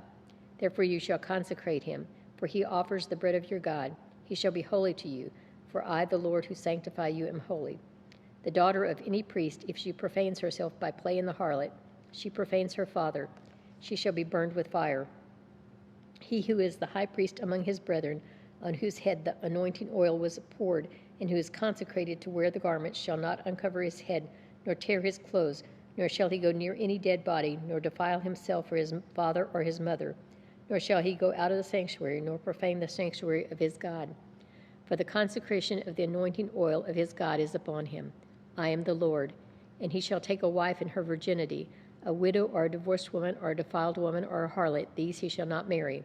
But he shall take a virgin of his own people as wife, nor shall he profane his posterity among his people, for I, the Lord, sanctify him. And the Lord spoke to Moses, saying, Speak to Aaron, saying, No man of your descendants in succeeding generations who has any defect may approach to offer the bread of his God. For any man who has a defect shall not approach, a man blind or lame who has a marred face or any limb too long, a man who has a broken foot or broken hand, or as a hunchback or a dwarf, or a man who has a defect in his eye, or eczema, or scab, or as a eunuch. No man of the descendants of Aaron, the priest, who has a defect shall come near to offer the offerings made by the fire to the Lord. He has a defect. He shall not come near to offer the bread of his God. He may eat the bread of his God, both the most holy and the holy. Only he shall not go near the veil or approach the altar, because he has a defect, lest he profane my sanctuaries. For I, the Lord, sanctify them. And Moses told it to Aaron and his sons and all the children of Israel. Then the Lord spoke to Moses, saying, Speak to Aaron and his sons that they separate themselves from the holy things of the children of Israel, and that they do not profane my holy name by what they dedicate to me. I am the Lord. Say to them, Whoever of all your descendants throughout your generations who goes near the holy things which the children of Israel dedicate to the Lord while he has uncleanness upon him, that person shall be cut off from my presence. I am the Lord. Whatever man of the descendants of Aaron who is a leper or has a discharge shall not eat the holy offerings until he is clean. And whoever touches anything made unclean by a corpse, or by a man who has had an emission of semen, or whoever touches any creeping thing by which he would be made unclean, or any person by whom he would become unclean, whatever his uncleanness may be, the person who has touched any such thing shall be unclean until evening, and shall not eat the holy offerings until he washes his body with water. And when the sun goes down, he shall be clean, and afterward he may eat the holy offerings, because it is his food. Whatever dies naturally or is torn by beast, he shall not eat to defile himself with it. I am the Lord. They shall therefore keep my ordinance, lest they bear sin for it and die thereby. If they profane it, I, the Lord, sanctify them. No outsider shall eat the holy offering. One who dwells with the priest or a hired servant shall not eat the holy thing. But if the priest buys a person with his money, he may eat it, and one who is born in his house may eat his food. If the priest's daughter is married to an outsider, she may not eat of the holy offerings. But if the priest's daughter is a widow or divorced and has no child and has returned to her father's house as in her youth, she may eat her father's food, but no outsider shall eat it. And if a man eats the holy offering unintentionally, then he shall restore a holy offering to the priest and add 1/5 to it. They shall not profane the holy offerings of the children of Israel, which they offer to the Lord, or allow them to bear the guilt of trespass when they eat their holy offerings, for I, the Lord, sanctify them. And the Lord spoke to Moses, saying, Speak to Aaron and his sons and to all the children of Israel, and say to them, Whatever man of the house of Israel or of the strangers in Israel who offers his sacrifice for any of his vows or for any of his freewill offerings which they offer to the Lord as a burnt offering, you shall offer of your own free will a male without blemish from the cattle, from the sheep, or from the goats. Whatever has a defect you shall not offer, for it shall not be acceptable on your behalf. And whoever offers a sacrifice of a peace offering to the Lord to fulfill his vow, or a freewill offering from the cattle or the sheep, it must be perfect to be accepted. There shall be no defect in it. Those that are blind or broken or maimed or have an ulcer or eczema or scabs, you shall not offer to the Lord, nor make an offering by fire of them on the altar to the Lord. Either a bull or a lamb that has any limb too long or too short you may offer as a freewill offering, but for a vow it shall not be accepted. You shall not offer to the Lord what is bruised or crushed or torn or cut, nor shall you make any offering of them in your land. Nor from a foreigner's hand shall you offer any of these as the bread of your God, because their corruption is in them, and defects are in them. They shall not be accepted on your behalf. And the Lord spoke to Moses, saying, When a bull or a sheep or a goat is born, it shall be 7 days with its mother, and from the 8th day and thereafter it shall be accepted as an offering made by fire to the Lord. Whether it is a cow or ewe, do not kill both her and her young on the same day. And when you offer a sacrifice of thanksgiving to the Lord, offer it of your own free will. On the same day it shall be eaten. You shall leave none of it until morning. I am the Lord. Therefore you shall keep my commandments and perform them. I am the Lord.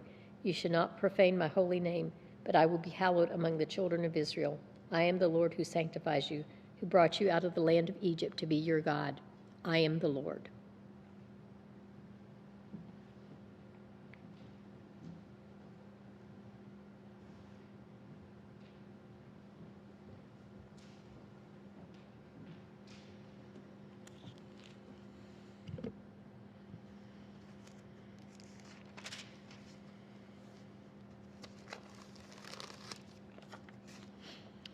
I'm Nathan Lyon, and I will be reading Leviticus chapter 23 and chapter 24.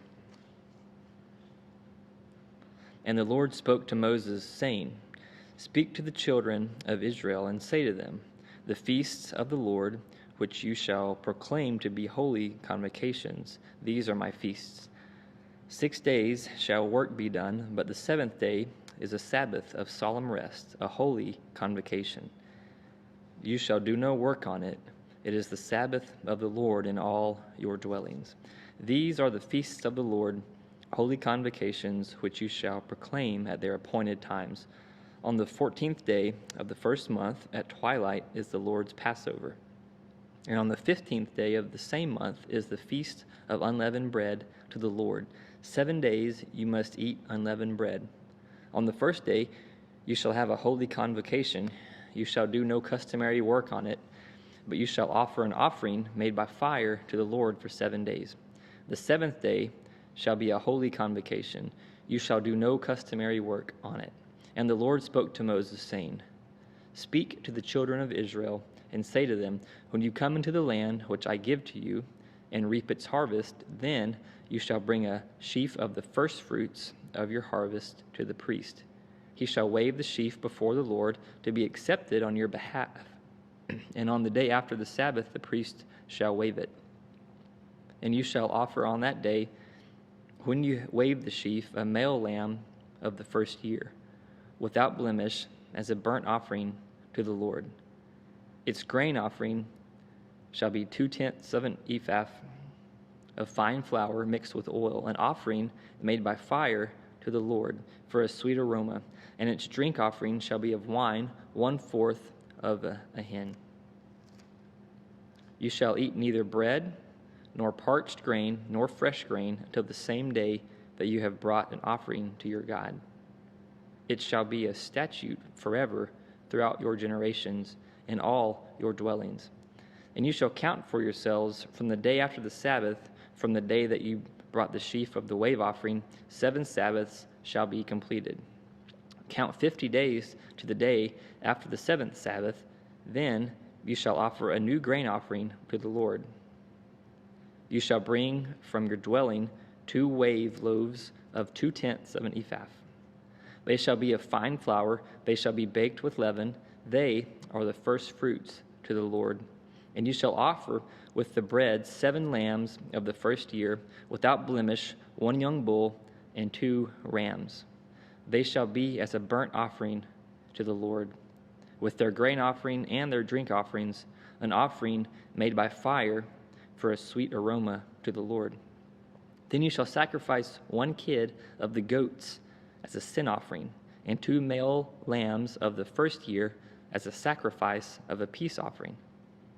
The priest shall wave them with the bread of the firstfruits as a wave offering before the Lord with the 2 lambs. They shall be holy to the Lord for the priest.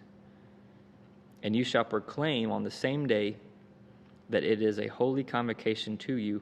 You shall do no customary work on it. It shall be a statute forever in all your dwellings throughout your generations. When you reap the harvest of your land, you shall not wholly reap the corners of your field when you reap, nor shall you gather any gleaning from your harvest. You shall leave them for the poor and for the stranger. I am the Lord your God. Then the Lord spoke to Moses, saying, Speak to the children of Israel, saying, In the 7th month, on the first day of the month, you shall have a Sabbath rest, a memorial of blowing of trumpets, a holy convocation. You shall do no customary work on it, and you shall offer an offering made by fire to the Lord. And the Lord spoke to Moses, saying, Also, the 10th day of the 7th month shall be the day of atonement. It shall be a holy convocation for you. You shall afflict your souls and offer an offering made by fire to the Lord. And you shall do no work on that same day, for it is the day of atonement, to make atonement for you before the Lord your God. For any person who is not afflicted in soul on that same day shall be cut off from his people. And any person who does any work on that same day, that person I will destroy from among his people. You shall do no manner of work. It shall be a statute forever throughout your generations in all your dwellings. It shall be to you a Sabbath of solemn rest, and you shall afflict your souls on the 9th day of the month at evening. From evening to evening you shall celebrate your Sabbath. Then the Lord spoke to Moses, saying, Speak to the children of Israel, saying, The 15th day of the 7th month shall be the Feast of Tabernacles for 7 days to the Lord. On the first day there shall be a holy convocation. You shall do no customary work on it. For 7 days you shall offer an offering made by fire to the Lord. And on the 8th day you shall have a holy convocation, and you shall offer an offering made by fire to the Lord. It is a sacred assembly, and you shall do no customary work on it. These are the feasts of the Lord, which you shall proclaim to be holy convocations, to offer an offering made by fire to the Lord, a burnt offering and a grain offering, a sacrifice and drink offerings, everything on its day. Besides the Sabbaths of the Lord, besides your gifts, besides all your vows, and besides all your free will offerings, which you give to the Lord. Also, on the 15th day of the 7th month, when you have gathered in the fruit of the land, you shall keep the feast of the Lord for 7 days. On the first day there shall be a Sabbath rest, and on the 8th day a Sabbath rest. And you shall take for yourselves on the first day the fruit of beautiful trees, branches of palm trees, the boughs of leafy trees, and willows of the brook. And you shall rejoice before the Lord your God for 7 days. You shall keep it as a feast to the Lord for 7 days in the year. It shall be a statute forever in your generations. You shall celebrate it in the 7th month. You shall dwell in booths for 7 days. All who are native Israelites shall dwell in booths, that your generations may know that I made the children of Israel dwell in booths when I brought them out of the land of Egypt. I am the Lord your God. So Moses declared to the children of Israel the feasts of the Lord. That concludes chapter 23. And now we read chapter 24 of Leviticus. Then the Lord spoke to Moses, saying, Command the children of Israel that they may bring to you pure oil of pressed olives for the light, to make the lamps burn occasionally. Outside the veil of the testimony in the morning, in the tabernacle of meeting, Aaron shall be in charge of it from evening until morning, before the Lord continually. It shall be a statute forever in your generations.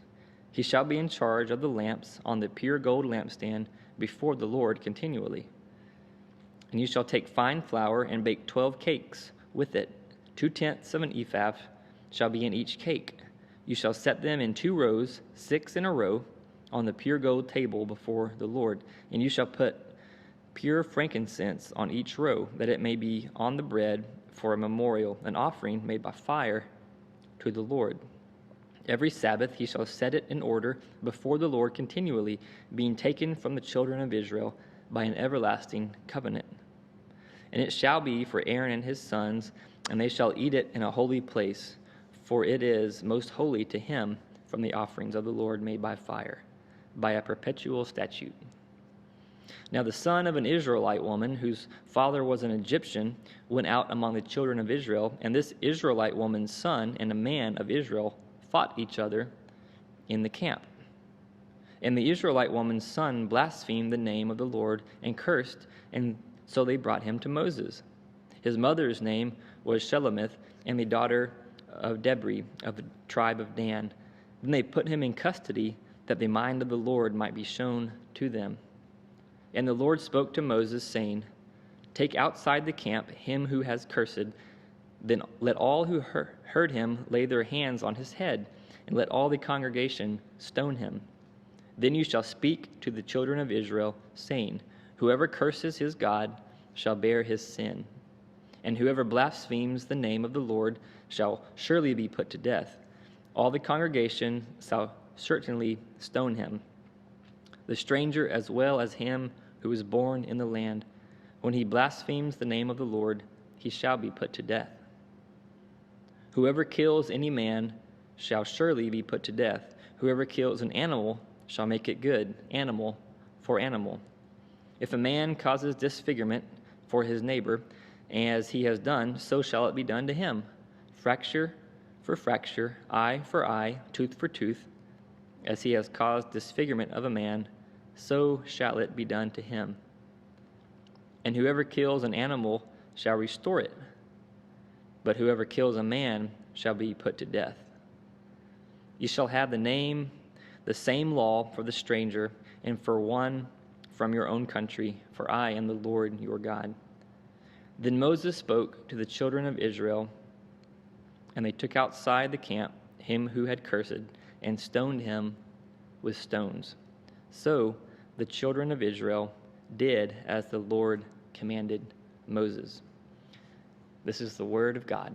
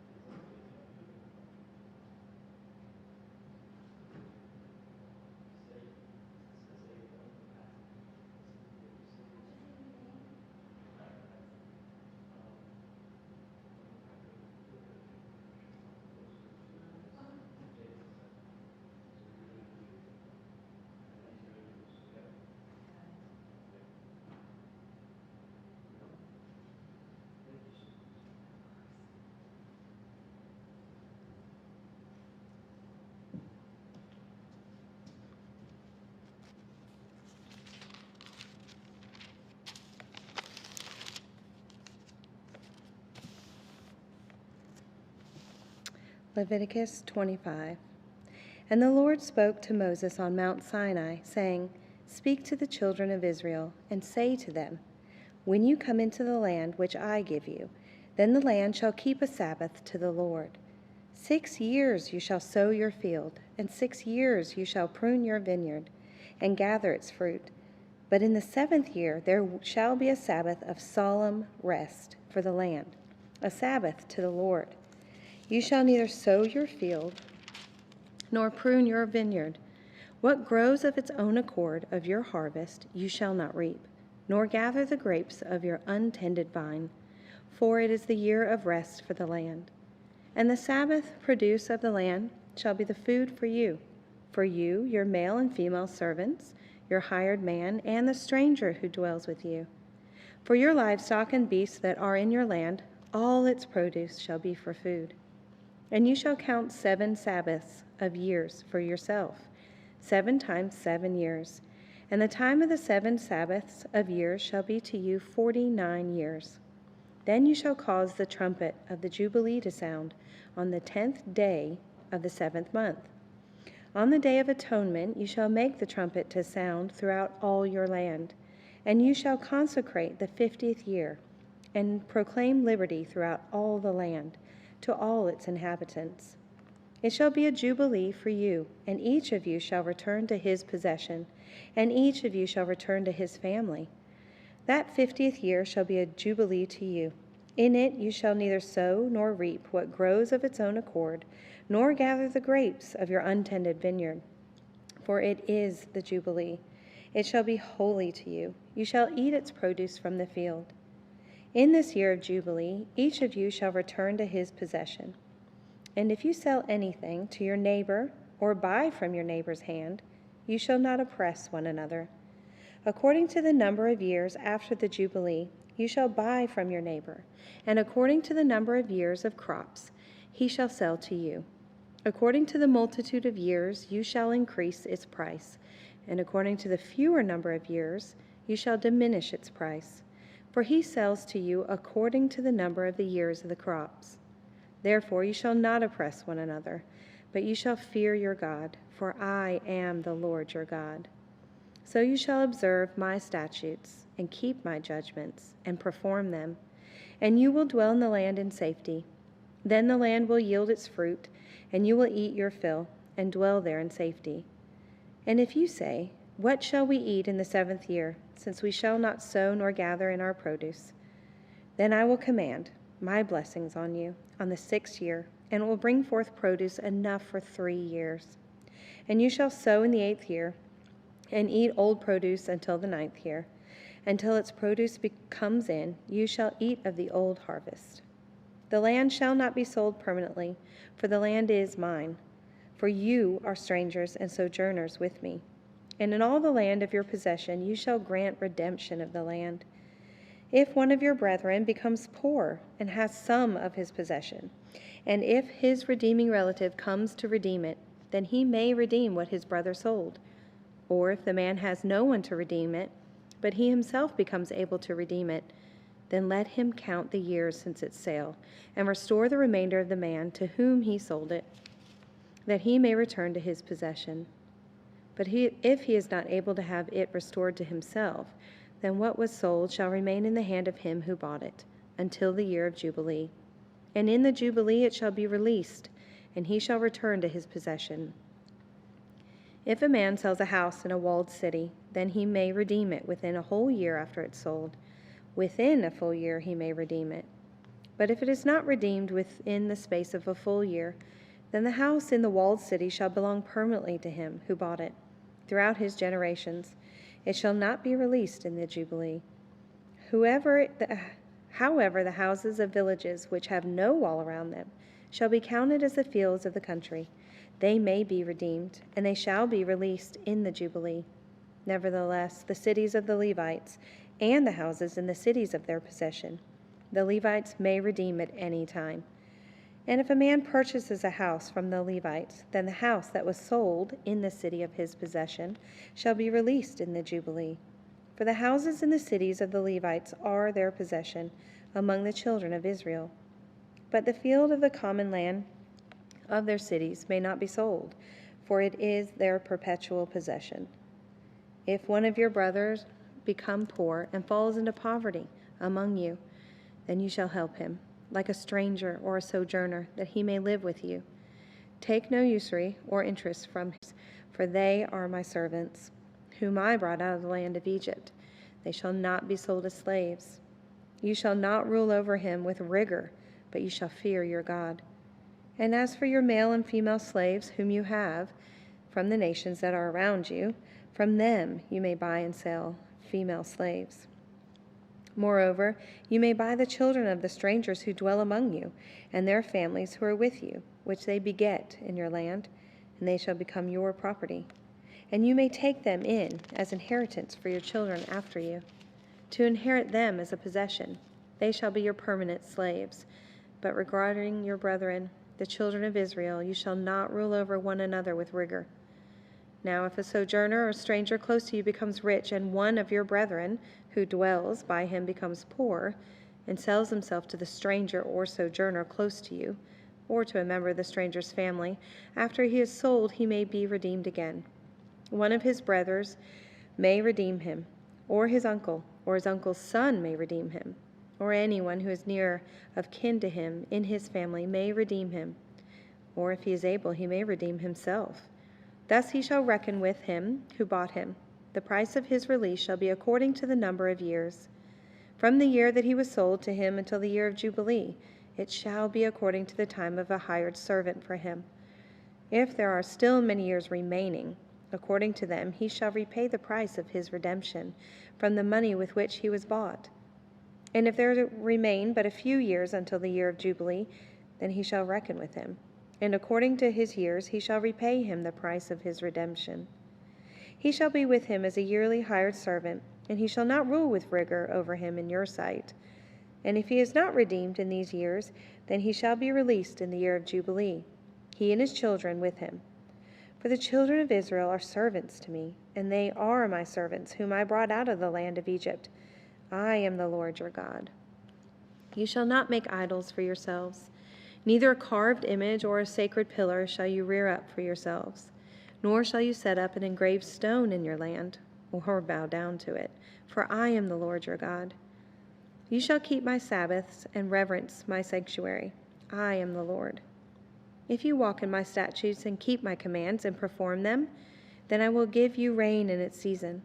The land shall yield its produce, and the trees of the field shall yield their fruit.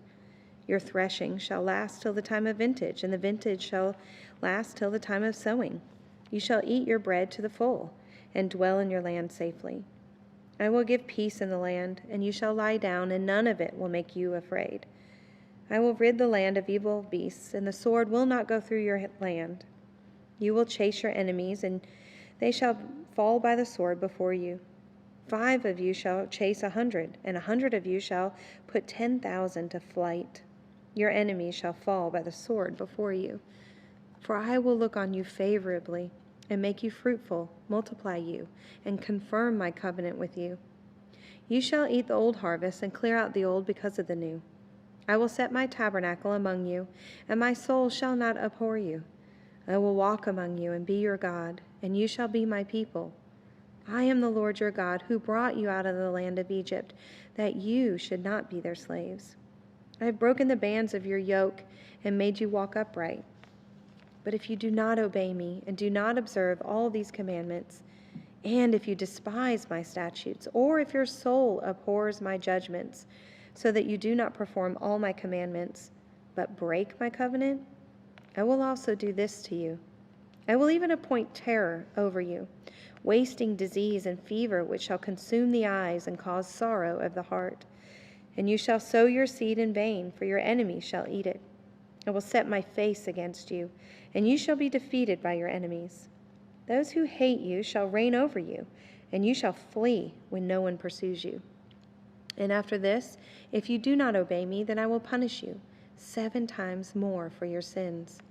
I will break the pride of your power. I will make your heavens like iron and your earth like bronze. And your strength shall be spent in vain, for your land shall not yield its produce, nor the trees of the land yield their fruit. Then if you walk contrary to me, and you're not willing to obey me, I will bring on you 7 times more plagues, according to your sins. I will also send wild beasts among you, which shall rob you of your children, destroy your livestock, and make you few in number.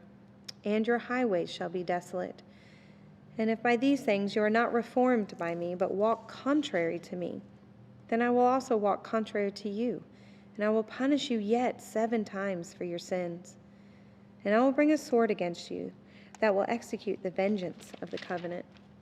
When you are gathered together within your cities, I will send pestilence among you, and you shall be delivered into the hand of the enemy.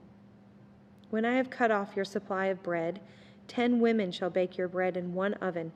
They shall bring back your bread by weight, and you shall eat and not be satisfied. After all this, if you do not obey me, but walk contrary to me, then I will also walk contrary to you in fury. And I, even I, will chastise you 7 times for your sins. You shall eat the flesh of your sons, and you shall eat the flesh of your daughters. I will destroy your high places and cut down your incense altars, and cast your carcasses on the lifeless forms of your idols, and my soul shall abhor you. I will lay your cities waste and bring your sanctuaries to desolation. I will not smell the fragrance of your sweet aromas. I will bring the land to desolation, and your enemies who dwell in it shall be astonished by it. I will scatter you among the nations and draw out a sword after you. Your land shall be desolate and your cities waste. Then the land shall enjoy its Sabbaths as long as it lies desolate, and you are in your enemy's land. Then the land shall rest and enjoy its Sabbaths. As long as it lies desolate, it shall rest, for the time it did not rest on your Sabbaths when you dwelt in it. And as for those of you who are left, I will send faintness into your hearts in the lands of their enemies. The sound of a shaken leaf shall cause them to flee. They shall flee as though fleeing from a sword, and they shall fall when no one pursues. They shall stumble over one another as if it were before a sword, when no one pursues, and you shall have no power to stand before your enemies. You shall perish among the nations, and the land of your enemies shall eat you up. And those of you who are left shall waste away in their iniquities, in the enemy's lands, and also in their fathers' iniquities, which are with them.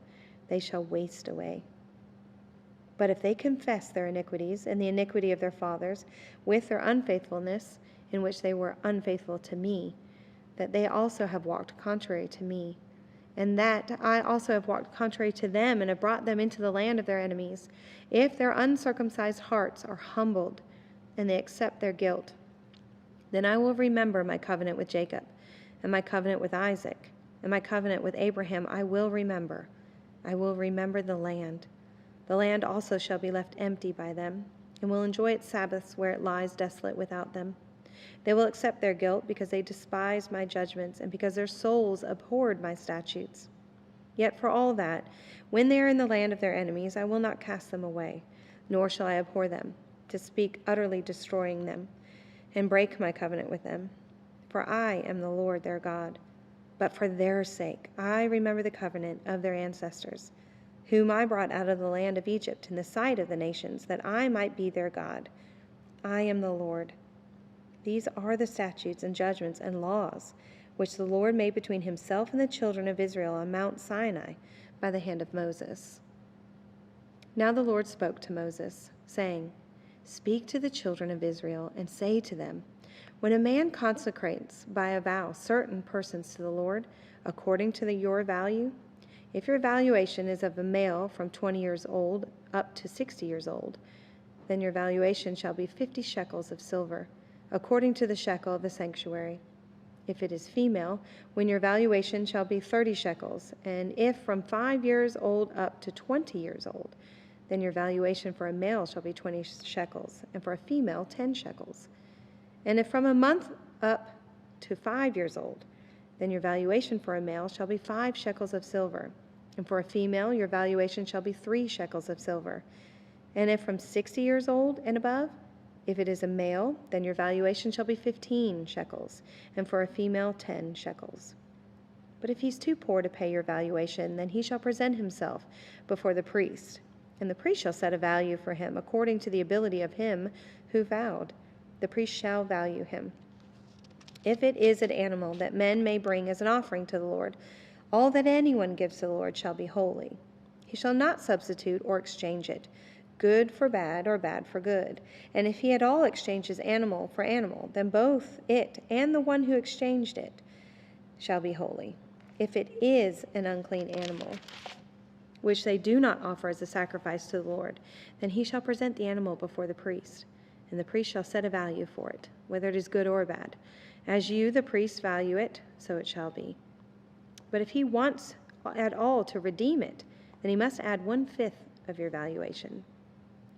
And when a man dedicates his house to be holy to the Lord, then the priest shall set a value for it, whether it is good or bad. As the priest values it, so it shall stand. If he who dedicated it wants to redeem his house, then he must add 1/5 of the money of your valuation to it, and it shall be his. If a man dedicates to the Lord part of a field of his possession, then your valuation shall be according to the seed for it. A homer of barley seed shall be valued at 50 shekels of silver. If he dedicates his field from the year of Jubilee according to your valuation, it shall stand. But if he dedicates his field after the Jubilee, then the priest shall reckon to him the money due according to the years that it remained till the year of Jubilee. And it shall be deducted from your valuation. And if he who dedicates the field ever wishes to redeem it, then he must add 1/5 of the money of your valuation to it, and it shall belong to him. But if he does not want to redeem the field, or if he has sold the field to another man, it shall not be redeemed any more. But the field, when it is released in the Jubilee, shall be holy to the Lord, as a devoted field. It shall be the possession of the priest. And if a man dedicates to the Lord a field which he has bought, which is not the field of his possession, then the priest shall reckon to him the worth of your valuation up to the year of Jubilee. And he shall give your valuation on that day as a holy offering to the Lord. In the year of Jubilee, the field shall return to him from whom it was bought, to the one who owned the land as a possession. And all your valuation shall be according to the shekel of the sanctuary, 20 gerahs to the shekel. But the firstborn of animals, which should be the Lord's firstborn, no man shall dedicate, whether it is an ox or sheep, it is the Lord's.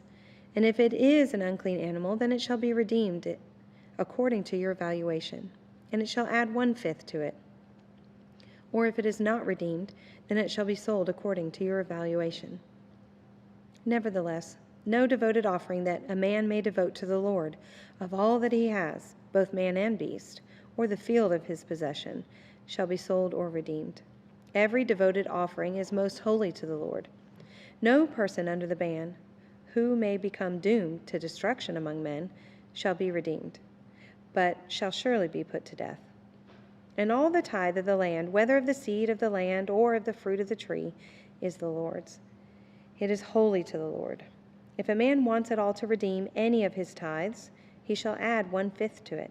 And concerning the tithe of the herd or the flock, or whatever passes under the rod, the 10th one shall be holy to the Lord. He shall not inquire whether it is good or bad, nor shall he exchange it. And if he exchanges it at all, then both it and the one exchanged for it shall be holy, for it shall not be redeemed. These are the commandments which the Lord commanded Moses for the children of Israel on Mount Sinai.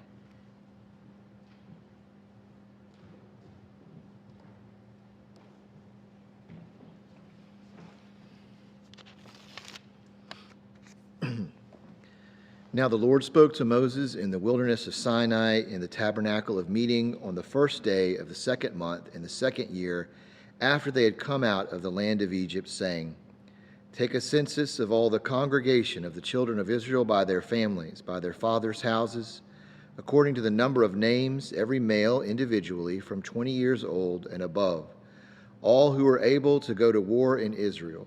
You and Aaron shall number them by their armies. And with you there shall be a man from every tribe, each one the head of his father's house. These are the names of the men who shall stand with you.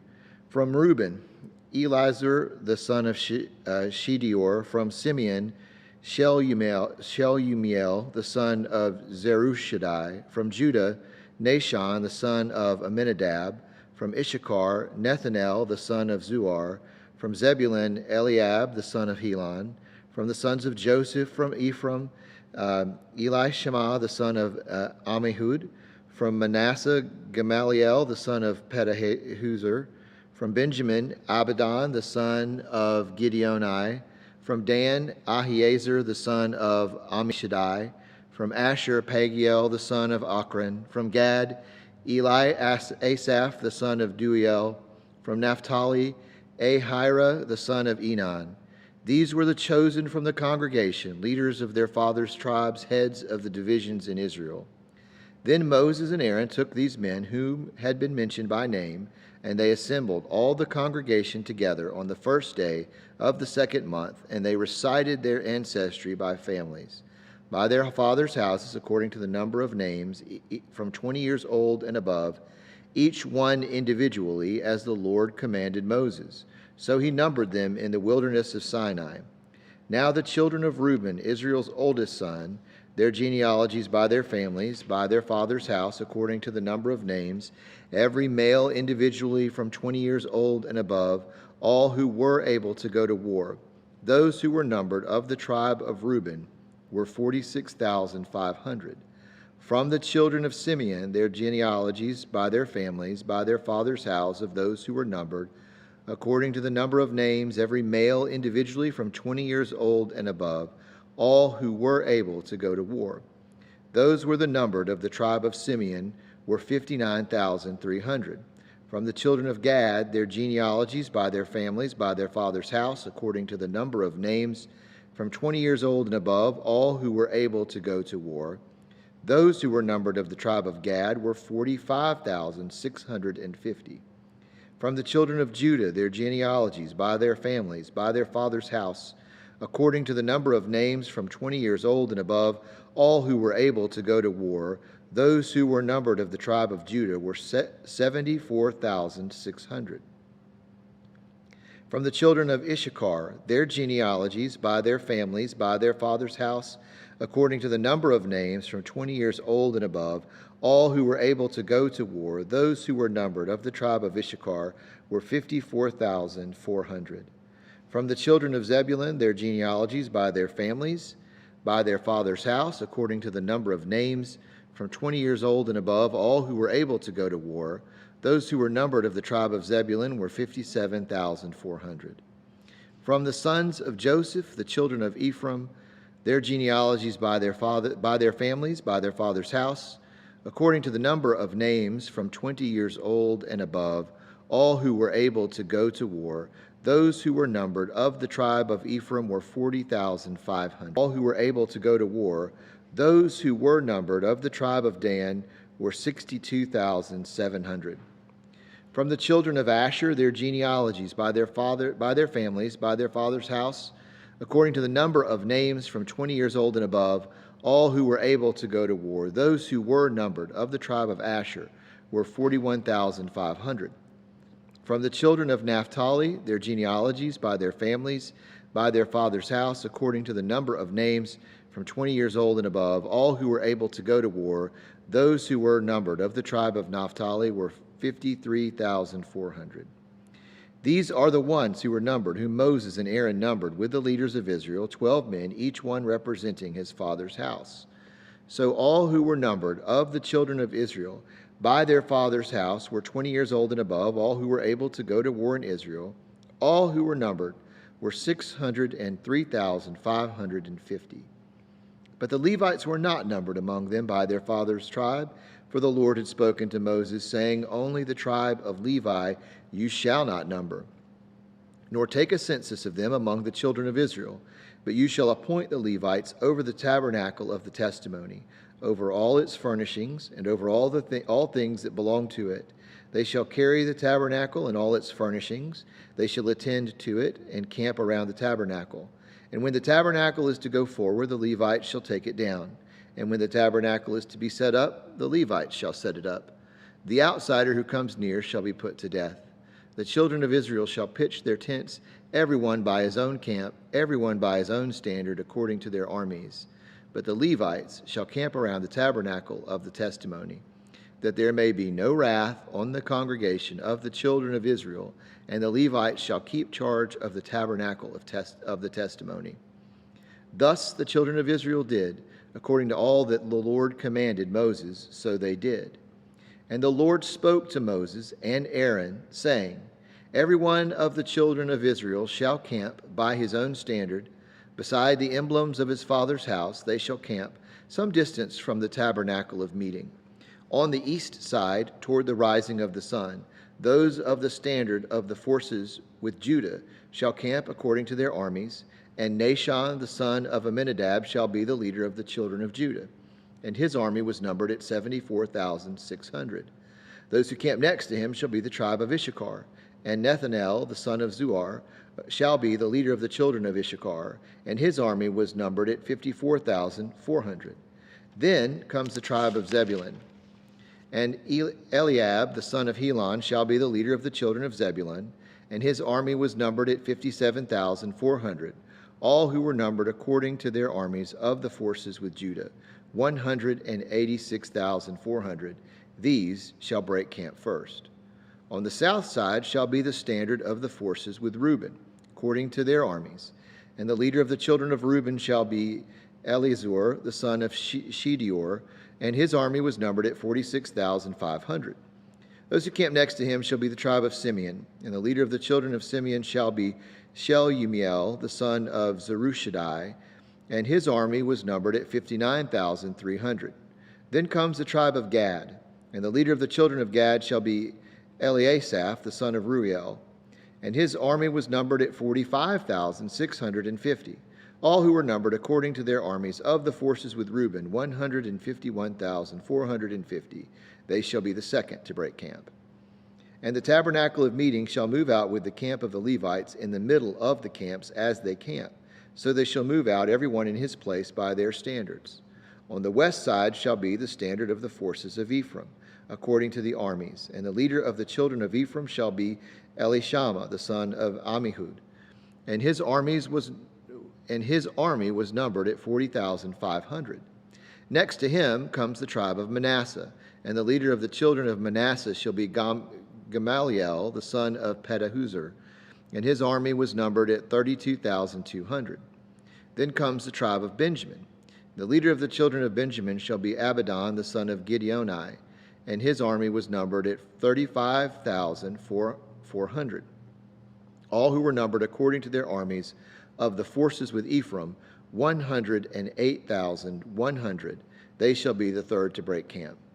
The standard of the forces with Dan shall be on the north side according to their armies. And the leader of the children of Dan shall be Ahiezer, the son of Ammishaddai, and his army was numbered at 62,700. Those who camp next to him shall be the tribe of Asher, and the leader of the children of Asher shall be Pagiel, the son of Okran, and his army was numbered at 41,500. Then comes the tribe of Naphtali. The leader of the children of Naphtali shall be Ahira, the son of Enan, and his army was numbered at 53,400.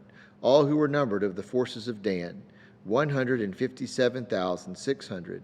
They shall break camp last with their standards. These are the ones who were the numbered of the children of Israel, by their fathers' houses. All who were numbered according to their armies of the forces were 603,550. But the Levites were not numbered among the children of Israel, just as the Lord had commanded Moses. Thus the children of Israel did according to all that the Lord commanded Moses. So they camped by their standards, and so they broke camp, each one by his family, according to their fathers' houses.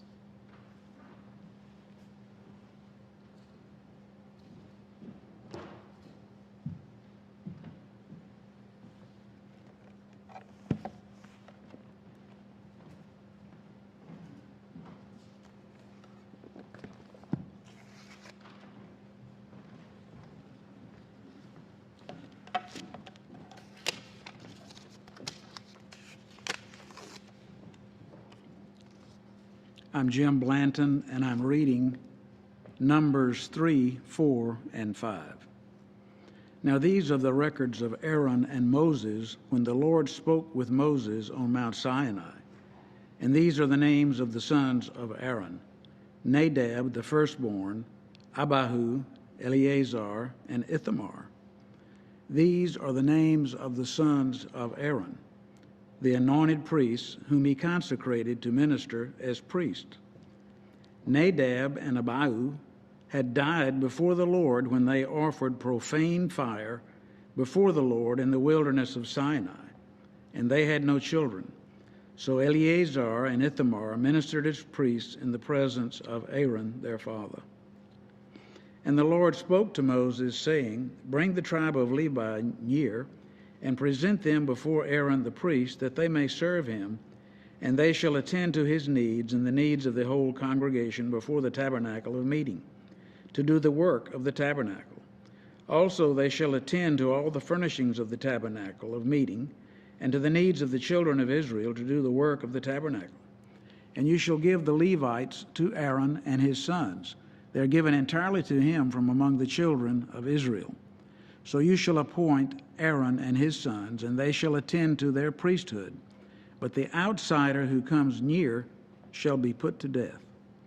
Then the Lord spoke to Moses, saying, Now behold, I myself have taken the Levites from among the children of Israel, instead of every firstborn who opens the womb among the children of Israel.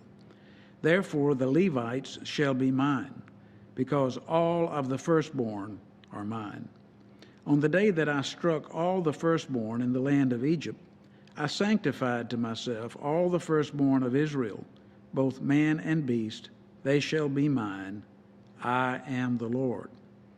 Then the Lord spoke to Moses in the wilderness of Sinai, saying, Number the children of Levi by their fathers' houses, by their families.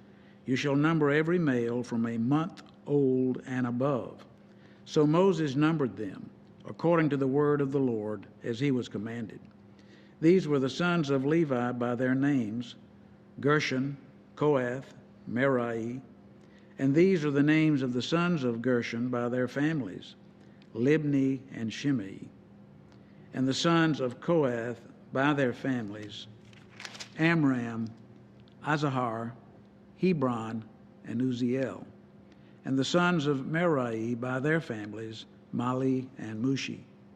These are the families of the Levites by their fathers' houses. From Gershon came the family of the Libnites and the family of the Shemites. These were the families of the Gershonites, those who were numbered according to the number of all the males from a month old and above, and those who were numbered there were 7,500. The families of the Gershonites were to camp behind the tabernacle westward. And the leader of the father's house of the Gershonites was Eliasaph, the son of Lael.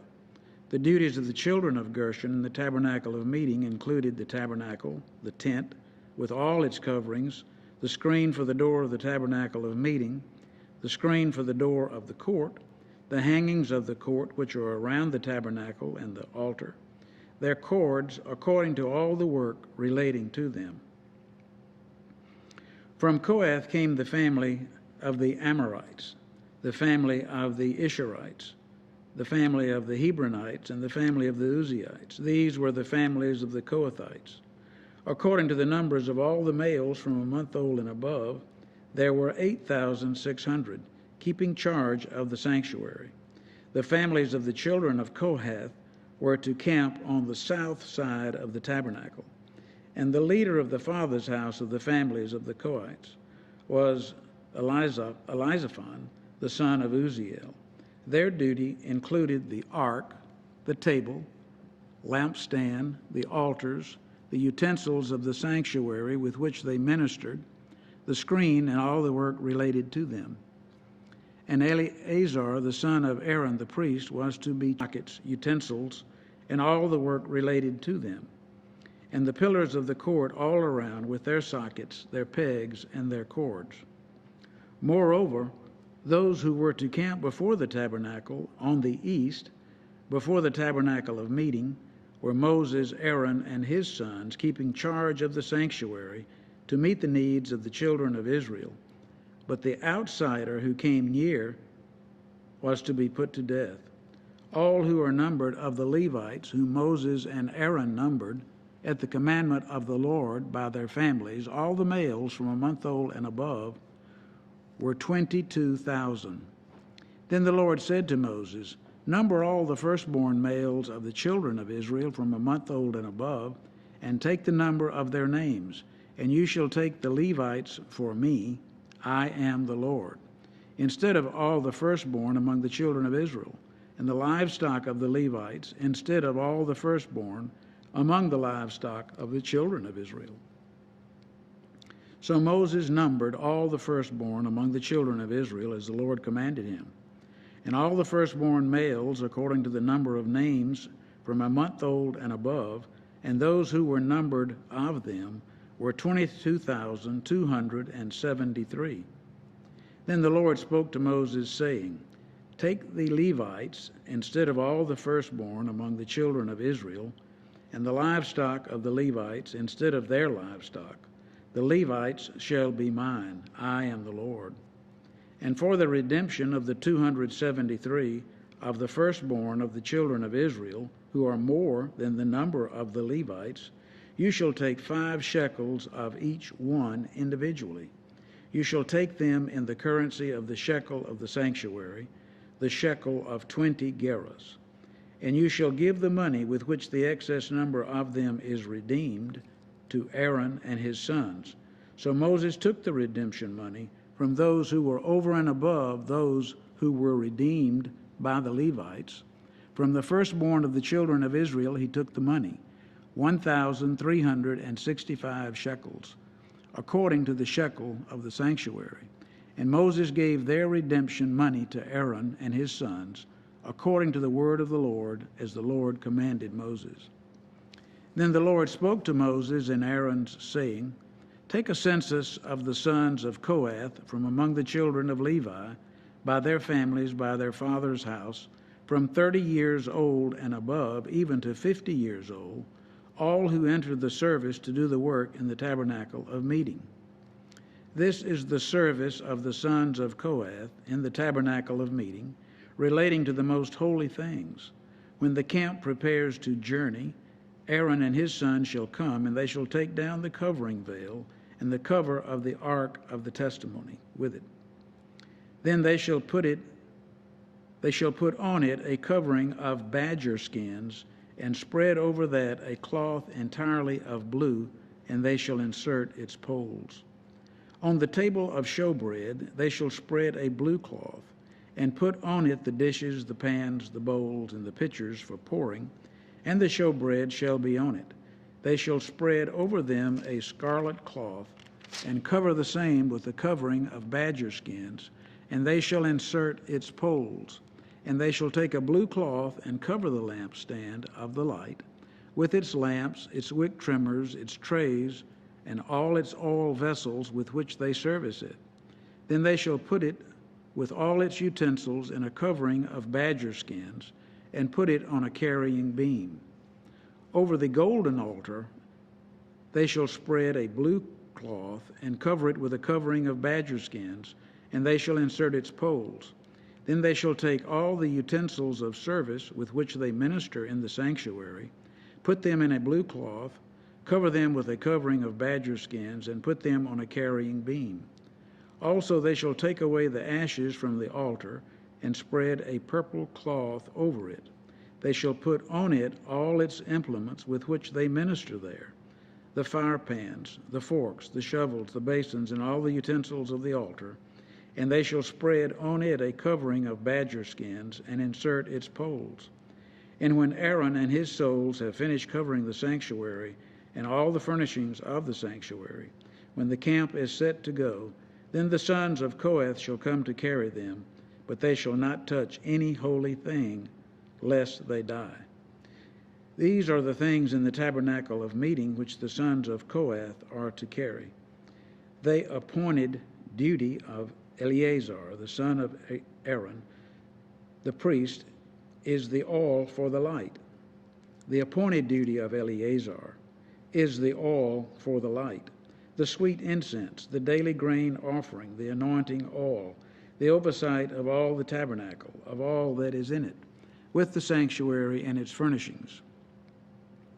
Then the Lord spoke to Moses and Aaron, saying, Do not cut off the tribe of the families of the Kohathites from among the Levites, but do this in regard to them, that they may live and not die when they approach the most holy things. Aaron and his sons shall go in and appoint each of them to his service and his task. but they shall not go in to watch while the holy things are being covered, lest they die. Then the Lord spoke to Moses, saying, Also take a census of the sons of Gershon by their father's house, by their families, from 30 years old and above, even to 50. You shall number them, all who enter to perform the service to do the work in the tabernacle of meeting. This is the service of the families of the Gershonites in serving and carrying. They shall carry the curtains of the tabernacle, and the tabernacle of meeting with its coverings, the coverings of badger skins that is on it, the screen for the door of the tabernacle of meeting, the screen for the door of the gate of the court, the hangings of the court which are around the tabernacle and altar, and their cords, all the furnishings for their service, and all that is made for these things, so shall they serve.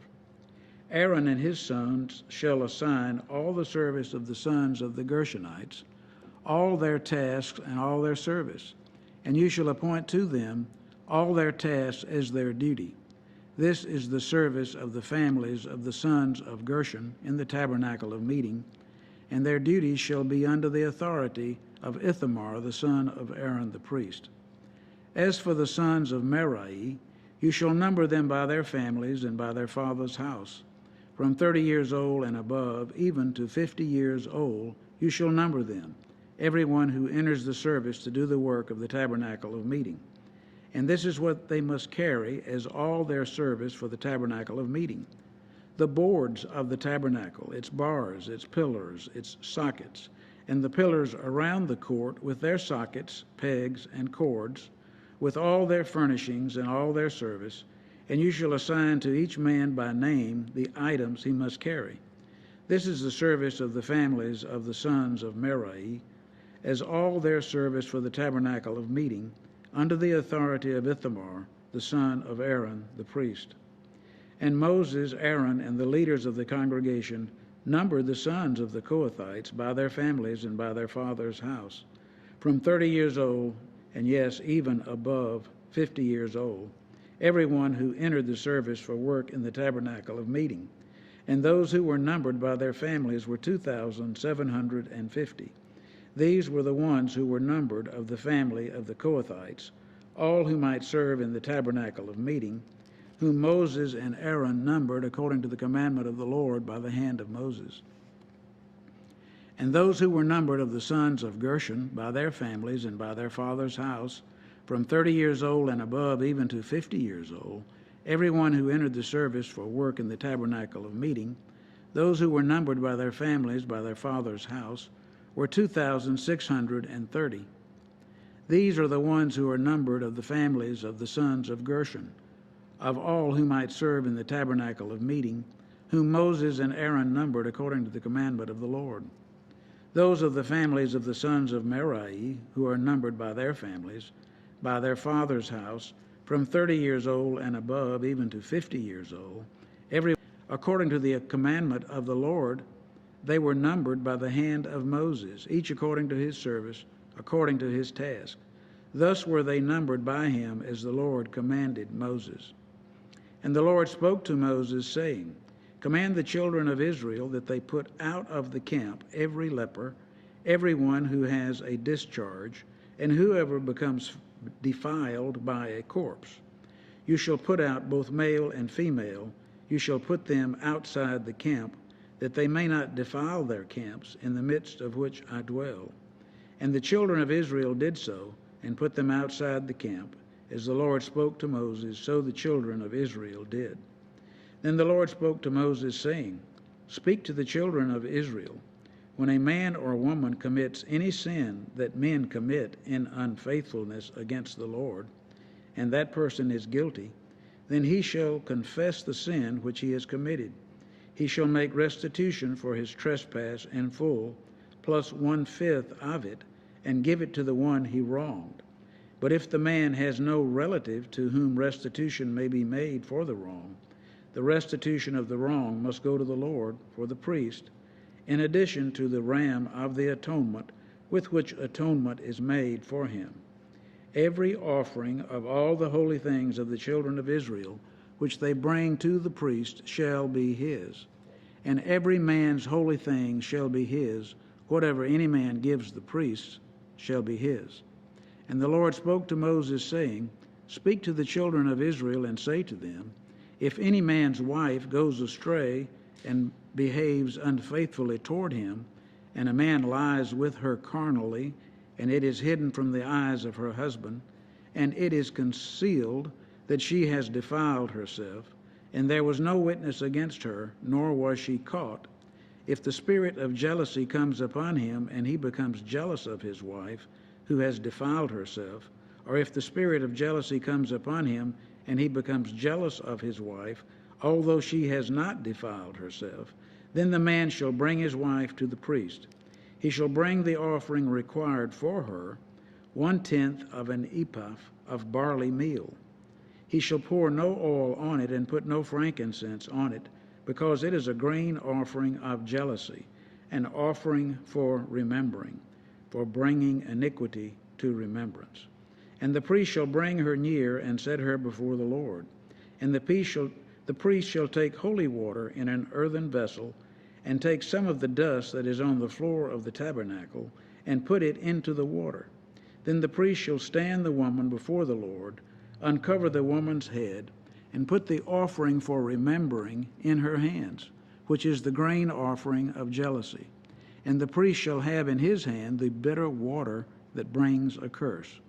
And the priest shall put her under oath, and say to the woman, If no man has lain with you, and if you have not gone astray to uncleanness while under your husband's authority, be free from this bitter water that brings a curse.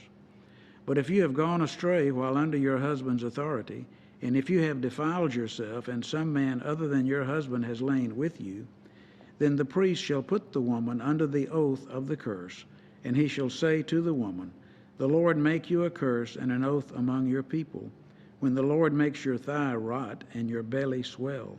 And may this water that causes the curse go into your stomach, and make your belly swell and your thigh rot.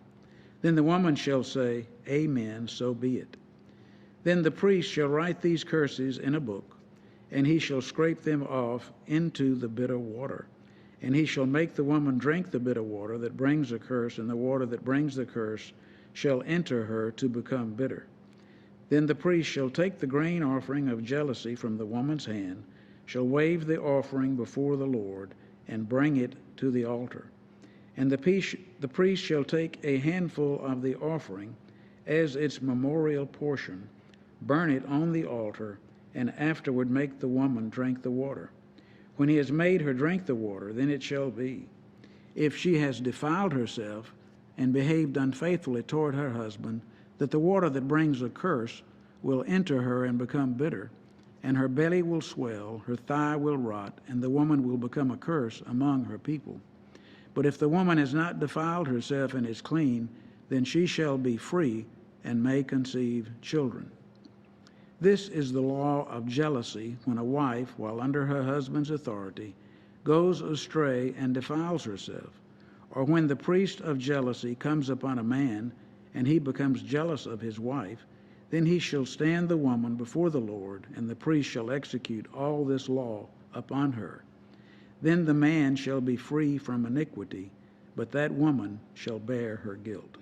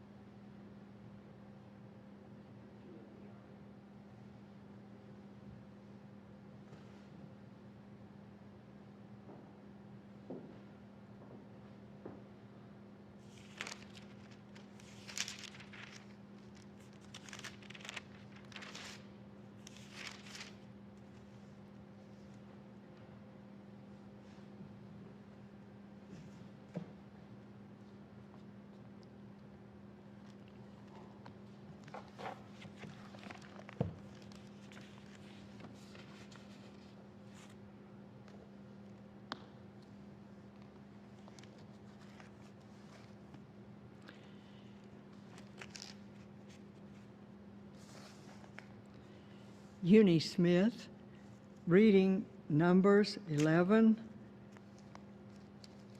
through 14.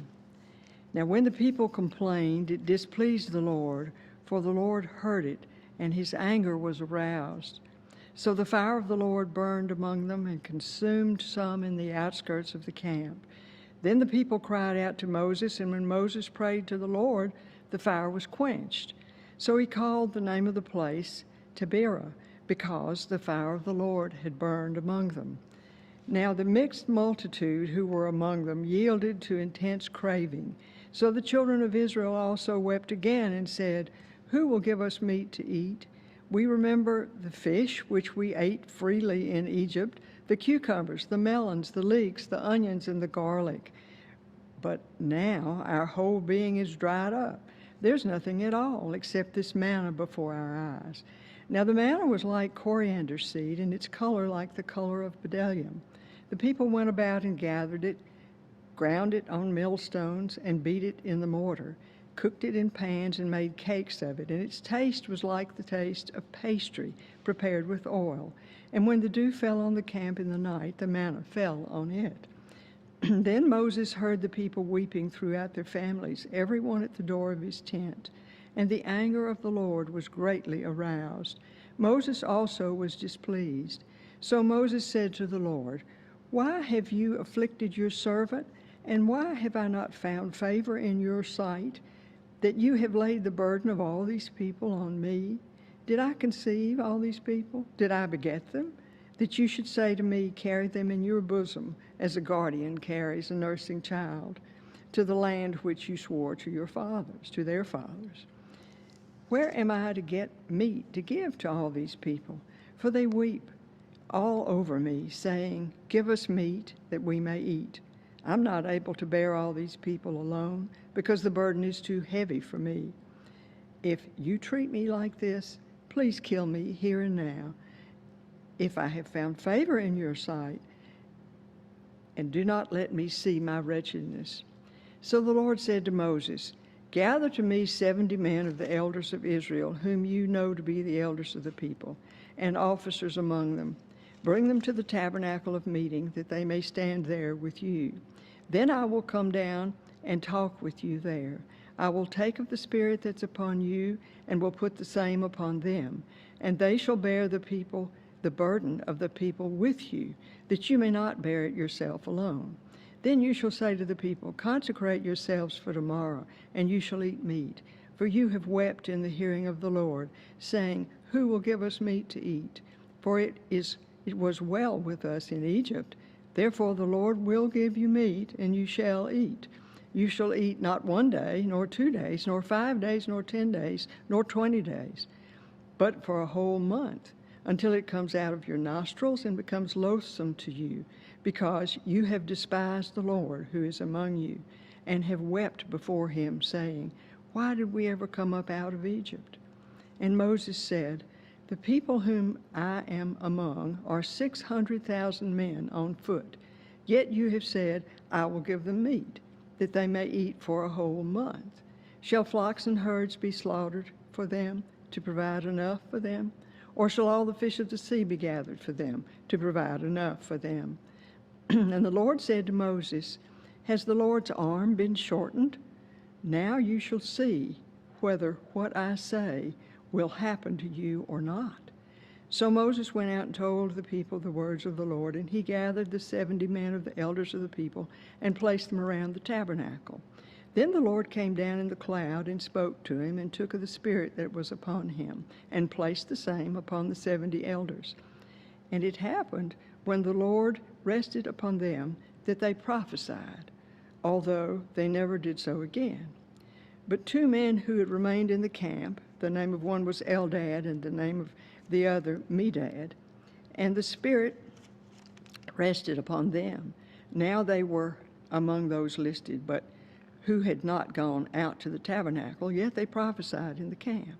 And a young man ran and told Moses and said, Eldad and Medad are prophesying in the camp. So Joshua the son of Nun, Moses' assistant, one of his choice men, answered and said, Moses, my Lord, forbid them. Then Moses said to him, Are you zealous for my sake? Oh, that all the Lord's people were prophets, and that the Lord would put his Spirit upon them. And Moses returned to the camp, he and the elders of Israel. Now a wind went out from the Lord, and it brought quail from the sea, and left them fluttering near the camp, about a day's journey on this side and about a day's journey on the other side, all around the camp, and about 2 cubits above the surface of the ground. And the people stayed up all that day, all night, and all the next day, and gathered the quail. He who gathered least gathered 10 homers, and they spread them out for themselves all around the camp. But while the meat was still between their teeth, before it was chewed, the wrath of the Lord was aroused against the people, and the Lord struck the people with a very great plague. So he called the name of that place Kibroth Hattaavah, because there they buried the people who had yielded to craving. From Kibroth Hattaavah, the people moved to Hazeroth and camped at Hazeroth. Then Miriam and Aaron spoke against Moses because of the Ethiopian woman whom he had married, for he had married an Ethiopian woman. So they said, "Has the Lord indeed spoken only through Moses? Has he not spoken through us also?" And the Lord heard it. Now the man Moses was very humble, more than all men who are on the face of the earth. Suddenly the Lord said to Moses, Aaron, and Miriam, "Come out, you 3, to the tabernacle of meeting." So the 3 came out. Then the Lord came down in the pillar of cloud and stood in the door of the tabernacle and called Aaron and Miriam, and they both went forward. Then he said, "Hear now my words. If there is a prophet among you, I, the Lord, make myself known to him in a vision. I speak to him in a dream. Not so with my servant Moses. He is faithful in all my house. I speak with him face to face, even plainly, and not in dark sayings. And he sees the form of the Lord. Why then were you not afraid to speak against my servant Moses?" So the anger of the Lord was aroused against them, and he departed. And when the cloud departed from above the tabernacle, suddenly Miriam became leprous, as white as snow. Then Aaron turned toward Miriam, and there she was, a leper. So Aaron said to Moses, "O my Lord, please do not lay this sin on us, in which we have done foolishly and in which we have sinned. Please do not let her be as one dead, whose flesh is half consumed when he comes out of his mother's womb." So Moses cried out to the Lord, saying, "Please heal her, O God, I pray." Then the Lord said to Moses, "If her father had but spit in her face, would she not be shamed 7 days? Let her be shut out of the camp 7 days, and afterwards she may be received again." So Miriam was shut out of the camp 7 days, and the people did not journey till Miriam was brought in again. And afterward the people moved from Hazeroth and camped in the wilderness of Paran. And the Lord spoke to Moses, saying, "Send men to spy out the land of Canaan, which I am giving to the children of Israel. From each tribe of their fathers shall you send a man, every one a leader among them." So Moses sent them from the wilderness of Paran, according to the command of the Lord, all of them men who were heads of the children of Israel. Now these were their names: from the tribe of Reuben, Shemoah, the son of Zakur; from the tribe of Simeon, Shaphat, the son of Hori; from the tribe of Judah, Caleb, the son of Jephunneh; from the tribe of Issachar, Igal, the son of Joseph; from the tribe of Ephraim, Hoshea, the son of Nun; from the tribe of Benjamin, Paltai, the son of Raphu; from the tribe of Zebulun, Zediel, the son of Sodai; from the tribe of Joseph, that is, from the tribe of Manasseh, Gadi, the son of Susai; from the tribe of Dan, Amiel, the son of Gamali; from the tribe of Asher, Sethur, the son of Michael; from the tribe of Naphtali, Nabai, the son of Voshai; from the tribe of Gad, Guel, the son of Machki. These are the names of the men whom Moses sent out to spy out the land. And Moses called Hoshea, the son of Nun, Joshua. Then Moses sent them to spy out the land of Canaan, and said to them, Go up this way into the south and go up to the mountains and see what the land is like, whether the people who dwell in it are strong or weak, few or many, whether the land they dwell in is good or bad, whether the cities they inhabit are like camps or strongholds, whether the land is rich or poor, and whether there are forests there or not. Be of good courage and bring some of the fruit of the land. Now the time was the season of the first ripe grapes. So they went up and spied out the land from the wilderness of Zin as far as Rehob, near the entrance of Hamath. And they went up through the south and came to Hebron. Ahiman, Sheshai, and Talmai, the descendants of Anak, were there. Now Hebron was built 7 years before Zoan in Egypt.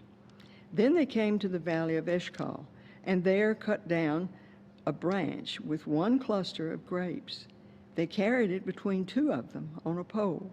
They also brought some of the pomegranates and figs. The place was called the Valley of Eshcol because of the cluster which the men of Israel cut down there.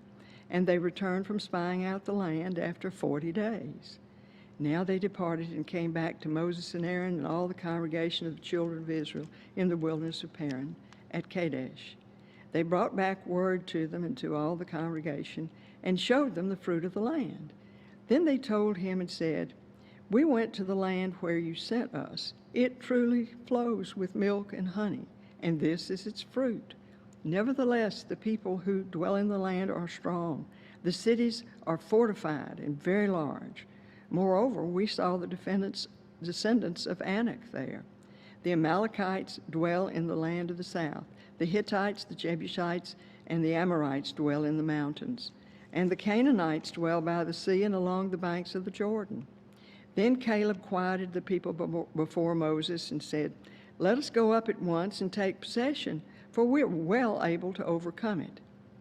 But the men who had gone with him said, "We are not able to go up against the people, for they are stronger than we." And they gave the children of Israel a bad report of the land which they'd spied out, saying, "The land through which we've gone as spies is a land that devours its inhabitants, and all the people whom we saw in it are men of great stature. There we saw the giants, the descendants of Anak came from the giants, and we were like grasshoppers in our own sight, and so we were in their sight." So all the congregation lifted up their voices and cried, and the people wept that night. And all the children of Israel complained against Moses and Aaron, and the whole congregation said to them, "If only we died in the land of Egypt, or if only we died in the wilderness. Why has the Lord brought us in this land to fall by the sword, that our wives and children should become victims? Would it not be better for us to return to Egypt?" So they said to one another, "Let us select a leader and return to Egypt." Then Moses and Aaron fell on their faces before all the assembly of the congregation of the children of Israel. But Joshua, the son of Nun, and Caleb, the son of Jephunneh, who were among those who had spied out the land, tore their clothes, and they spoke to all the congregation of the children of Israel, saying, "The land we passed through to spy out is an exceedingly good land. If the Lord delights in us, then he will bring us into this land and give it to us, a land which flows with milk and honey.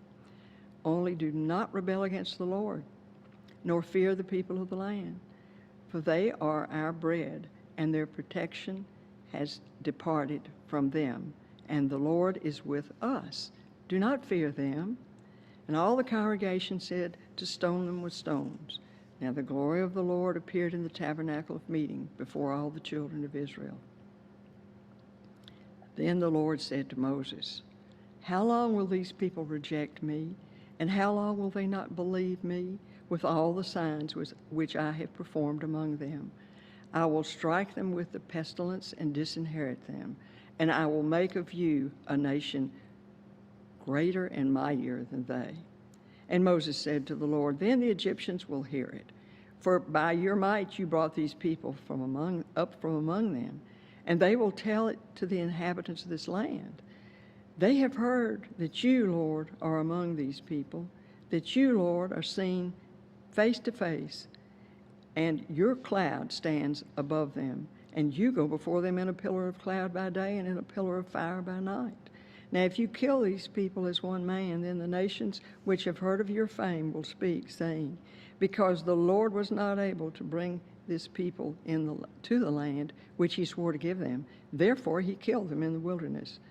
And now I pray, let the power of my Lord be great, just as you have spoken, saying, the Lord is long-suffering and abundant in mercy, forgiving iniquity and transgression. But he by no means clears the guilty, visiting the iniquity of the fathers on the children to the third and fourth generation. Pardon the iniquity of this people, I pray, according to the greatness of your mercy, just as you've forgiven this people from Egypt even until now. Then the Lord said, I have pardoned according to your word, but truly as I live, all the earth shall be filled with the glory of the Lord, because all these men who have seen my glory and the signs which I did in Egypt and in the wilderness, and have put me to the test now these 10 times, and have not heeded my voice, they certainly shall not see the land of which I swore to their fathers, nor shall any of those who rejected me see it. But my servant Caleb, because he has a different spirit in him and has followed me fully, I will bring into the land where he went, and his descendants shall inherit it. Now the Amalekites and the Canaanites dwell in the valley. Tomorrow turn and move out into the wilderness by the way of the Red Sea. And the Lord spoke to Moses and Aaron, saying, how long shall I bear with this evil congregation who complain against me? I have heard the complaints which the children of Israel make against me. Say to them, as I live, says the Lord, just as you have spoken in my hearing, so I will do to you. The carcasses of you who have complained against me shall fall in this wilderness, all of you who were numbered according to your entire number, from 20 years old and above, except for Caleb, the son of Jephunneh, and Joshua, the son of Nun. You shall by no means enter the land which I swore I would make you dwell in. But your little ones, whom you said would be victims, I will bring in, and they shall know the land which you have despised. But as for you, your carcasses shall fall in the wilderness, and your sons shall be shepherds in the wilderness 40 years, and bear the brunt of your infidelity, until your carcasses are consumed in the wilderness. According to the number of the days in which you spied out the land, 40 days, for each day you shall bear your guilt 1 year, namely 40 years. And you shall know my rejection. I, the Lord, have spoken this. I will surely do so to all this evil congregation who are gathered together against me. In this wilderness they shall be consumed, and there they shall die. Now the men whom Moses sent to spy out the land, who returned and made all the congregation complain against him by bringing a bad report of the land, those very men who brought the evil report about the land, died by the plague before the Lord. But Joshua, the son of Nun, and Caleb, the son of Jephunneh, remained alive, of the men who went to spy out the land. Then Moses told these words to all the children of Israel, and the people mourned greatly. And they rose early in the morning and went up to the top of the mountain, saying, here we are, and we will go up to the place which the Lord has promised, for we have sinned. And Moses said, now why do you transgress the command of the Lord? For this will not succeed. Do not go up, lest you be defeated by your enemies, for the Lord is not among you. For the Amalekites and the Canaanites are there before you, and you shall fall by the sword, because you've turned away from the Lord. The Lord will not be with you. But they presumed to go up to the mountaintop. Nevertheless, neither the ark of the covenant of the Lord nor Moses departed from the camp. Then the Amalekites and the Canaanites who dwelt in that mountain came down and attacked them and drove them back as far as Hormah.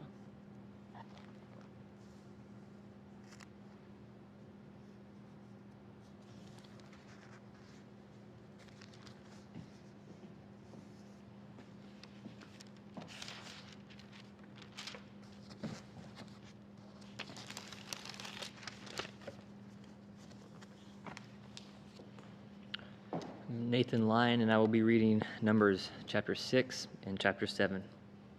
Then the Lord spoke to Moses, saying, Speak to the children of Israel and say to them, when either a man or woman consecrates an offering to take the vow of a Nazirite to separate himself to the Lord, he shall separate himself from wine and similar drink. He shall drink neither vinegar made from wine, nor vinegar made from similar drink. Neither shall he drink any grape juice, nor eat any fresh grapes or raisins. All the days of his separation he shall not eat nothing that is produced by the grapevine, from seed to skin. All the days of the vow of his separation no razor shall come upon his head, until the days are fulfilled for which he separated himself to the Lord. He shall be holy. Then he shall let the locks of the hair of his head grow. All the days that he separates himself to the Lord, he shall not go near a dead body. He shall not make himself unclean, even for his father or his mother, for his brother or his sister, when they die, because his separation to God is on his head. All the days of his separation he shall be holy to the Lord. And if anyone dies very suddenly beside him, and he defiles his consecrated head, then he shall shave his head on the day of his cleansing. On the 7th day he shall shave it. Then on the 8th day he shall bring 2 turtle doves or 2 young pigeons to the priest to the door of the tabernacle of meeting. And the priest shall offer one as a sin offering and the other as a burnt offering, and make atonement for him, because he sinned in regard to the corpse, and he shall sanctify his head that same day. He shall consecrate to the Lord the days of his separation, and bring a male lamb in its first year as a trespass offering. But the former days shall be lost, because his separation was defiled. Now this is the law of the Nazirite. When the days of his separation are fulfilled, he shall be brought to the door of the tabernacle of meeting, and he shall present his offering to the Lord, 1 male lamb in its first year without blemish, as a burnt offering, 1 ewe lamb in its first year without blemish as a sin offering, 1 ram without blemish as a peace offering, a basket of unleavened bread, cakes of fine flour mixed with oil, unleavened wafers anointed with oil, and their grain offering with their drink offerings. Then the priest shall bring them before the Lord and offer his sin offering and his burnt offering. And he shall offer the ram as a sacrifice of a peace offering to the Lord with the basket of unleavened bread. The priest shall also offer its grain offering with its drink offering. Then the Nazirite shall shave his consecrated head at the door of the tabernacle of meeting, and shall take the hair from his consecrated head and put it on the fire which is under the sacrifice of the peace offering. And the priest shall take the boiled shoulder of the ram, 1 unleavened cake from the basket, and 1 unleavened wafer, and put them upon the hands of the Nazirite after he has shaved his consecrated hair. And the priest shall wave them as a wave offering before the Lord. They are holy for the priest, together with the breast of the wave offering and the thigh of the heave offering. After that, the Nazirite may drink wine. This is the law of the Nazirite who vows to the Lord the offering for his separation, and besides that, whatever else his hand is able to provide, according to the vow which he takes, so he must do according to the law of his separation. And the Lord spoke to Moses, saying, Speak to Aaron and his sons, saying, This is the way you shall bless the children of Israel. Say to them, The Lord bless you and keep you. The Lord make his face shine upon you and be gracious to you. The Lord lift up his countenance upon you and give you peace. So they shall put my name on the children of Israel, and I will bless them. That concluded chapter 6, Numbers chapter 7.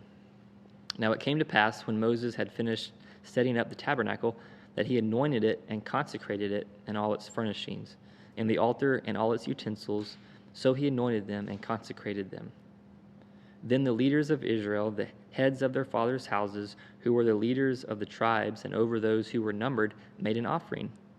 And they brought their offering before the Lord, 6 covered carts and 12 oxen, a cart for every 2 of the leaders, and for each one an ox, and they presented them before the tabernacle. Then the Lord spoke to Moses, saying, Accept these from them, that they may be used in doing the work of the tabernacle of meeting, and you shall give them to the Levites, to every man according to his service. So Moses took the carts and the oxen and gave them to the Levites. 2 carts and 4 oxen he gave to the sons of Gershon according to their service, and 4 carts and 8 oxen he gave to the sons of Merari according to their service, under the authority of Ithamar, the son of Aaron the priest. But to the sons of Kohath he gave none, because theirs was the service of the holy things which they carried on their shoulders. Now the leaders offered the dedication offering for the altar when it was anointed, so the leaders offered their offering before the altar. For the Lord said to Moses, "They shall offer their offering 1 leader each day for the dedication of the altar." And the one who offered his offering on the first day was Nahshon, the son of Amminadab, from the tribe of Judah. His offering was 1 silver platter, the weight of which was 130 shekels, and 1 silver bowl of 70 shekels, according to the shekel of the sanctuary, both of them full of fine flour mixed with oil as a grain offering. 1 gold pan of 10 shekels full of incense, 1 young bull, 1 ram, and 1 male lamb in its first year as a burnt offering, 1 kid of the goats as a sin offering, and for the sacrifice of peace offerings, 2 oxen, 5 rams, 5 male goats, and 5 male lambs in their first year. This was the offering of Nahshon, the son of Amminadab. On the second day, Nethanel, the son of Zuar, leader of Issachar, presented an offering. For his offering he offered 1 silver platter, the weight of which was 130 shekels, and 1 silver bowl full of 70 shekels, according to the shekel of the sanctuary, both of them full of fine flour mixed with oil as a grain offering. 1 gold pan of 10 shekels full of incense, 1 young bull, 1 ram, and 1 male lamb in its first year as a burnt offering, 1 kid of the goats as a sin offering, and as the sacrifice of peace offerings, 2 oxen, 5 rams, 5 male goats, and 5 male lambs as a sin offering, and for the sacrifice of peace offerings, 2 oxen, 5 rams, 5 male goats, and 5 male lambs in their first year. This was the offering of Eliab, the son of Helon. On the 4th day, Eliezer, the son of Shedeur, leader of the children of Reuben, presented an offering. His offering was 1 silver platter, the weight of which was 130 shekels, and 1 silver bowl of 70 shekels, according to the shekel of the sanctuary, both of them full of fine flour mixed with oil as a grain offering. 1 gold pan of 10 shekels, full of incense, 1 young bull, 1 ram, and 1 male lamb in its first year as a burnt offering. 1 kid of the goats as a sin offering, and as the sacrifice of peace offerings, 2 oxen, 5 rams, 5 male goats, and 5 male lambs in their first year. This was the offering of Eliezer, the son of Shedeur. On the 5th day, Shelumiel, the son of Zurishaddai, leader of the children of Simeon, presented an offering. His offering was 1 silver platter, the weight of which was 130 shekels, and 1 silver bowl of 70 shekels, according to the shekel of the sanctuary, both of them full of fine flour mixed with oil as a grain offering. 1 gold pan of 10 shekels full of incense, 1 young bull, 1 ram, and 1 male lamb in its first year as a burnt offering. 1 kid of the goats as a sin offering, and as the sacrifice of peace offerings, 2 oxen, 5 ram, 5 male goats, and 5 male lambs in their first year. This was the offering of Shelumiel, the son of Zurishaddai.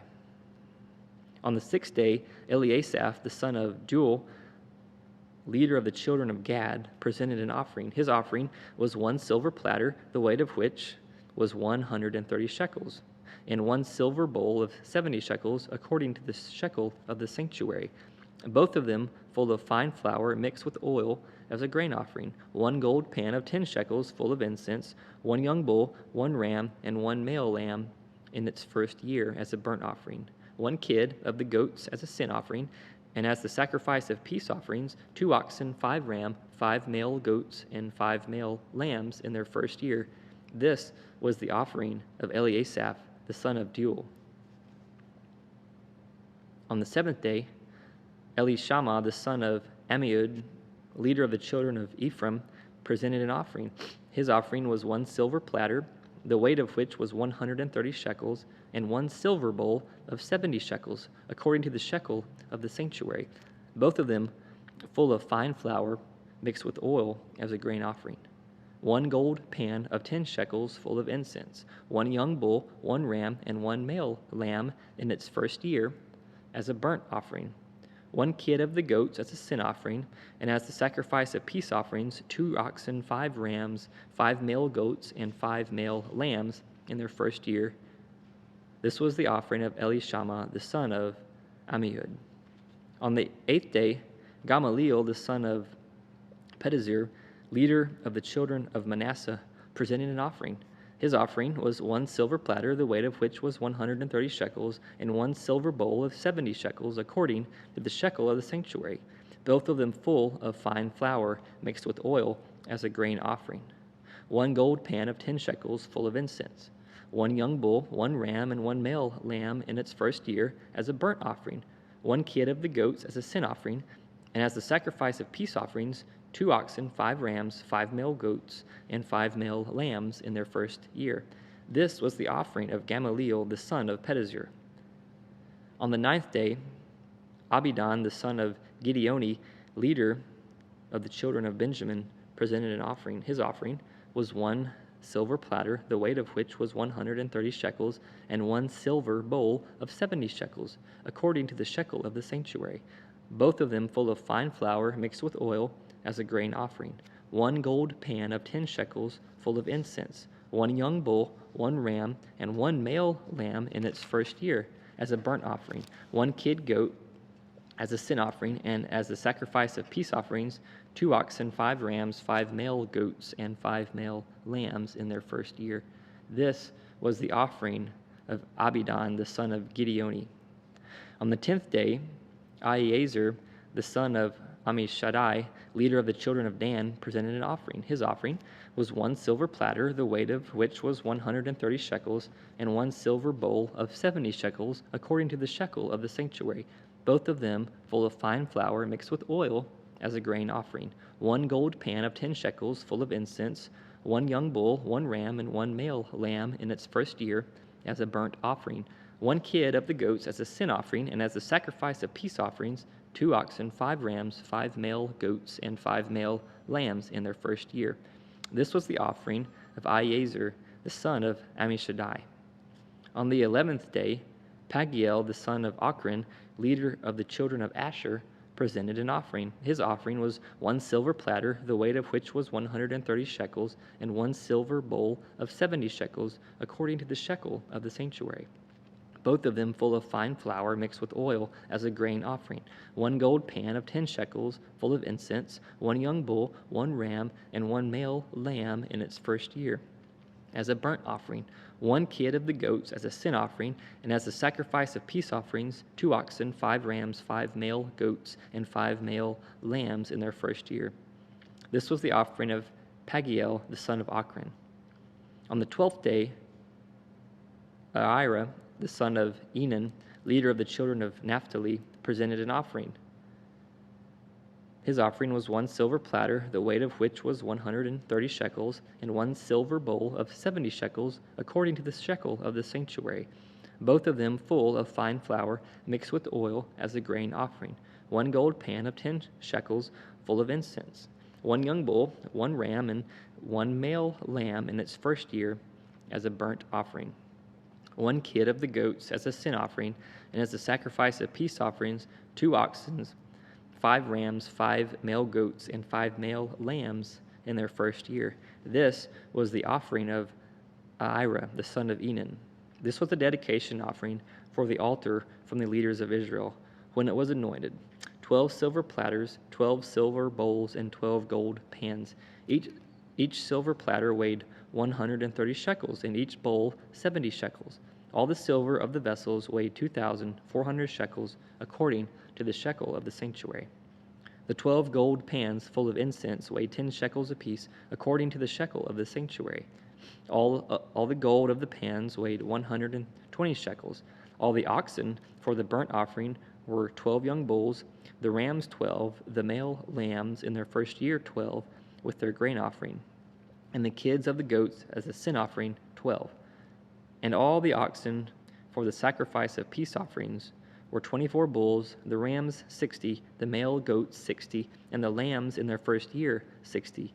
This was the dedication offering for the altar after it was anointed. Now, when Moses went into the tabernacle of meeting to speak with him, he heard the voice of one speaking to him from above the mercy seat that was on the ark of the testimony, from between the two cherubim.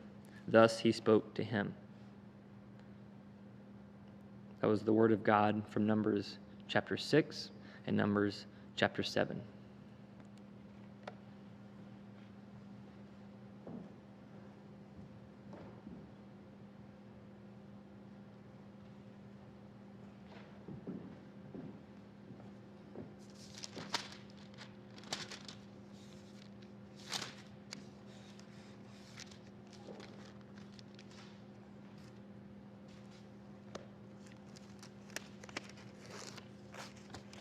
Jim Blanton, reading chapters 8, 9, and 10 from Numbers. And the Lord spoke to Moses, saying, Speak to Aaron and say to him, When you arrange the lamps, the 7 lamps shall give light in front of the lampstand. And Aaron did so. He arranged the lamps to face towards the front of the lampstand, as the Lord commanded Moses. Now his workmanship of the lampstand was hammered gold. From its shaft to its flowers it was hammered work. According to the pattern which the Lord had shown Moses, so he made the lampstand. Then the Lord spoke to Moses, saying, Take the Levites from among the children of Israel and cleanse them ceremonially. Thus you shall do to them to cleanse them. Sprinkle water of purification on them, and let them shave all their body, and let them wash their clothes, and so make themselves clean. Then let them take a young bull with its grain offering of fine flour mixed with oil, and you shall take another young bull as a sin offering, and you shall bring the Levites before the tabernacle of meeting, and you shall gather together the whole congregation of the children of Israel. So you shall bring the Levites before the Lord, and the children of Israel shall lay their hands on the Levites, and Aaron shall offer the Levites before the Lord like a wave offering from the children of Israel, that they may perform the work of the Lord. Then the Levites shall lay their hands on the heads of the young bulls, and you shall offer one as a sin offering, and the other as a burnt offering to the Lord, to make atonement for the Levites. And you shall stand the Levites before Aaron and his sons, and then offer them like a wave offering to the Lord. Thus you shall separate the Levites from among the children of Israel, and the Levites shall be mine. After that the Levites shall go into service for the tabernacle of meeting. So you shall cleanse them and offer them like a wave offering, for they are wholly given to me from among the children of Israel. I have taken them for myself, instead of all who open the womb, the firstborn of all the children of Israel. For all the firstborn among the children of Israel are mine, both man and beast, on the day that I struck all the firstborn in the land of Egypt. I sacrificed them to myself. I have taken the Levites instead of all the firstborn of the children of Israel, and I have given the Levites as a gift to Aaron and his sons from among the children of Israel to do the work for the children of Israel in the tabernacle of meeting, and to make atonement for the children of Israel, that there be no plague among the children of Israel when the children of Israel come near the sanctuary. Thus Moses and Aaron and all the congregation of the children of Israel did to the Levites, according to all that the Lord commanded Moses concerning the Levites, so the children of Israel did to them. And the Levites purified themselves and washed their clothes. Then Aaron presented them like a wave offering before the Lord, and Aaron made atonement for them to cleanse them. After that, the Levites went in to do their work in the tabernacle of the meeting before Aaron and his sons, as the Lord commanded Moses concerning the Levites, so they did to them. Then the Lord spoke to Moses, saying, This is what pertains to the Levites. From 25 years old and above, one may enter to perform service in the work of the tabernacle of meeting. And at the age of 50 years, they must cease performing this work, and shall work no more. They may minister with their brethren in the tabernacle of meeting, to attend to needs, but they themselves shall do no work. Thus you shall do to the Levites regarding their duties. Now the Lord spoke to Moses in the wilderness of Sinai in the first month of the second year after they had come out of the land of Egypt, saying, Let the children of Israel keep the Passover at its appointed time. On the 14th day of this month at twilight you shall keep it at its appointed time. According to all its rites and ceremonies you shall keep it. So Moses told the children of Israel that they should keep the Passover, and they kept the Passover on the 14th day of the first month at twilight in the wilderness of Sinai, according to all that the Lord commanded Moses, so the children of Israel did. Now there were certain men who were defiled by a human corpse, so that they could not keep the Passover on that day. And they came before Moses and Aaron that day, and those men said to him, We became defiled by a human corpse. Why are we kept from presenting the offering of the Lord at its appointed time among the children of Israel? And Moses said to them, Stand still, that I may hear what the Lord will command concerning you. Then the Lord spoke to Moses, saying, Speak to the children of Israel, saying, If any one of you or your posterity is unclean because of a corpse, or is far away on a journey, he may still keep the Lord's Passover. On the 14th day of the second month at twilight they may keep it. They shall eat it with unleavened bread and bitter herbs. They shall leave none of it until morning, nor break one of its bones. According to all the ordinances of the Passover they shall keep it. But the man who is clean and is not on a journey, and ceases to keep the Passover, that same person shall be cut off from among his people, because he did not bring the offering of the Lord at its appointed time. That man shall bear his sin. And if a stranger dwells among you, and would keep the Lord's Passover, he must do so according to the rite of the Passover, and according to its ceremony. You shall have one ordinance, both for the stranger and the native of the land. Now on the day that the tabernacle was raised up, the cloud covered the tabernacle, the tent of the testimony. From evening until morning, it was above the tabernacle like the appearance of fire. So it was always. The cloud covered it by day, and the appearance of fire by night. Whenever the cloud was taken up from above the tabernacle, after that the children of Israel would journey. And in the place where the cloud settled, there the children of Israel would pitch their tents. At the command of the Lord, the children of Israel would journey, and at the command of the Lord they would camp. As long as the cloud stayed above the tabernacle, they remained encamped. Even when the cloud continued long, many days above the tabernacle, the children of the Lord kept the charge of the Lord and did not journey. So it was when the cloud was above the tabernacle a few days, according to the command of the Lord, they would remain encamped. And according to the command of the Lord, they would journey. So it was when the cloud remained only from evening until morning.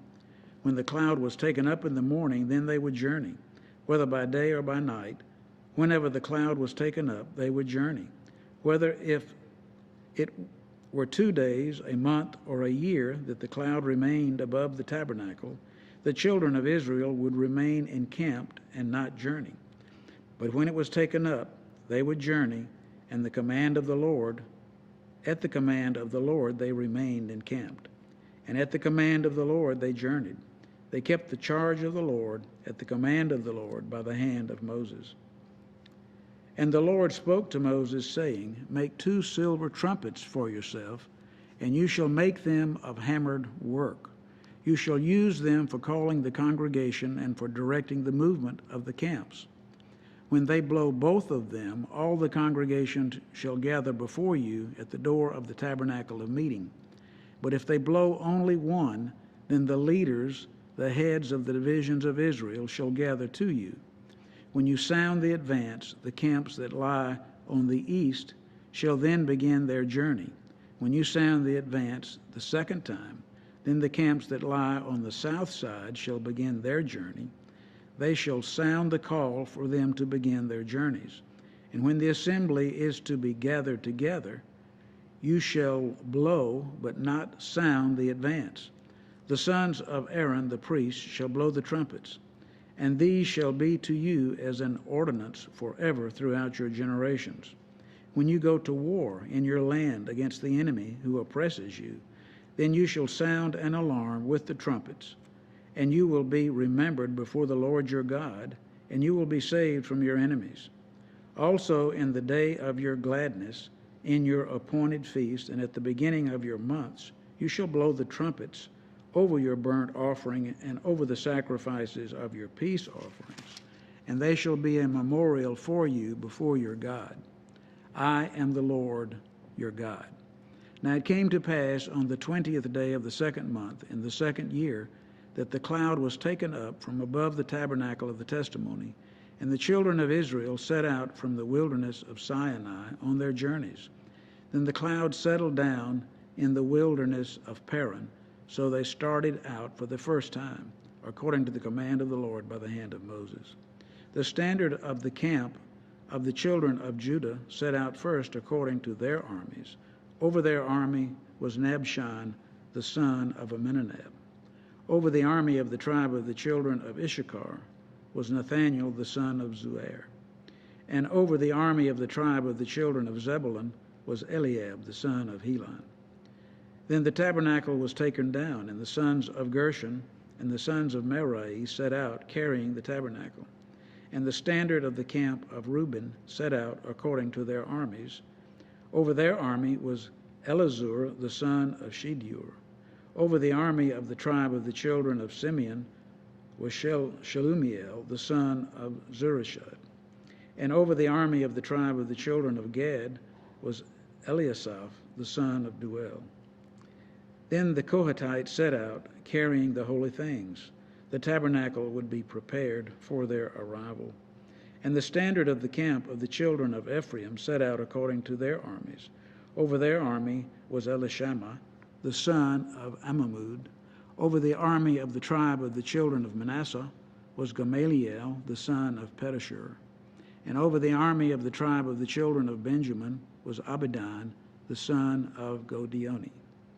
Then the standard of the camp of the children of Dan, the rear guard of all the camps, set out according to their armies. Over their army was Aezer, the son of Ammishaddai. Over the army of the tribe of the children of Asher was Pagiel, the son of Okram. And over the army of the tribe of the children of Naphtali was Ahira, the son of Enan. Thus was the order of march of the children of Israel according to their armies when they began their journey. Now Moses said to Hobab, the son of Reuel the Midianite, Moses' father-in-law, "We are setting out for the place of which the Lord said, 'I will give it to you.' Come with us, and we will treat you well, for the Lord has promised good things to Israel." And he said to him, "I will not go, but I will depart to my own land and to my relatives." So Moses said, "Please do not leave, inasmuch as you know how we are to camp in the wilderness, and you can be our eyes. And it shall be, if you go with us, indeed it shall be, that whatever good the Lord will do to us, the same we will do to you." So they departed from the mountain of the Lord on a journey of 3 days, and the ark of the covenant of the Lord went before them for the 3 days' journey to search out the resting place for them. And the cloud of the Lord was above them by day when they went out from the camp. So it was, whenever the ark set out, that Moses said, "Rise up, O Lord, let your enemies be scattered, and let those who hate you flee before you." And when it rested, he said, "Return, O Lord, to the many thousands of Israel."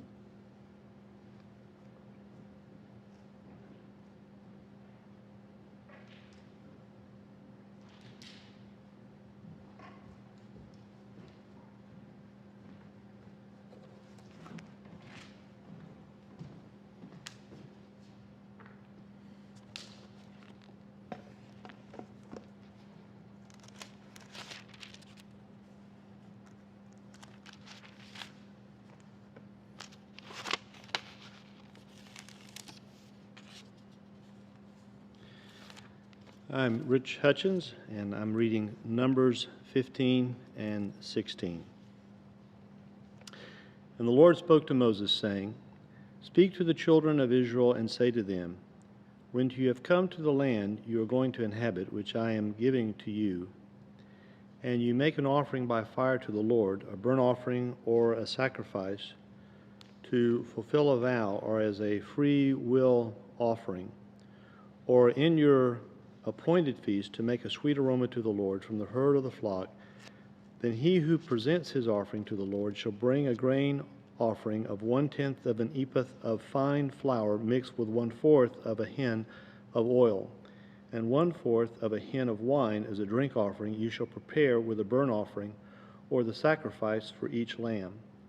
Or for a ram you shall prepare as a grain offering 2/10 of an ephah of fine flour mixed with 1/3 of a hin of oil, and as a drink offering you shall offer 1/3 of a hin of wine as a sweet aroma to the Lord.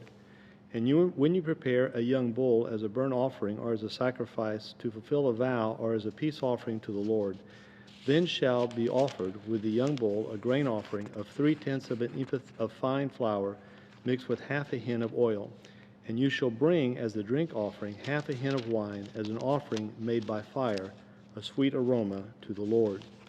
Thus it shall be done for each young bull, for each ram, or for each lamb or young goat. According to the number that you prepare, so you shall do with everyone according to their number. All who are native born shall do. Then it will be, when you eat of the bread of the land, and you shall offer up a heave offering to the Lord. You shall offer up a cake of the first of your ground meal as a heave offering to the Lord.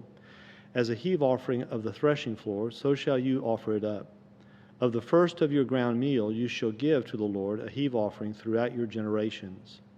If you sin unintentionally and do not observe all these commandments which the Lord has spoken to Moses, all that the Lord has commanded you by the hand of Moses, from the day the Lord gave commandment and onward throughout your generations, then it will be, if it is unintentionally committed without the knowledge of the congregation, that the whole congregation shall offer one young bull as a burnt offering, as a sweet aroma to the Lord, with its grain offering and its drink offering, according to the ordinance, and one kid of the goats as a sin offering. So the priest shall make atonement for the whole congregation of the children of Israel, and it shall be forgiven them, for it was unintentional. They shall bring their offering, an offering made by fire to the Lord, and their sin offering before the Lord, for their unintended sin.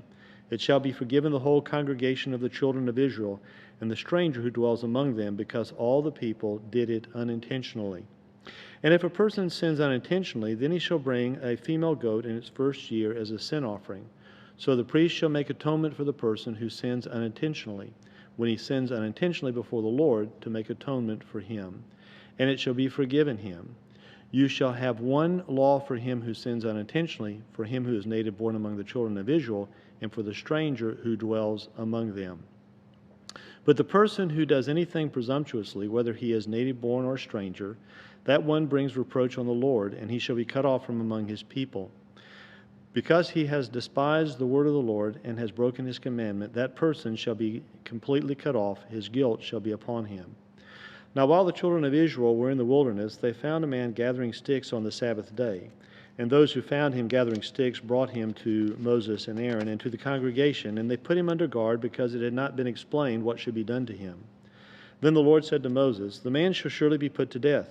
All the congregation shall stone him with stones outside the camp.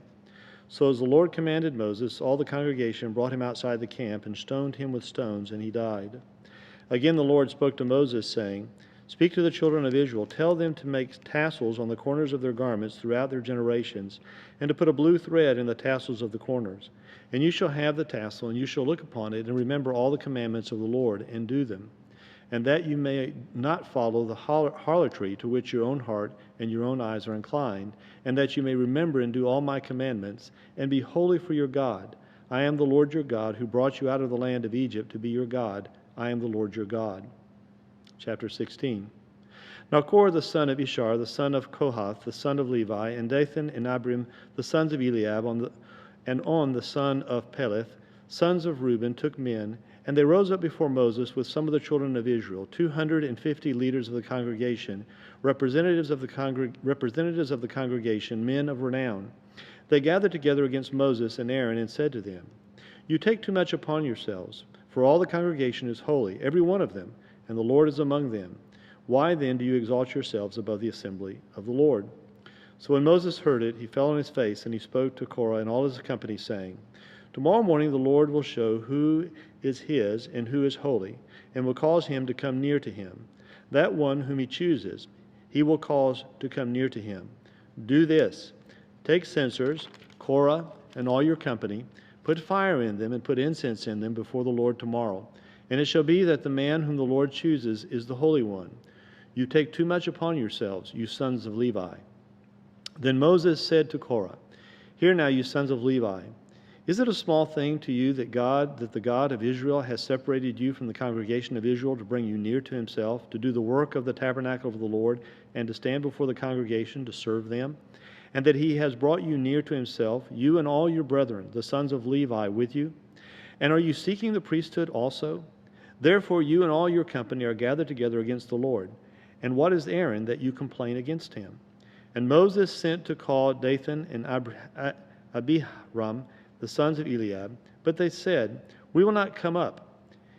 Is it a small thing that you have brought us up out of a land flowing with milk and honey, to kill us in the wilderness, that you should keep acting like a prince over us? Moreover, you have not brought us into a land flowing with milk and honey, nor given us the inheritance of fields and vineyards. Will you put out the eyes of these men? We will not come up." Then Moses was very angry and said to the Lord, "Do not respect their offering. I have not taken one donkey for them, nor have I hurt one of them." And Moses said to Korah, "Tomorrow you and all your company be present before the Lord, you and they, as well as Aaron. Let each take his censer and put incense in it, and each of you bring his censer before the Lord, 250 censers, both you and Aaron, each with his censer."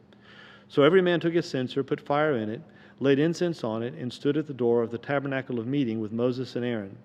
And Korah gathered all the congregation against them at the door of the tabernacle of meeting. Then the glory of the Lord appeared to all the congregation. And the Lord spoke to Moses and Aaron, saying, "Separate yourselves from among this congregation, that I may consume them in a moment." Then they fell on their faces and said, "O God, the God of the spirits of all flesh, shall one man sin, and you be angry with all the congregation?" So the Lord spoke to Moses, saying, "Speak to the congregation, saying, Get away from the tents of Korah, Dathan, and Abiram." Then Moses rose and went to Dathan and Abiram and to the elders of Israel, and the elders of Israel followed him. And he spoke to the congregation, saying, "Depart now from the tents of these wicked men. Touch nothing of theirs, lest you be consumed in all their sins." So they got away from around the tents of Korah, Dathan, and Abiram. And Dathan and Abiram came out and stood at the door of their tents with their wives, their sons, and their little children. And Moses said, "By this you shall know that the Lord has sent me to do all these works, for I have not done them of my own will. If these men die naturally like all men, or if they are visited by the common fate of all men, then the Lord has not sent me. But if the Lord creates a new thing, and the earth opens its mouth and swallows them up with all that belongs to them, and they go down alive into the pit, then you will understand that these men have rejected the Lord." Now it came to pass, as he finished speaking all these words, that the ground split apart under them, and the earth opened its mouth and swallowed them up, with their households and all the men with Korah and all their goods. So they and all those who with them went down alive into the pit. The earth closed over them, and they perished from among the assembly. Then all Israel who were around them fled at their cry, for they said, "Lest the earth swallow us up also." And a fire came out from the Lord and consumed the 250 men who were offering incense. Then the Lord spoke to Moses, saying, "Tell Eleazar the son of Aaron the priest to pick up the censers out of the blaze, for they are holy, and scatter the fire some distance away. The censers of these men who sinned against their own souls, let them be made into hammered plates as a covering for the altar, because they presented them before the Lord. Therefore they are holy. And they shall be a sign to the children of Israel." So Eleazar the priest took the bronze censers, which those who were burned up had presented, and they were hammered out as a covering on the altar, to be a memorial to the children of Israel, that no outsider who is not a descendant of Aaron should come near to offer incense before the Lord, that he might not become like Korah and his companions, just as the Lord had said to him through Moses. On the next day, all the congregation of the children of Israel complained against Moses and Aaron, saying, "You have killed the people of the Lord." Now it happened, when the congregation had gathered against Moses and Aaron, that they turned toward the tabernacle of meeting, and suddenly the cloud covered it, and the glory of the Lord appeared. Then Moses and Aaron came before the tabernacle of meeting, and the Lord spoke to Moses, saying, "Get away from among this congregation, that I may consume them in a moment." And they fell on their faces. So Moses said to Aaron, "Take a censer and put fire in it from the altar, and put the incense on it, and take it quickly to the congregation, and make atonement for them. For wrath has gone out from the Lord. The plague has begun." Then Aaron took it as Moses commanded, and ran into the midst of the assembly, and already the plague had begun among the people. So he put in the incense and made atonement for the people. And he stood between the dead and the living, so the plague was stopped. Now those who died in the plague were 14,700, besides those who died in the Korah incident. So Aaron returned to Moses at the door of the tabernacle of meeting, for the plague had stopped.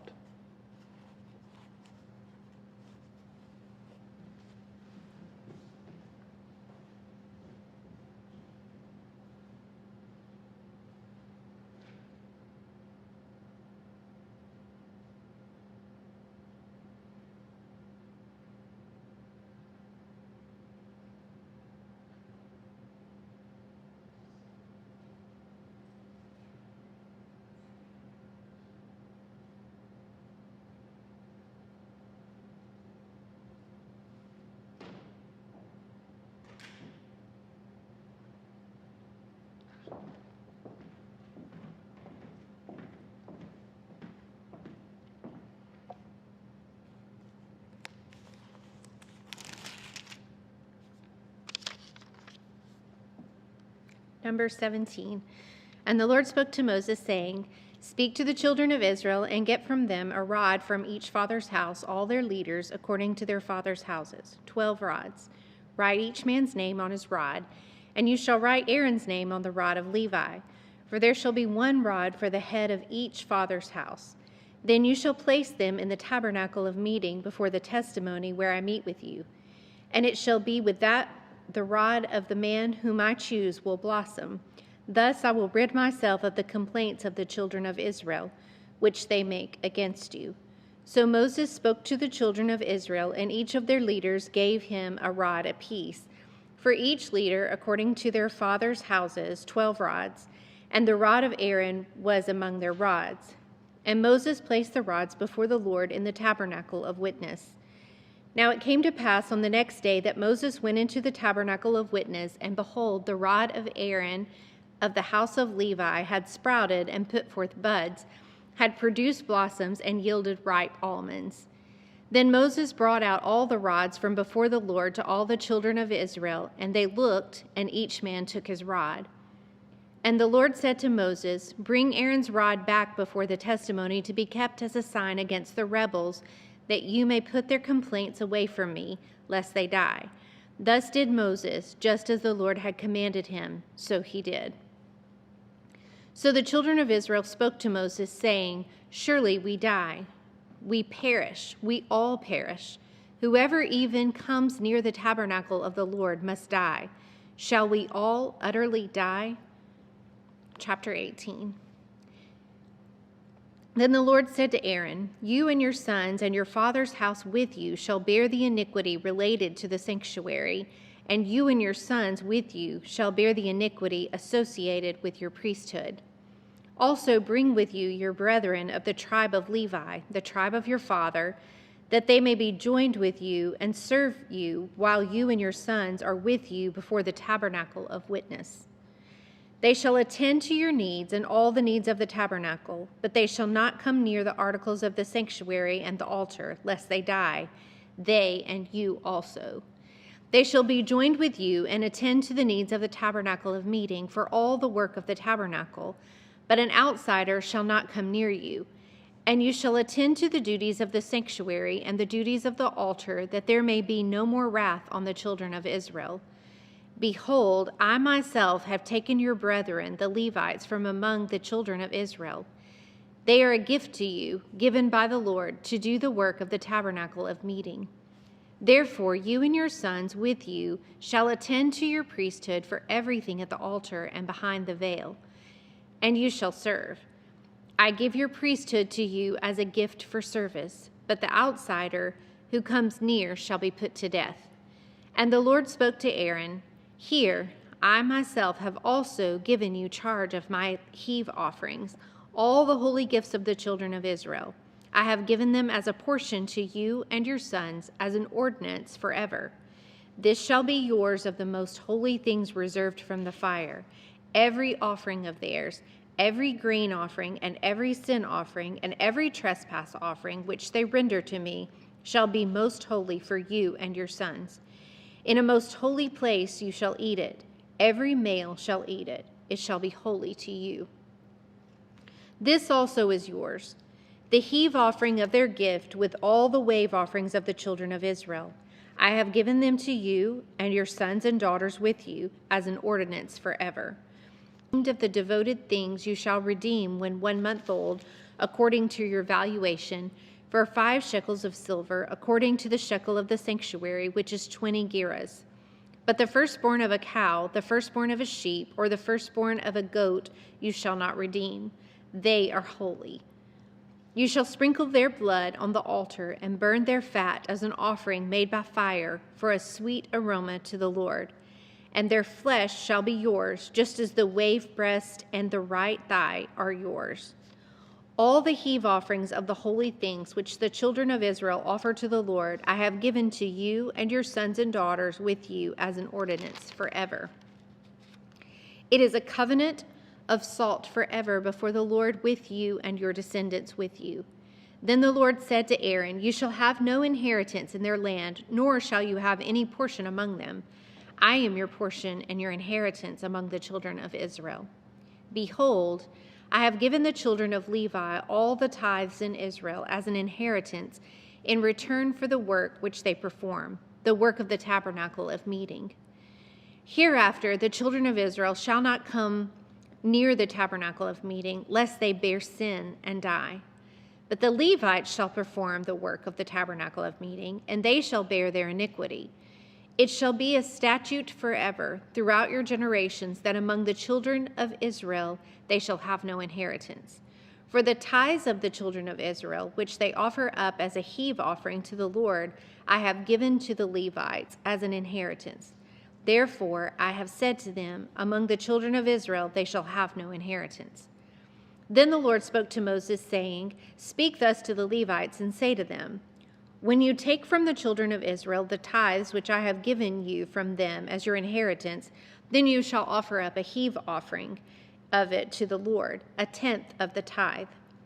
And your heave offering shall be reckoned to you as though it were the grain of the threshing floor and as the fullness of the winepress.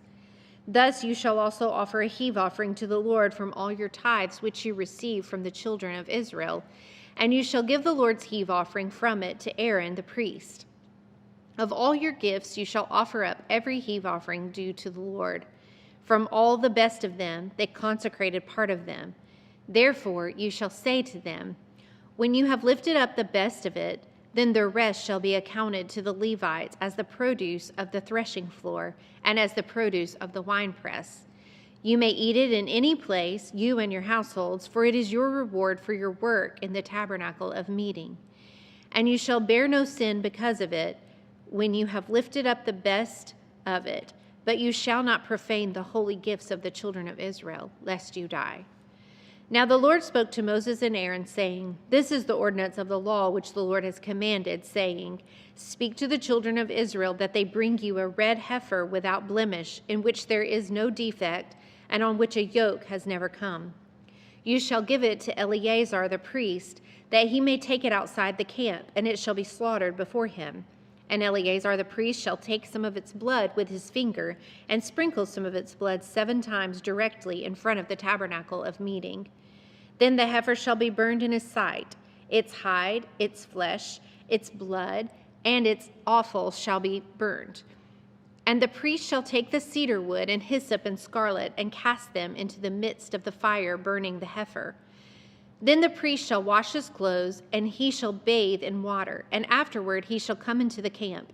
The priest shall be unclean until evening, and the one who burns it shall wash his clothes in water, bathe in water, and shall be unclean until evening.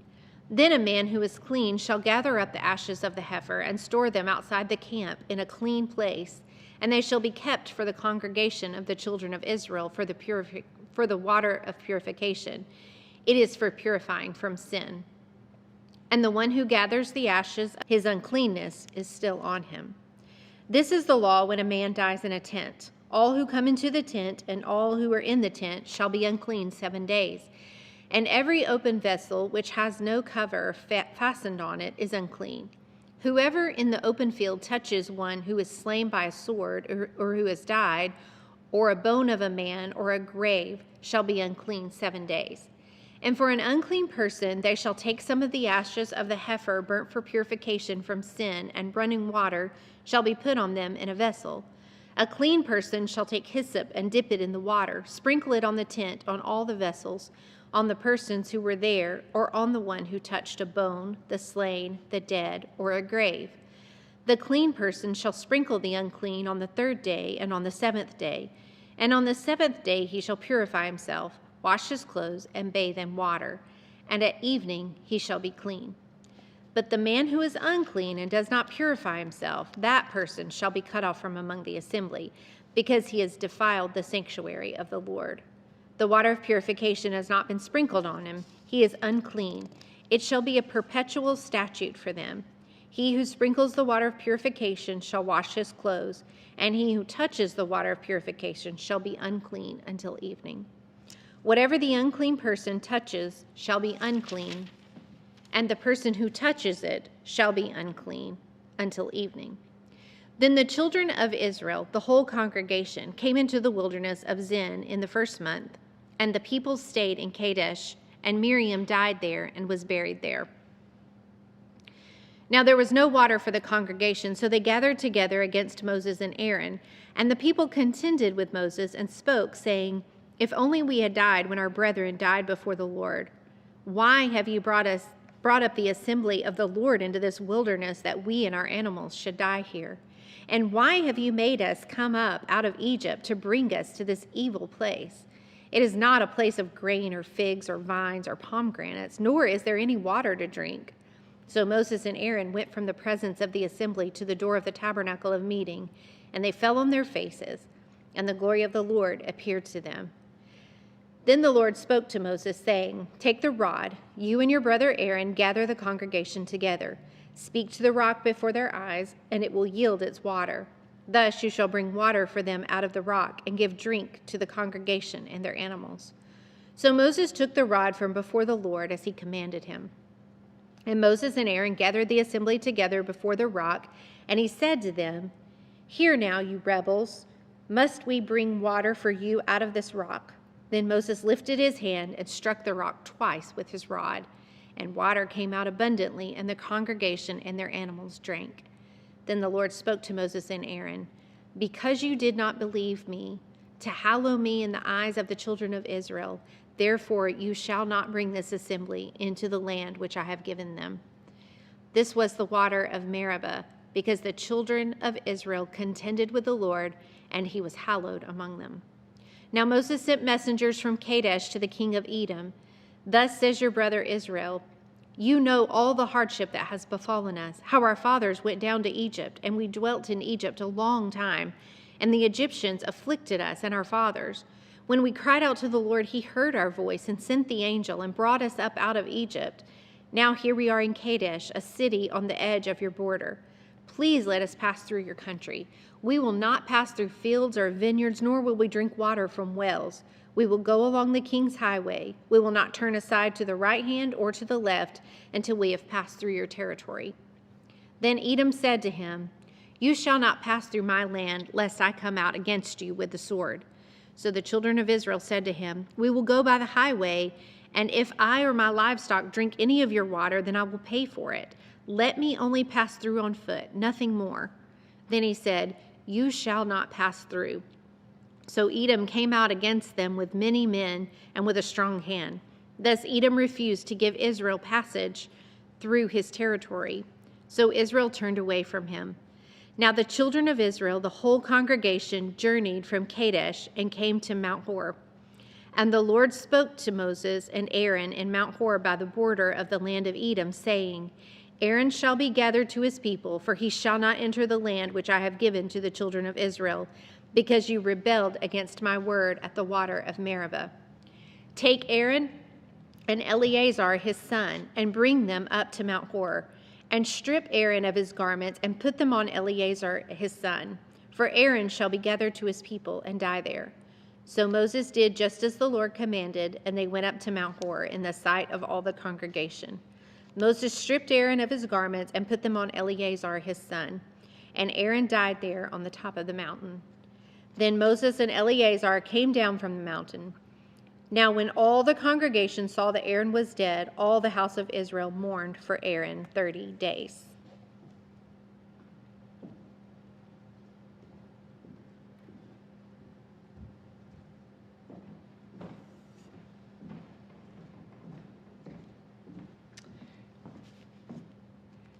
And I'll be reading Numbers chapter 21 through 23. And the king of Arad, the Canaanite, who dwelt in the south, heard that Israel was coming on the road to Atharim. There he fought against Israel and took some of them prisoners. So Israel made a vow to the Lord and said, "If you will indeed deliver this people into my hand, then I will utterly destroy their cities." And the Lord listened to the voice of Israel and delivered up the Canaanites, and they utterly destroyed them in their cities. So the name of that place was called Hormah. Then they journeyed from Mount Hor by the way of the Red Sea to go around the land of Edom. And the soul of the people became very discouraged on the way, and the people spoke against God and against Moses. "Why have you brought us up out of Egypt to die in the wilderness? For there is no food and no water, and our soul loathes this worthless bread." So the Lord sent fiery serpents among the people, and they bit the people, and many of the people of Israel died. Therefore the people came to Moses and said, "We have sinned, for we have spoken against the Lord and against you. Pray to the Lord that he take away the serpents from us." So Moses prayed for the people. Then the Lord said to Moses, "Make a fiery serpent and set it on a pole, and it shall be that everyone who is bitten, when he looks at it, shall live." So Moses made a bronze serpent and put it on a pole, and so it was, if a serpent had bitten anyone, when he looked at the bronze serpent, he lived. Now the children of Israel moved on and camped in Abath, and they journeyed from Abath and camped at Jete-Abarim in the wilderness, which is east of Moab, toward the sunrise. From there they moved and camped in the valley of Zered.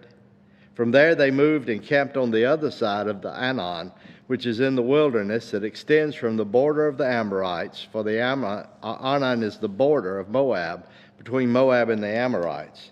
Therefore it is said in the book of the wars of the Lord, Wahab and Sapha, the brooks of the Arnon, and the slope of the brooks that reaches down to the dwelling of Ar, and lies at the border of Moab.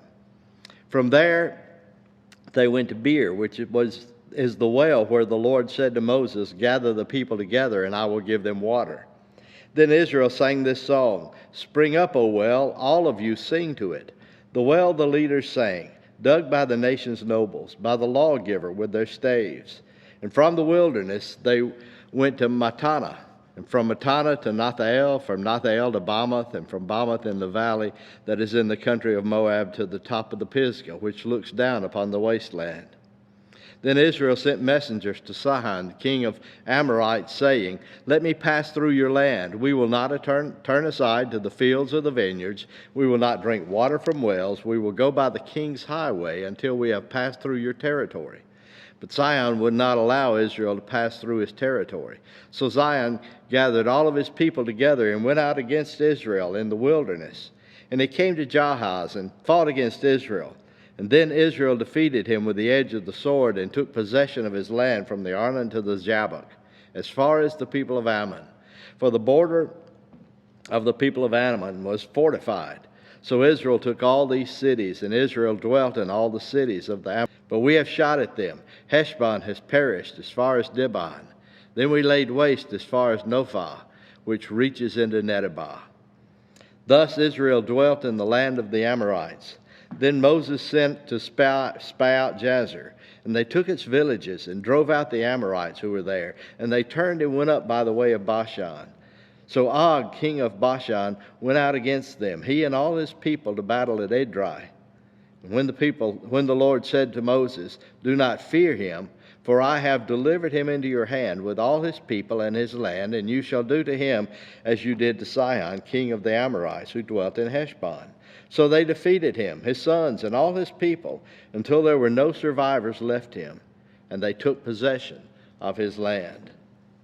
Then the children of Israel moved and camped in the plain of Moab on the side of the Jordan across from Jericho. Now Balak, the son of Zippor, saw all that Israel had done to the Amorites, and Moab was exceedingly afraid of the people because they were many, and Moab was sick with dread because of the children of Israel. So Moab said to the elders of Midian, "Now this company will lick up everything around us, as an ox licks up the grass of the field." So Balak, the son of Zippor, was king of the Moabs at the time. And he sent messengers to Balaam, the son of Beor, at Pethor, which is near the river, in the land of the sons of his people, to call to him and say, "Look, a people has come from Egypt. See, they cover the face of the earth and are settling next to me. Therefore, please come at once. Curse this people for me, for they are too mighty for me. Perhaps I shall be able to defeat them and drive them out of the land, for I know that he whom you bless is blessed, and he whom you curse is cursed." So the elders of Moab and the elders of Midian departed with the diviner's fee in their hand, and they came to Balaam, and they spoke to him the words of the king, and he said to them, "Lodge here tonight, and I will bring back word to you as the Lord speaks to me." So the princes of Moab stayed with Balaam. Then God came to Balaam and said, "Who are these men with you?" And Balaam said to God, "Balak, the son of Zippor, king of Moab, has sent to me, saying, 'Look, a people has come out of Egypt, and they cover the face of the earth. Come now and curse them for me. Perhaps I shall be able to overpower them and drive them out.' And God said to Balaam, 'You shall not go with them. You shall not curse the people, for they are blessed.' So Balaam rose in the morning and said to the princes of Balak, 'Go back to your land, for the Lord has refused to give me permission to go with you.' And the princes of Moab rose and went to Balak and said, 'Balaam has refused to come to us.' So Balak again sent princes, more numerous and more honorable than they. And they came to Balaam and said to him, 'Thus says Balak, the son of Zippor, please let nothing hinder you from coming to me, for I will certainly honor you greatly, and I will do whatever you say to me. Therefore please come and curse this people for me.' Then Balaam answered and said to the servants of Balak, 'Though Balak were to give me his house full of silver and gold, I could not go beyond the word of the Lord my God, to do less or more. Now therefore, please you also stay here tonight, that I may know what more the Lord will say to me.' And God came to Balaam at night and said to him, 'If the men come to call you, rise and go with them. But only the word which I speak to you, that shall you do.' So Balaam rose in the morning and saddled his donkey and went with the princes of Moab. Then God's anger was aroused because he went, and the angel of the Lord took his stand in the way as an adversary against him. And he was riding on his donkey, and his two servants were with him. Now the donkey saw the angel of the Lord standing in the way with his drawn sword in his hand, and the donkey turned aside out of the way and went into the field. So Balaam struck the donkey to turn her back onto the road, and the angel of the Lord stood in a narrow path between the vineyards, with a wall on this side and a wall on that side. And when the donkey saw the angel of the Lord, she pushed herself against the wall and crushed Balaam's foot against the wall. So he struck her again. Then the angel of the Lord went further and stood in a narrow place where there was no way to turn, either to the right hand or to the left. And when the donkey saw the angel of the Lord, she lay down under Balaam. So Balaam's anger was aroused, and he struck the donkey with his staff. Then the Lord opened the mouth of the donkey, and she said to Balaam, What have I done to you that you have struck me these 3 times? And Balaam said to the donkey, Because you have abused me, I wish there were a sword in my hand, for now I would kill you. So the donkey said to Balaam, Am I not your donkey on which you have ridden ever since I became yours to this day? Was I ever disposed to do this to you? And again he said, No. Then the Lord opened Balaam's eyes, and he saw the angel of the Lord standing in the way with his drawn sword in his hand. And he bowed his head and fell flat on his face. And the angel of the Lord said to him, Why have you struck your donkey these 3 times? Behold, I have come out to stand against you, because your way is perverse before me. The donkey saw me and turned aside from me these 3 times. If she had not turned aside from me, surely I would also have killed you by now, and let her live. And Balaam said to the angel of the Lord, I have sinned, for I did not know you stood in the way against me. Therefore, if it displeases you, I will turn back. Then the angel of the Lord said to Balaam, Go with these people, but only the word that I speak to you, that you shall speak. So Balaam went with the princes of Balak. And when Balak heard that Balaam was coming, he went out to meet him in the city of Moab, which is on the border of the Arnon, the boundary of that territory. Then Balak said to Balaam, Did I not earnestly send to you, calling for you? Why did you not come to me? Am I not able to honor you? And Balaam said to Balak, Look, I have come to you. Now, have I any power at all to say anything? The word that God puts in my mouth, that I must speak. So Balaam went with Balak, and they came to Kiriath-Huzoth. Then Balak offered oxen and sheep, and he sent some to Balaam and some to the princes who were with him. And so it was the next day that Balak took Balaam and brought him out to the high places of Baal, that from there he might observe the extent of the people. Then Balaam said to Balak, Build 7 altars for me here, and prepare for me here 7 bulls and 7 rams. And Balak did just as Balaam had spoken, and Balak and Balaam offered a bull and a ram on each altar. Then Balaam said to Balak, Stand by your burnt offering, and I will go. Perhaps the Lord will come to meet me, and whatever he shows me, I will tell you. So he went to a desolate height. And God met Balaam, and he said to him, I have prepared the 7 altars, and I have offered on each altar a bull and a ram. And then the Lord put a word in Balaam's mouth, and said, Return to Balak, and this you shall speak. So he returned to him, and there he was, standing by his burnt offering, he and all the princes of Moab. And he took up his oracle, and said, Balak the son of Moab has brought me from Aram, from the mountains of the east. Come, curse Jacob with me. Come and denounce Israel. How shall I curse whom God has not cursed? And how shall I denounce whom the Lord has not denounced?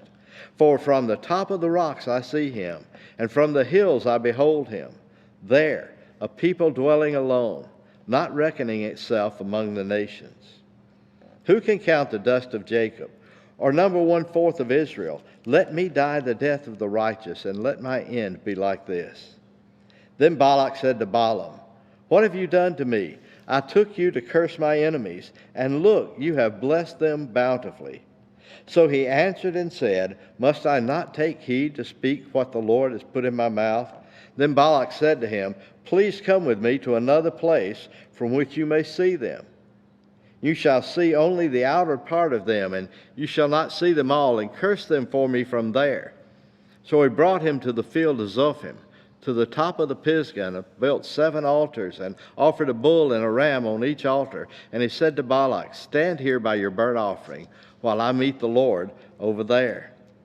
Then the Lord met Balaam, and put a word in his mouth, and said, Go back to Balak, and say, and thus you shall speak. So he came to him, and there he was, standing by his burnt offering, and the princes of Moab were with him. And Balak said to him, What has the Lord spoken? Then he took up his oracle and said, Rise up, Balak, and hear. Listen to me, son of Zippor. God is not a man that he should lie, nor a son of man that he should repent. Has he said, and will he not do? Or has he spoken, and will he not make it good? Behold, I received a command to bless. He has blessed, and I cannot reverse it. He has not observed iniquity in Jacob, nor has he seen wickedness in Israel. The Lord his God is with him, and the shout of a king is among them. God brings them out of Egypt. He has strength like a wild ox. For there is no sorcery against Jacob, nor any divination against Israel. It now must be said of Jacob and of Israel, oh, what God has done. Look, a people rises like a lioness and lifts itself like a lion. It shall not lie down until it devours the prey and drinks the blood of the slain.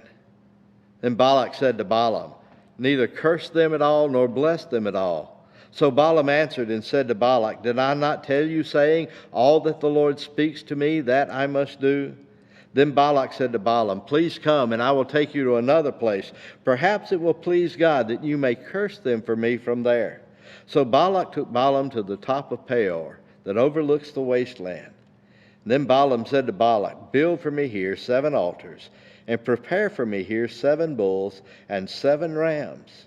And Balak did as Balaam had said, and offered a bull and a ram on every altar.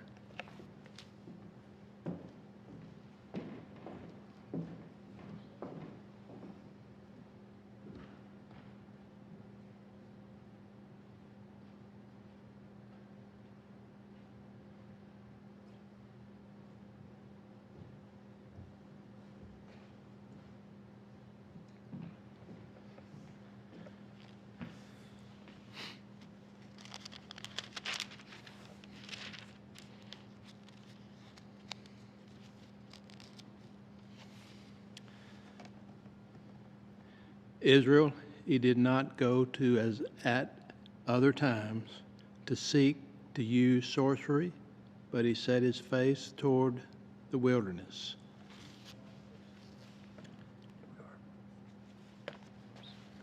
And Balaam raised his eyes. Yeah.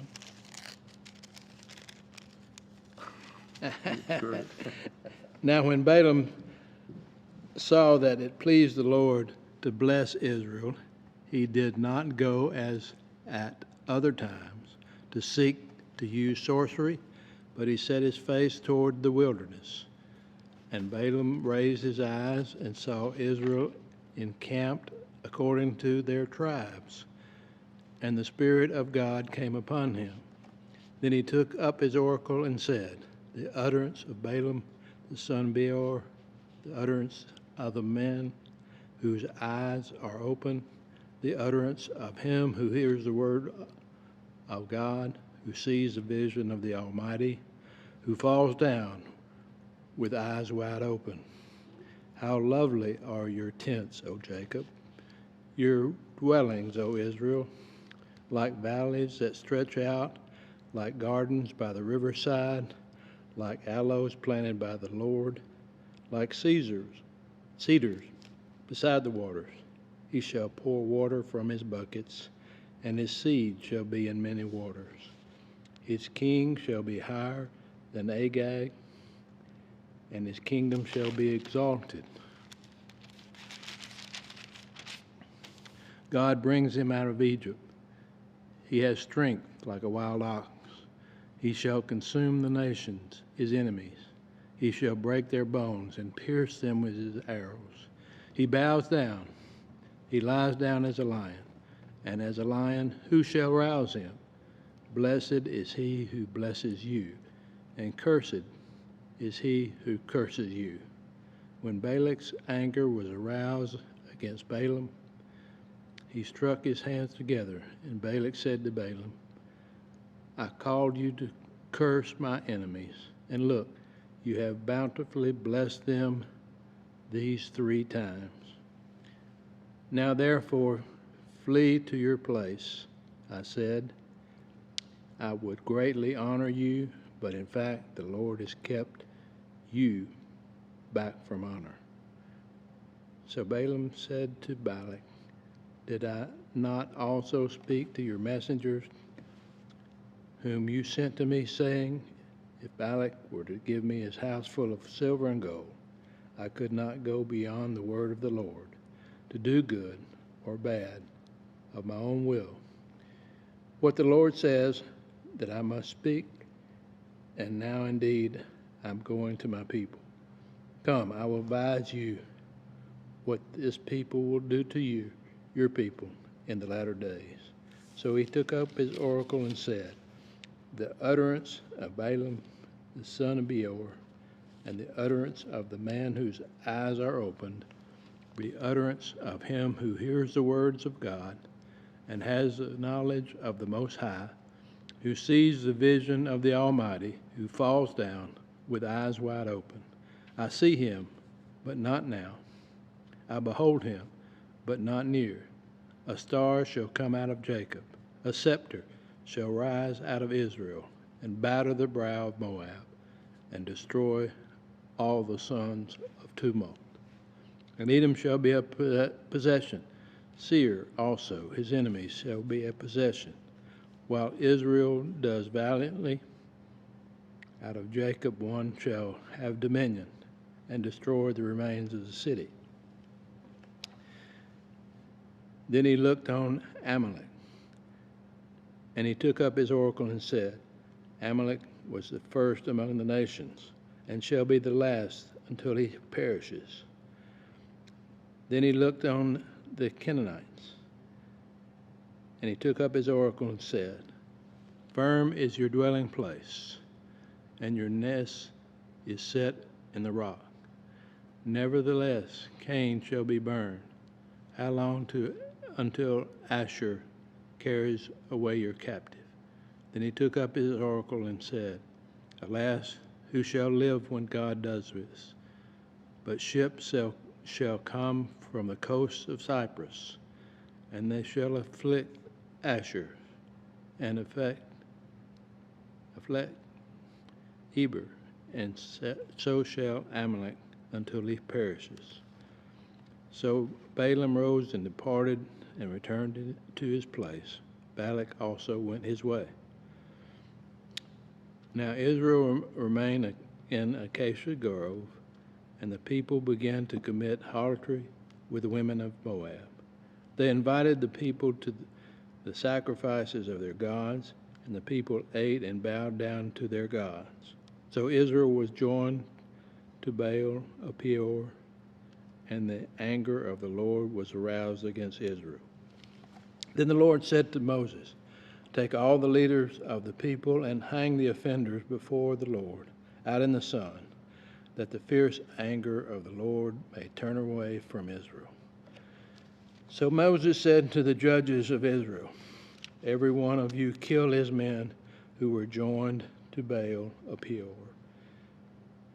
And indeed, one of the children of Israel came and presented to his brethren a Midianite woman in the sight of Moses and in the sight of all the congregation of the children of Israel, who were weeping at the door of the tabernacle of meeting. Now when Phinehas, the son of Eleazar, the son of Aaron the priest, saw it, he rose from among the congregation and took a javelin in his hand, and he went after the man of Israel into the tent and thrust both of them through, the man of Israel and the woman through her body. So the plague was stopped among the children of Israel, and those who died in the plague were 24,000. Then the Lord spoke to Moses, saying, Phinehas, the son of Eleazar, the son of Aaron the priest, has turned back my wrath from the children of Israel, because he was zealous with my zeal among them, and that I did not consume the children of Israel in my zeal. Therefore say, behold, I give him my covenant of peace, and it shall be to him and to his descendants, and after him a covenant of an everlasting priesthood, because he was zealous for his God and made atonement for the children of Israel.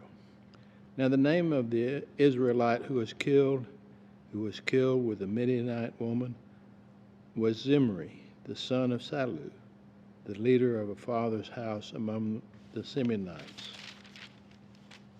And the name of the Midianite woman who was killed was Cosbi, the daughter of Zur. He was head of the people of a father's house in Midian. Then the Lord said to Moses, harass the Midianites and attack them, for they harassed you with their schemes by which they seduced you in the matter of Peor, and in the matter of Cosbi, the daughter of a leader of Midian, their sister, who was killed in the day of the plague because of Peor. And it came to pass, after the plague, that the Lord spoke to Moses and Eleazar, the son of Aaron the priest, saying, take a census of all the congregation of the children of Israel, and 20 years old, from 20 years old and above, by their fathers' houses, all who are able to go to war in Israel. So Moses spoke with Eleazar the priest, spoke with them in the plains of Moab by the Jordan, across from Jericho, saying, take a census of the people and from 20 years old and above, just as the Lord commanded Moses and the children of Israel who came out of the land of Egypt. Reuben was the firstborn of Israel.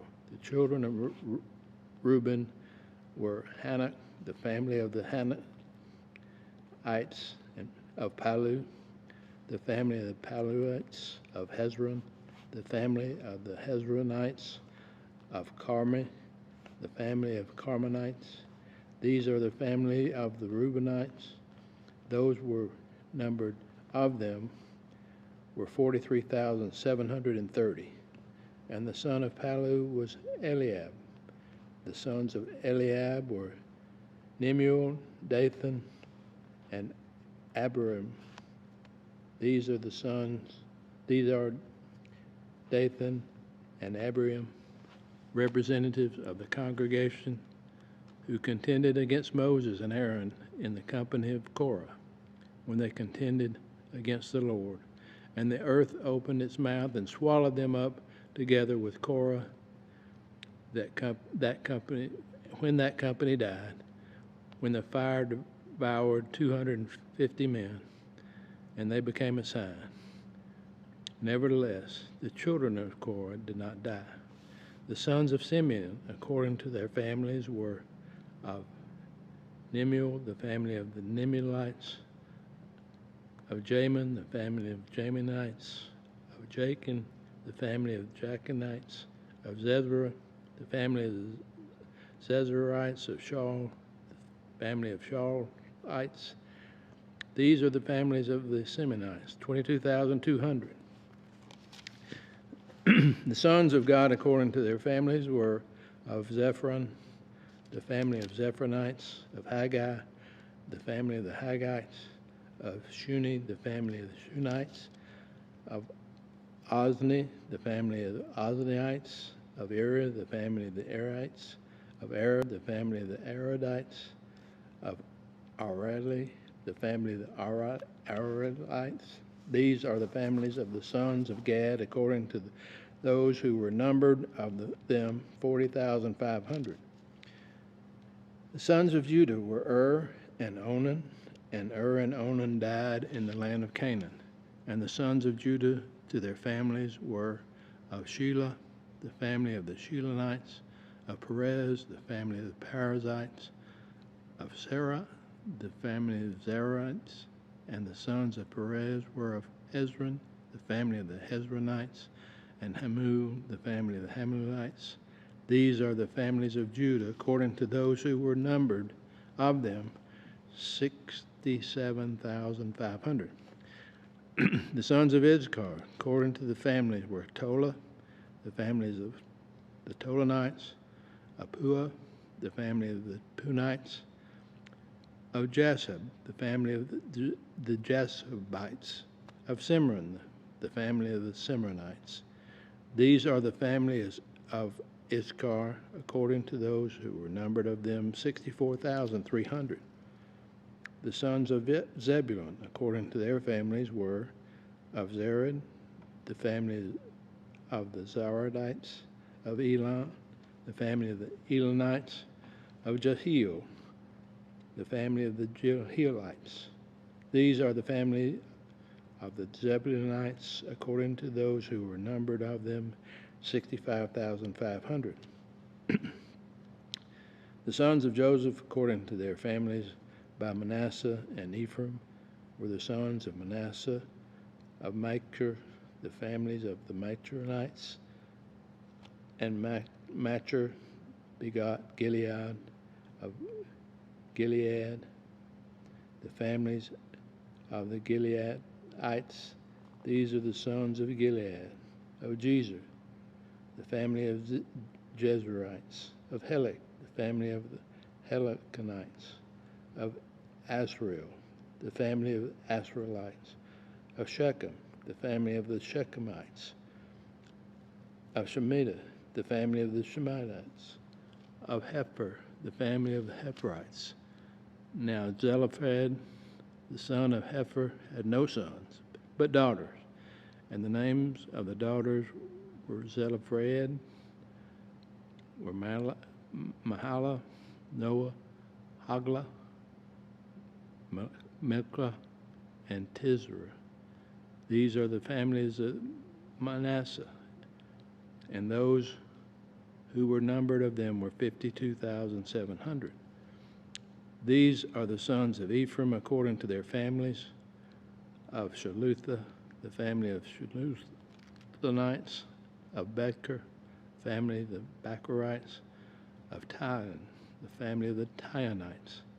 These are the sons of Shalutha, of Ephraim, the family of the Aaronites. These are the families of the sons of Ephraim according to those who were numbered of them, 32,500. These are the sons of Joseph according to their families. The sons of Benjamin according to their families were of Bela, the family of the Belanites, of Ashbel, the family of the Ashbelites, of Ahiram, the family of the Hiramites, of Shupham, the family of the Shuphamites, of Huphran, the family of the Huphranites, and the sons of Bela were Ard and Naaman. Of Ard, the family of the Ardites, of Naaman, the family of the Naamites. These are the sons of Benjamin according to their families, and those were numbered of them 45,600. These are the sons of Dan according to their family of Shuham, the family of the Shuhamites. These are the families of Dan according to their families, and the families of the Shuhamites according to those who were numbered of them were 64,400. The sons of Asher according to their families were of Jimnah, the family of Jimnites, of Jeshua, the family of the Jeshuites, of Beriah, the family of Beriites. The sons of Beriah, of Heber, the family of Hebronites, of Malachi, the family of Malachites. The same of the daughters of Asher was Sarah. These are the families of the sons of Asher according to those who were numbered of them, 53,400. The sons of Naphtali according to their families were of Jehazel, the family of the Jehezelites, of Guni, the family of the Gunites, of Jezer, the family of the Jezreelites, of Shillem, the family of the Shillemites. These are the families of Naphtali according to their families, and those who were numbered of them were 45,400. These are those who were numbered of the children of Israel, 601,730. Then the Lord spoke to Moses, saying, to these the land shall be divided as an inheritance, according to the number of names. To a large tribe you shall give a larger inheritance. To a small tribe you shall give a smaller inheritance. Each shall be given its inheritance according to those who were numbered of them. But the land shall be divided by lot. They shall inherit according to the names of the tribes of their fathers. According to the lot, their inheritance shall be divided between the larger and the smaller. And these are those who were numbered of the Levites according to their families. Of Gershon, the family of the Gershonites. Of Kohath, the family of the Kohathites. Of Merari, the family of the Merarites. These are the families of the Levites, the families of the Libnites, the families of the Hebronites, the family of the Mahlites, the family of the Mushites, and the family of the Korathites. And Korath begot Amram. The name of Amram's wife was Jochebed, the daughter of Levi, who was born to Levi in Egypt. And to Amram she bore Aaron and Moses and their sister Miriam. To Aaron were born Nadab, Abihu, Eleazar, and Ithamar. And Nadab and Abihu died when they offered profane fire before the Lord. And now those who were numbered of them were 23,000, every male from month old and above. For they were not numbered among the other children of Israel, because there was no inheritance given to them among the children of Israel. These are those who were numbered by Moses and Eleazar the priest, who numbered the children of Israel in the plains of Moab by the Jordan, across from Jericho. But among these was not a man of those who were numbered by Moses and Aaron the priest, when they numbered the children of Israel in the wilderness of Sinai. For the Lord had said of them, they shall surely die in the wilderness.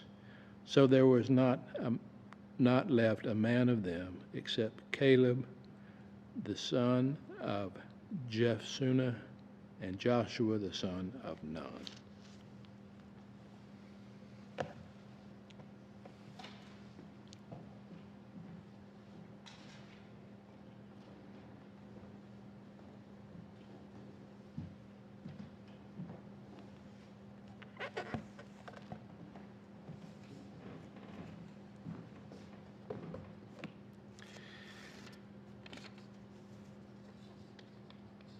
My name is Rich Hutchins. I'm reading Numbers 27, 28, 29, and 30. Then came the daughters of Zelophehad, the son of Hepher, the son of Gilead, the son of Machir, the son of Manasseh, from the families of Manasseh, the son of Joseph. And these were the names of his daughters: Mahlah, Noah, Hoglah, Milcah, and Tirzah. And they stood before Moses, before Eleazar the priest, and before the leaders and all the congregation by the doorway of the tabernacle of meeting, saying, Our father died in the wilderness, but he was not in the company of those who gathered together against the Lord, in company with Korah, but he died in his own sin, and he had no sons. Why should the name of our father be removed from among his family because he had no son? Give us a possession among our father's brothers. So Moses brought their case before the Lord, and the Lord spoke to Moses, saying, The daughters of Zelophehad speak what is right. You shall surely give them a possession of inheritance among their father's brothers, and cause the inheritance of their father to pass to them. And you shall speak to the children of Israel, saying, If a man dies and has no son, then you shall cause his inheritance to pass to his daughter. If he has no daughter, then you shall give his inheritance to his brothers. If he has no brothers, then you shall give his inheritance to his father's brothers. And if his father has no brothers, then you shall give his inheritance to the relative closest to him in his family, and he shall possess it. And it shall be to the children of Israel a statute of judgment, just as the Lord commanded Moses. Now the Lord said to Moses, Go up into this Mount Abarim, and see the land which I have given to the children of Israel. And when you have seen it, you also shall be gathered to your people, as Aaron your brother was gathered. For in the wilderness of Zin, during the strife of the congregation, you rebelled against my command to hallow me at the waters before their eyes. These are the waters of Meribah at Kadesh in the wilderness of Zin. Then Moses spoke to the Lord, saying, Let the Lord, the God of the spirits of all flesh, set a man over the congregation, who may go out before them and go in before them, who may lead them out and bring them in, that the congregation of the Lord may not be like sheep which have no shepherd. And the Lord said to Moses, Take Joshua the son of Nun with you, a man in whom is the Spirit, and lay your hand on him, Set him before Eleazar the priest and before all the congregation, and inaugurate him in their sight. And you shall give some of your authority to him, that all the congregation of the children of Israel may be obedient. He shall stand before Eleazar the priest, who shall inquire before the Lord for him by the judgment of Urim. At his word they shall go out, and at his word they shall come in, he and all the children of Israel with him, all the congregation. So Moses did as the Lord commanded him. He took Joshua and set him before Eleazar the priest and before all the congregation, and he laid his hands on him and inaugurated him, just as the Lord commanded by the hand of Moses. Now the Lord spoke to Moses, saying, Command the children of Israel, and say to them, My offering, my food for my offering made by fire is a sweet aroma to me. You shall be careful to offer to me at their appointed time. And you shall say to them, This is the offering made by fire, which you shall offer to the Lord. 2 male lambs in their first year without blemish, day by day, as a regular burnt offering. The one lamb you shall offer in the morning, the other lamb you shall offer in the evening. And 1/10 of an ephah of fine flour as a grain offering, mixed with 1/4 of a hin of pressed oil. It is a regular burnt offering, which was ordained at Mount Sinai for a sweet aroma, an offering made by fire to the Lord. And its drink offering shall be 1/4 of a hin for each lamb. In a holy place you shall pour out the drink to the Lord as an offering. The other lamb you shall offer in the evening, as the morning grain offering, and its drink offering you shall offer it as an offering made by fire, a sweet aroma to the Lord. And on the Sabbath day 2 lambs in their first year, without blemish, and 2/10 of an ephah of fine flour as a grain offering, mixed with oil, and its drink offering. This is the burnt offering for every Sabbath, besides the regular burnt offering with its drink offering. At the beginnings of your months you shall present a burnt offering to the Lord, 2 young bulls, 1 ram, and 7 lambs in their first year without blemish. 3/10 of an ephah of fine flour as a grain offering, mixed with oil for each bull. 2/10 of an ephah of fine flour as a grain offering, mixed with oil for the 1 ram. And 1/10 of an ephah of fine flour, mixed with oil as a grain offering for each lamb, as a burnt offering of sweet aroma, an offering made by fire to the Lord. Their drink offering shall be 1/2 a hin of wine for a bull, 1/3 of a hin for a ram, and 1/4 of a hin for a lamb. This is the burnt offering for each month throughout the months of the year. Also 1 kid of the goats as a sin offering to the Lord shall be offered, besides the regular burnt offering and its drink offering. On the 14th day of the first month is the Passover of the Lord, and on the 15th day of this month is the feast. Unleavened bread shall be eaten for several days. On the first day you shall have a holy convocation. You shall do no customary work, and you shall present an offering made by fire as a burnt offering to the Lord, 2 young bulls, 1 ram, and several lambs in their first year. Be sure they are without blemish. Their grain offering shall be of fine flour mixed with oil. 3/10 of an ephah you shall offer for a bull, and 2/10 for a ram. And you shall offer 1/10 of an ephah for each of the 7 lambs. Also 1 goat as a sin offering to make atonement for you. You shall offer these besides the burnt offering of the morning, which is for a regular burnt offering. In this manner you shall offer the food of the offering made by fire daily for 7 days, as a sweet aroma to the Lord. It shall be offered besides the regular burnt offering and its drink offering. And on the 7th day you shall have a holy convocation. You shall do no customary work. Also on the day of the first fruits, when you bring a new grain offering to the Lord at your feast of weeks, you shall have a holy convocation. You shall do no customary work.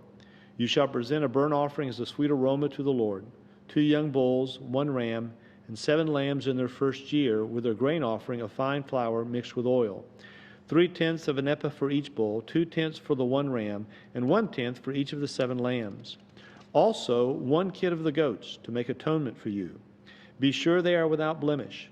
You shall present them with their drink offerings, besides the regular burnt offering with its grain offering. Chapter 29. And in the 7th month, on the first day of the month, you shall have a holy convocation. You shall do no customary work.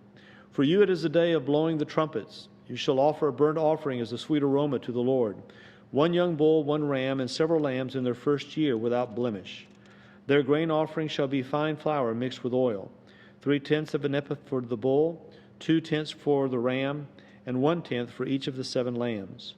Also 1 kid of the goats as a sin offering to make atonement for you. Besides the burnt offering with its grain offering for the new moon, the regular burnt offering with its grain offering, and their drink offerings, according to the ordinance, as a sweet aroma, an offering made by fire to the Lord. On the 10th day of the 7th month, you shall have a holy convocation. You shall afflict your souls, and you shall do no work. You shall present a burnt offering to the Lord as a sweet aroma, 1 young bull, 1 ram, and 7 lambs in their first year. Be sure they are without blemish. Their grain offering shall be of fine flour mixed with oil, 3/10 of an ephah for the bull, 2/10 for 1 ram, and 1/10 for each of the 7 lambs. Also 1 kid of the goats as a sin offering, besides the sin offering for atonement, the regular burnt offering with its grain offerings, and their drink offerings. On the 15th day of the 7th month, you shall have a holy convocation. You shall do no customary work, and you shall keep a feast to the Lord 7 days. You shall present a burnt offering, an offering made by fire as a sweet aroma to the Lord, 13 young bulls, 2 rams, and 14 lambs in their first year. They shall be without blemish. Their grain offering shall be of fine flour mixed with oil, 3/10 of an ephah for each of the 13 bulls, 2/10 for each of the rams, and 1/10 for each of the 14 lambs. Also 1 kid of the goats as a sin offering, besides the regular burnt offering, its grain offering, and its drink offering. On the 2nd day, present 12 young bulls, 2 rams, 14 lambs in their first year without blemish, and their grain offering and their drink offerings for the bulls, for the rams, and for the lambs, by their number, according to the ordinance. Also 1 kid of the goats as a sin offering, besides the regular burnt offering with its grain offering and their drink offerings. On the 3rd day, present 11 bulls, 2 rams, 14 lambs in the first year without blemish, and their grain offering and their drink offerings for the bulls, for the rams, for the lambs, by their number, according to the ordinance. Also 1 goat as a sin offering, besides the regular burnt offering, its grain offering, and its drink offering. On the 4th day, present 10 bulls, 2 rams, and 14 lambs in their first year without blemish, and their grain offering and their drink offerings for the bulls, for the rams, and for the lambs, by their number according to the ordinance. Also 1 kid of the goats as a sin offering, besides the regular burnt offering, its grain offering, and its drink offering. On the 5th day, present 9 bulls, 2 rams, and 14 lambs in their first year without blemish, and their grain offering and their drink offerings for the bulls, for the rams, and for the lambs, by their number according to the ordinance. Also 1 goat as a sin offering, besides the regular burnt offering, its grain offering, and its drink offering. On the 6th day, present 8 bulls, 2 rams, and 14 lambs in their first year without blemish, and their grain offering, and their drink offerings for the bull, for the rams, and for the lambs, by their number according to the ordinance. Also 1 goat as a sin offering, besides the regular burnt offering, its grain offering, and its drink offering. On the 7th day, present 7 bulls, 2 rams, and 14 lambs in their first year without blemish, and their grain offering, and their drink offering for the bulls, for the rams, and for the lambs, by their number according to the ordinance. Also 1 goat as a sin offering, besides the regular burnt offering, its grain offering, and its drink offering. On the 8th day, you shall have a sacred assembly. You shall do no customary work. You shall present a burnt offering, an offering made by fire as a sweet aroma to the Lord, 1 bull, 1 ram, several lambs in their first year without blemish, and their grain offering and their drink offerings for the bull, for the ram, and for the lambs by their number according to the ordinance. Also 1 goat as a sin offering, besides the regular burnt offering, its grain offering, and its drink offering. These you shall present to the Lord at your appointed feasts, besides your vowed offerings and your freewill offerings, as your burnt offerings and your grain offerings, as your drink offerings and your peace offerings. So Moses told the children of Israel everything, just as the Lord commanded Moses. Chapter 30. Then Moses spoke to the heads of the tribes concerning the children of Israel, saying, This is a thing which the Lord has commanded. If a man makes a vow to the Lord, or swears an oath to bind himself by some agreement, he shall not break his word. He shall do according to all that proceeds out of his mouth. Or if a woman makes a vow to the Lord, and binds herself by some agreement while in her father's house in her youth, and her father hears her vow and the agreement by which she has bound herself, and her father holds his peace, then all her vows shall stand, and every agreement with which she has bound herself shall stand. But if her father overrules her on the day that he hears, then none of her vows nor her agreements by which she has bound herself shall stand, and the Lord will release her because her father overruled her. If indeed she takes a husband while bound by her vows or by a rash utterance from her lips by which she bound herself, and her husband hears it and makes no response to her on the day that he hears, then her vows will stand and her agreements by which she has bound herself will stand. But if her husband overrules her on the day that he hears it, he shall make void her vow which she took and what she uttered with her lips, by which she bound herself, and the Lord will release her. Also, any vow of a widow or a divorced woman by which she has bound herself shall stand against her. If she vowed in her husband's house or bound herself by an agreement with an oath, and her husband heard it, and he made no response to her and did not overrule her, then all her vows shall stand, and every agreement by which she has bound herself shall stand. But if her husband truly made them void on the day he heard them, then whatever proceeded from her lips concerning her vows or concerning the agreement binding her, it shall not stand. Her husband has made them void, and the Lord will release her. Every vow and every binding oath to afflict her soul, her husband may confirm it, or her husband may make it void. Now, if her husband makes no response whatever to her from day to day, then he confirms all her vows or all the agreements that bind her. He confirms them because he made no response to her on the day that he heard them. But if he does make them void after he has heard them, then he shall bear her guilt. These are the statutes which the Lord commanded Moses between a man and his wife, and between a father and his daughter in her youth in her father's house. This is the word of the Lord. This brings us to the end of our readings today, and we hope and pray that this has been a blessing to you. We look forward to you joining us again as we begin this live stream at 9 o'clock tomorrow morning. God bless you.